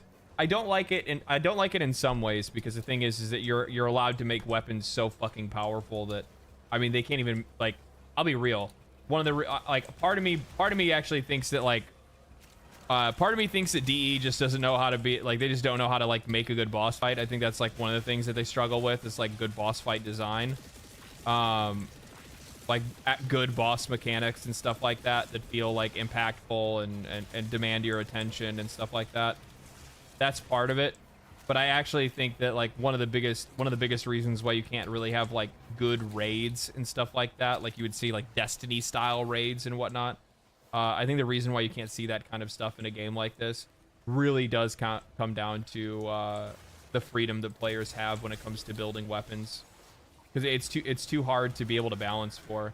Like, how do you, like, when you have people that are out there that like really know what the fuck they're doing, and they have crazy builds and crazy weapons that can deal wild damage, like, how do you balance against them and then balance against you know, the folks that are playing the game a little bit more casually, that maybe don't have, you know, that high end of mods, or don't really have their weapons kitted out super crazy or anything like that, that are playing a little bit more conservatively and just having fun with the game? How do you balance between those two parties? Yeah, you can't have healing and damage checks like in WoW. Exactly, because the problem is, and like the thing, and healing and damage checks are, you know, kind of a core to that like raid style experience, and it makes it really difficult to be able to do that. That's why you see now with what you see now with Warframe, like the, you know, the quote unquote difficult bosses or the end game bosses that you fight are fucking taken down in an instant. You know what I mean? Just have raid tiers. How many tiers?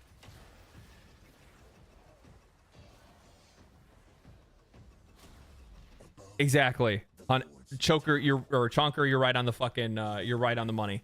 The only way for Digital Extremes to make difficulty is to take choice away, and players aren't going to want that. And I don't think, and DE doesn't want it either.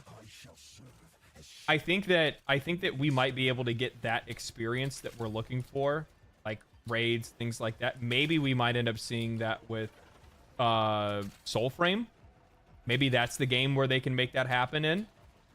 There's a lot of people that want to have a, you know, there's a lot of people out there that want to play a game like an action RPG that has raids and combat, like, you know, raid combat and stuff like that in it.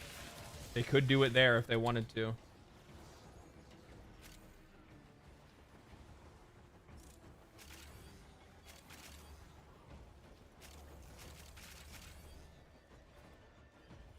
Speaking of, I need to get a hold of those fools at one point in time. Those people over there at Digital Extremes. I still have not gotten my access to Soulframe. They probably don't want me to play it. They probably don't want me to play it. They're like, ah, legendary drops. Maybe not. Not yet. Not yet. We're not ready for this guy to play it yet.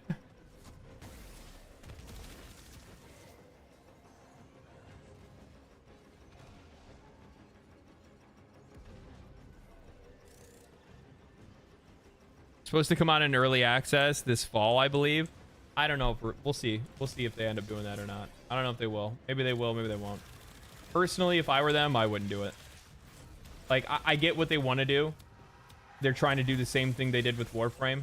They want to go the same route because it led to a really, you know, well-made and a game for the players, right? But at the same time, I don't know if like having open public access for everybody is the best choice, because you have to keep in mind, I think a lot of people overlook this. While we can trust DE to make a good game, first impressions tend to last a lot longer than anything else, and players don't really go back to games that were bad.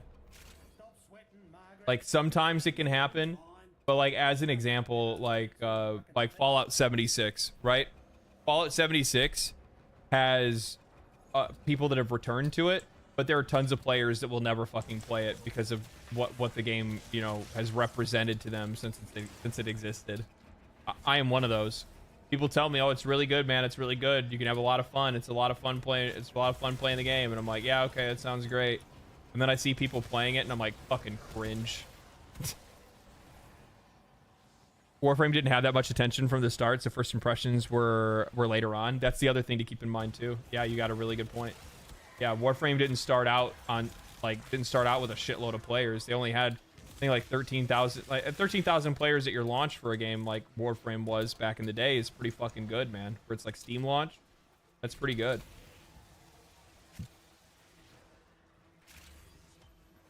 But yeah, it's gonna you know, like, here's the thing, is that like the initial trailers and stuff like that they had shown for the game, and a lot of the reactions from like content creators that are not inside of like the Warframe space, like the outside one, like, look at how Asmongold reacted to it. He was like, "This game looks like fucking shit. It's a garbage game. They should cancel it."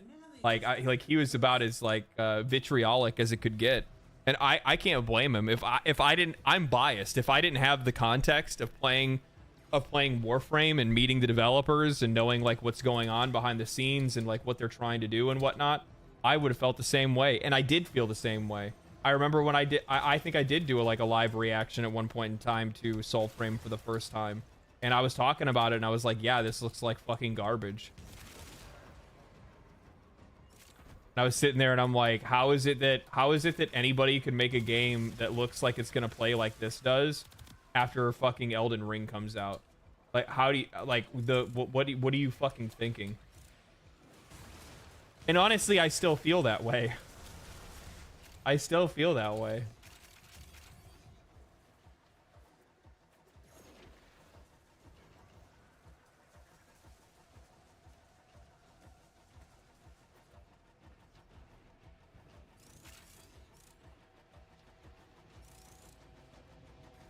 Did you ever try Throne and Liberty? I hated it. I never had any fucking interest in it at all. Unless they sponsored me, then I would have had interest in it. But they didn't. So I don't. Like, MMOs specifically, like I already have limited time with a lot of the content and the stuff that I'm working on. For me to take on an MMO, dude, I haven't even finished Final Fantasy XIV's latest expansion because I've been so fucking busy. And I just haven't really had like I really haven't had the energy or the desire to play like an MMO. I just haven't. It's just, it hasn't been in me to do it.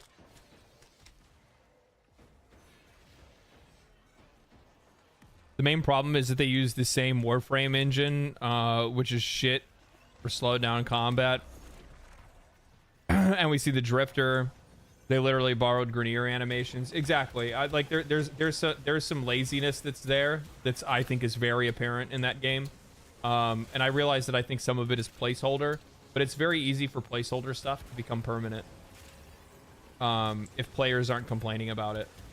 And I've said this a few times. Like, it's melee looks like Warframe, and there's a lack of impact in Warframe's melee that I don't think it belongs in a game like Soulframe, like the kind of game that Soulframe wants to be. I don't think it deserves to be there. Like, in a lot of ways, I feel like Warframe's melee is just kind of there. Is it usable? Fuck yeah. Is it strong? Of course it's strong. I just don't think it looks aesthetic. It's not like Warframe's melee is not aesthetically pleasing to me. It's too spammy. The animations are too quick. It's very unnatural, but it works. It works in this because unnatural motions in Warframe make a lot of sense because Warframe's fucking unnatural, right? The scans are complete, Tenno. Prepare for an assault on the Archon. Reminds me of Duviri. It literally is Duviri, right? Like it is. Laziness and clever reuse are two sides of the same coin for a game developer. It just depends on how apparent it is. Yeah, and I think it's kind of apparent in Soulframe. Personally, I hate to be that guy. If I were them, I would have just straight up fucking used like I wouldn't say Unreal 5, but I probably would have used a different engine entirely. So then that way they had to start from scratch and they had to build it from the ground up. So then it has its own identity. But from like the outside looking in, it just reminds me of Warframe too much at the moment. Hiraneth? Thank you for the Prime. I hope I pronounced that correctly. Thank you so much.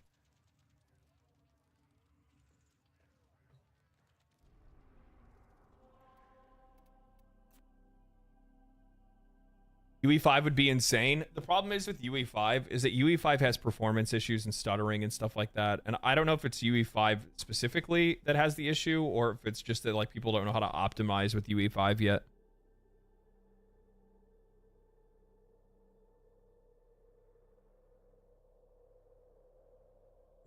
I think the reason why they want to stick with their own in-house engine is two reasons. I think one, it's because they're familiar with it, and two, they know they can get good performance out of it and still make a game that looks good.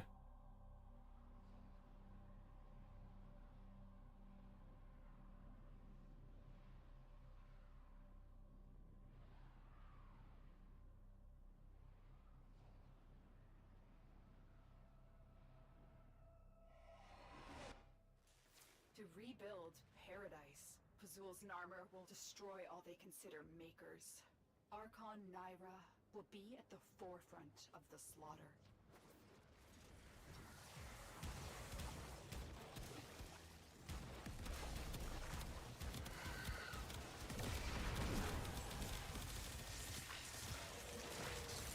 I just think it's the reuse of animations. I think that they need to like work from the ground up when it comes to the melee system and stuff like that in that game. Right now, it's just it's too reminiscent of Warframe for me. And I don't really like I really don't like Warframe's melee. I like its shooting, but the combat just looks way too fucking floaty. I think that's the best way to say it. It just looks floaty.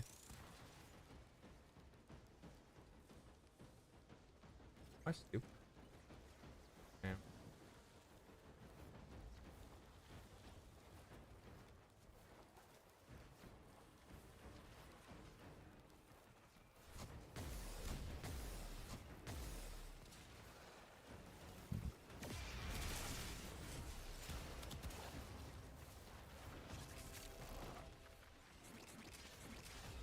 You found her. Stay on the move. Those eyes can kill. In other news, did you hear about the D2 waiting allegations? D2. Diablo 2? Destiny 2? This gate only opens to Narmer prayers. Tear the veils from deacons and use those. You're probably talking about Destiny 2. I've not heard about any. The only thing that I've seen recently is that their creative team is going to work at PlayStation, which then fully supports my belief that they are ramping down Destiny 2 to become a like maintenance mode live service game that they will add like minimal content to. It's not gonna they're not gonna do like story expansions. They're just gonna do like seasons, and the seasons will include like, you know, the new content, like weapons. They'll add weapons to the seasons. They'll add missions and stuff like that in the seasons, and they will likely focus on adding content only through it, and that's about as far as it will go. I mean, they'll probably add raids and stuff like that, but it'll be at a much slower rate than what they've been used to over the years.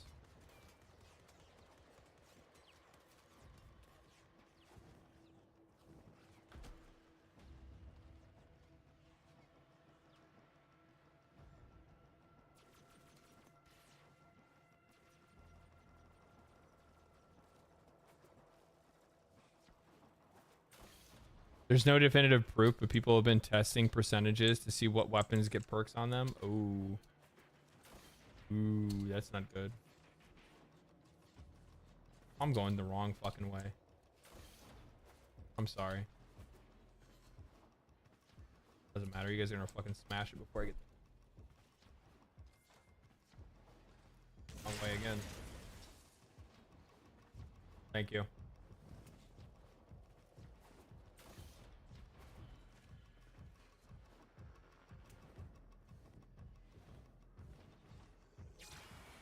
I have to be there for them to fight it anyway. What am I talking about?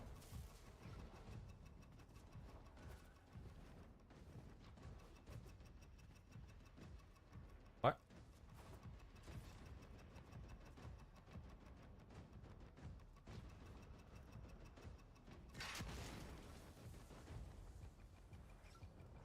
What the fuck? Oh, thank you.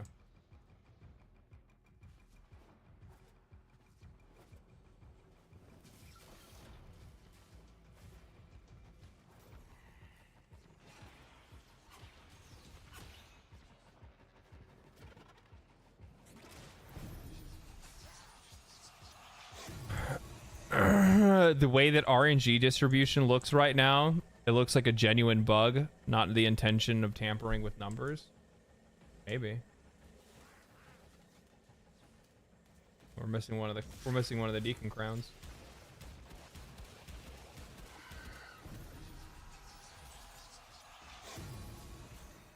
Azul preaches of Tau, where once the great beasts held dominion, but none have seen Tau in centuries, nor heard it speak. Naira and her kin were doubly abandoned.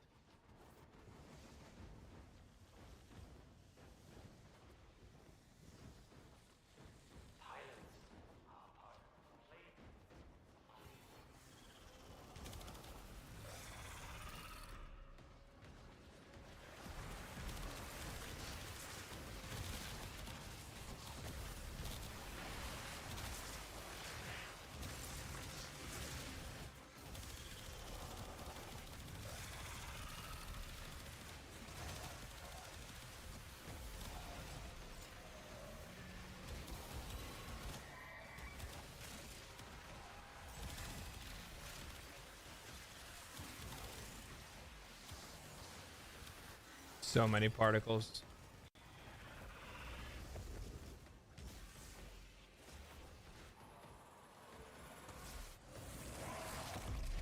All of the particles. You dealt with Archon Naira expertly, Tenno. Her Excellent. kind may expect no mercy, no protection.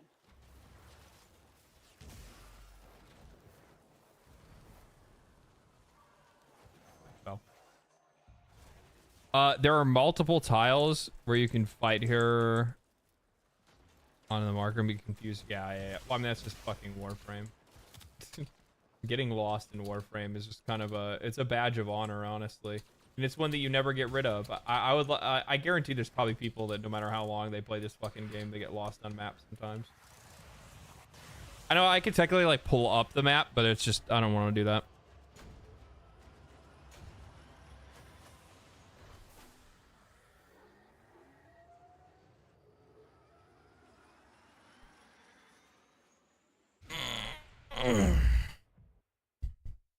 Streamer luck.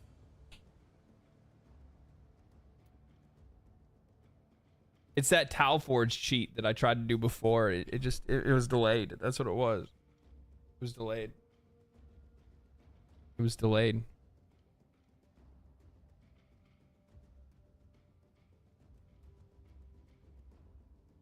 Easy, baby. Easy.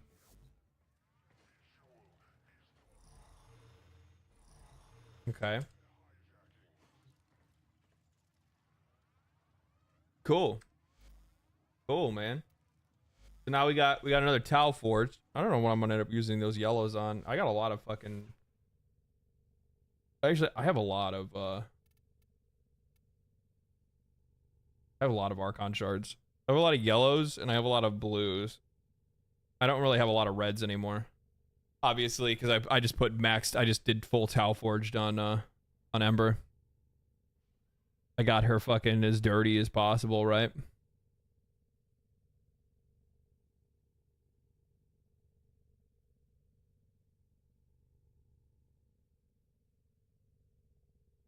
I miss Asmon reacting to drops. He's always a big drops fan. Yeah, I mean, he's only gonna. It's only 2 weeks, guys. It's like a fucking vacation. You guys are acting like the motherfucker's been gone for a year. It's so fucking goofy. Don't get me wrong. I'm right there fucking with you. I'll be real, man. I actually haven't been watching any YouTube recently because I'm like, man, this is like, it's weird because I'm like, I feel like I got nothing to fucking watch right now.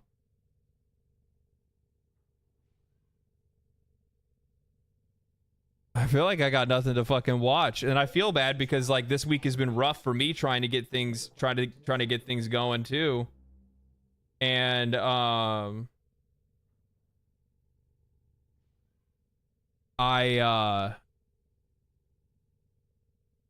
yes, and I feel even worse because I know him and I share an audience. I know him and I have a lot of folks that watch both of us, so I feel bad because like I haven't had anything to upload. I'm gonna upload a video tomorrow. I basically what's going on, and I'll say this is about as like wait. Oh, no. Still no fucking lead. Still no lead, sadly. Basically what it is that I have like to get videos, like any video that I have like a sponsor in, I have to make sure that I put a like I have to send a draft. They have to like, you know, look at the ad, make sure they like the ad that they got and everything like that, and then they can approve it.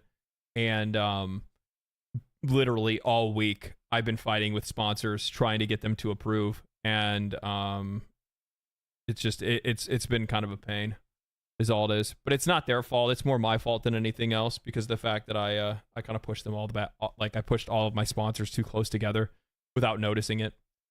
So I was just really fucking tied up in content, man. I got tied up in the content. I was just like, I was enjoying making videos. I was really into the stories. I got the interview with the Ubisoft developers and stuff like that. You know what I mean? So like I had all this stuff that was going on at the time and I just completely forgot about everything else. And I was like, oh shit, that's right. And I looked over at the list and I was like, oh, I got to put these guys in basically every video going forward for the next like 3 videos or 4 videos or something like that. And I'm like, that's not good. So then obviously that ran into some issues because then I try to go get the videos approved and like I'm like for me, I'm like, okay, this took me like a couple hours to do. I send it in and then they're real quick to deny, but they're not real quick to approve sometimes. So it's not on them, it's on me. I should have planned it out a little bit better. But yeah, it'll all be good. I'm just gonna go ahead and post the video that I have today that I already know that I can post. And to be honest with you, I don't really want to have any sponsors on it anyway. I think it's probably better for them. So I'm going to post a video tomorrow morning. You guys get to wake up to a video tomorrow morning. Sound good? I think that's a good trade. You'll at least get to watch something this week. The other video hopefully should be able to get up, I would imagine, probably the day after that, most likely. I'll probably go up the day after that, and then we'll be able to hopefully get we'll be able to get back on track. We'll be able to get back on track. Didn't know you played Warframe? Yep, sure do. Sure do. Outside of that, my friends, I've been streaming for 7 hours. I got up at like 5 this morning or something like that. I don't know why I did, but I did. And I'm whipped, man. I'm fucking tired. You a Bedard fan? Of course I'm a fucking Bedard fan. He's the only good player on my team. I think like Taylor Hall's pretty good. He just needs to not be injured. And I like that we have Tyler Bertuzzi and like a few other people that are really good. So, yeah. Hey, dude, just want to say, love the Metal Band shirts. Happy fellow Metalhead, pop off and be successful. Hope so, man. Hope so. Things are going pretty good right now, though. But yeah, guys, I'm fucking tired, man. I'm whipped. I'm gonna be real. I'm kind of fading right now. I am going to I'm gonna hop off of here. I'm gonna eat something. I'll get ready for bed. Hop back on tomorrow. We'll be streaming same time, same place. You guys already know the plan. We'll try to kick some ass in Ghost of Tsushima tomorrow. I'm thinking we'll finish going over some of the news that I missed today. Maybe something will happen by tomorrow, and we'll chat some more. So thank you guys for hanging out. Thank you guys for your generosity. Thank you guys for the super chats, for the donations, for the memberships, and for the subscriptions. I will see you guys tomorrow. Stay cool, stay righteous, stay safe.